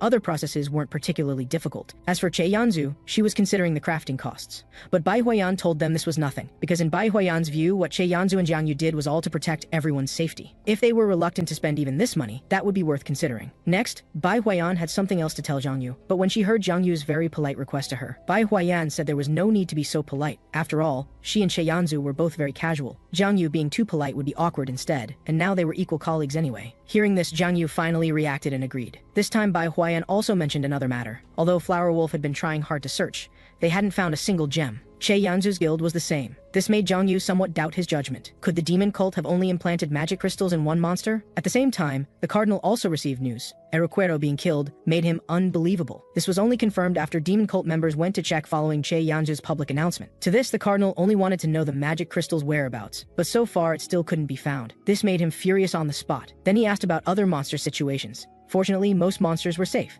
so they guessed it wasn't discovering the plan, just happened to hunt boss-level monsters. But because of Erequero's incident, the demon cult's plan was seriously delayed. So the cardinal wanted to know if using that method could improve progress. Hearing this, his subordinates all dissuaded him. Doing so was too dangerous. Although using that method could immediately execute the plan, it would cause unconcealable massive upheaval. And there was a world-class player who wouldn't let it go. Hearing everyone was very worried about provoking a world-class player's anger, the cardinal instantly became very angry. He said, so what if they offended them? Would he be tied down by fear? Feeling the cardinal's terrifying killing intent, several subordinates quickly apologized. After slowly calming down, the cardinal asked if there were remaining magic crystals, getting an affirmative reply. He ordered everyone to quickly implant the devices into other monsters as well. If the plan's execution was delayed any further, he would absolutely not spare anyone. Next, the archbishop inquired about who had eliminated Erequero, and learned it was Che Yanzu and her team who did it. Combined with the previous incident involving Jin Jae-hyun, the cardinal archbishop declared that if Che Yanzu continued to interfere, she would have to pay a price, so he instructed his subordinates to have the shadows ready at all times. Hearing this, his subordinates thought they were going to eliminate Che Yanzu, and immediately said that shadows alone might not be enough. Unexpectedly, the archbishop told everyone that their target wasn't Che Yanzu, but rather her most valued newcomer, Wu Jiangyu. He planned to capture Jiangyu as a hostage, thereby luring Che Yanzu into a trap. Jiangyu had no idea that someone was planning to cause him trouble. At this moment, he was heading to the teleportation gate where Shueya and the others were hunting. After some time, Shijun and the others finished hunting and came out. Recently, the group had successfully earned a lot of money. Just as they were discussing tomorrow's plans, they discovered Jiangyu, whom they hadn't seen in a long time. Meeting again after so long, everyone seemed very happy. Shijun curiously asked if his big brother had come for something special. Jiangyu mentioned the surprise gift he had brought. Everyone thought it was for Shueya. But unexpectedly, Jiang Yu handed the sword in his hand to Shijun. Seeing this, Shueya's eyes carried murderous intent. Fortunately, Wu Jiangyu explained that this was a legendary grade equipment that could only be used by those with internal energy. Seeing this type of equipment for the first time, everyone congratulated Shijun while also envying him. But Shijun himself felt he wasn't qualified to accept such a precious item. Jiang Yu expressed that he believed Shijun would become stronger than other players in the future, and could prove his worth then. Jiang Yu's words moved Shijun almost to tears, and he also said that his big brother's generosity made him feel very embarrassed. He then mentioned that when they first met, he felt a sense of resistance toward Jiangyu. The demon lord instantly understood the reason. After all, Shijun was a guardian, and he happened to be the culprit who destroyed the Gaia System. Then Shijun added that the feeling disappeared afterward. Though it sounded strange, he now found himself unconsciously wanting to get close to Jiangyu. Saying this, Shijun couldn't help but grasp Jiangyu's hand. Now Shueya's eyes looked like she wanted to slice him directly. Jin Shijun's behavior made Jiangyu feel somewhat awkward, so he asked him to quickly let go of his hand. However, Shijun suddenly took out a red gemstone. He said it was something they had discovered after defeating monsters before, Although he knew it couldn't really count as a gift,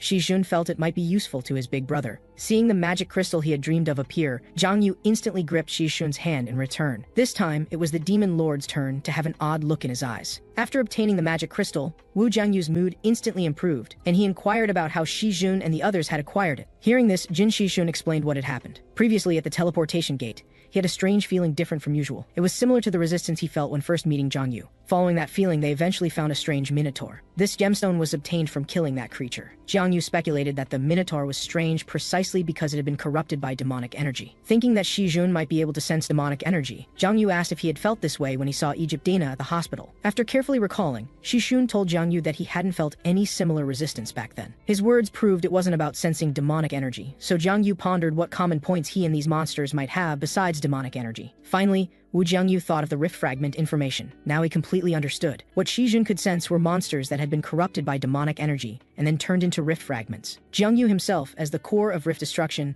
would naturally cause resistance in the guardian Shijun. If this was the case, it was incredibly good news for Jiangyu. He was certain that Shijun could definitely find those monsters implanted with magic crystals, so he suggested that Shijun come with him to do something. After continuing their conversation along the way, the group began waiting for the train at the platform. When the train arrived, Shijun and the others boarded to go home, while Jiangyu took Shuya to catch their ride. Along the way, he also expressed his apologies. Recently, he could only let Shuya and the other two go hunting. Their levels had improved considerably, so 3 people should be sufficient. But Jiang Yu still reminded Shuya to be extra careful. However, Shuya didn't respond to Jiang Yu's words. After a moment of silence, she finally spoke. Shuya wanted to know if she and the others couldn't go with Jiang Yu and Shijun tomorrow. After all, that way they could not only hunt together, but also level up faster. And maybe they could even help Jiang Yu. Although Jiang Yu didn't want to hurt Shuya's feelings, he still made it clear that they were going to an A-rank teleportation gate, possibly even S-rank. The monsters there were far more powerful than the Minotaur, and since this involved the demon cult, danger could arise at any moment. Hearing this, Shuya didn't insist further. She understood that her strength wasn't sufficient. However, at that moment, Jiang Yu suddenly reached out to block Shuya's path. It turned out that by their car ahead, several demon cult members were already waiting. Seeing them, Jiang Yu remained calm and casually asked about their purpose. But these guys were quite arrogant, acting as if they had Jiang Yu completely figured out. Their attitude also made the demon lord chuckle. Then Jiang Yu's aura changed, and he told the group to get off his car. Hearing this, the demon cult members wasted no words and immediately charged toward Jiang Yu. Facing their multi-person attack, Jiang Yu didn't confront them head-on, but chose to use the power of the firmament, quickly creating distance to ensure Shuya's safety. Leaping over a barrier, Jiang Yu told Shuya to wait a moment. He would resolve the demon cult members shortly. Though Shuya felt shy being held, she still used Light's Grace to buff Jiang Yu. Wu Jiangyu was quite surprised to receive a buff for the first time, because Shuya's skill actually increased his demonic energy by 2 points. Hearing Shuya's concern for him, Jiang Yu reassured her that he absolutely wouldn't get hurt. At this time, the demon cult members had also caught up. But now that Shuya's safety was secured, Jiang Yu immediately charged forward. He had never intended to run away from the start. Easily dodging the enemy's attacks, Jiang Yu instantly appeared behind them. However,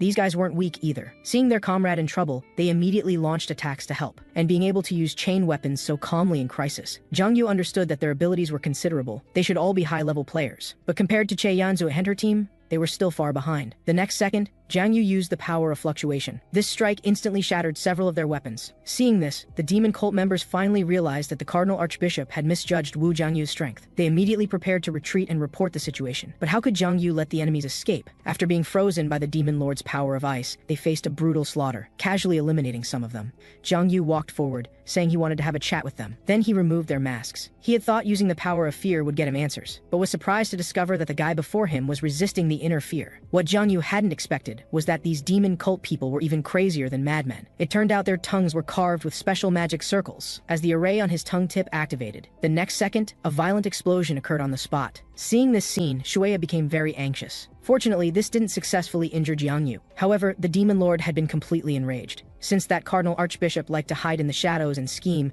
he would force him out. After some time, the demon cult also received the news. The complete annihilation of the shadows surprised the Cardinal Archbishop greatly. Unfortunately, they all assumed that Che Yanzu had arrived at the scene. Although losing combat power pained the Cardinal Archbishop, the key issue at present was the collection progress of rift fragments. After hearing his subordinate mention 30%, his mood improved slightly, and he then dismissed his subordinate.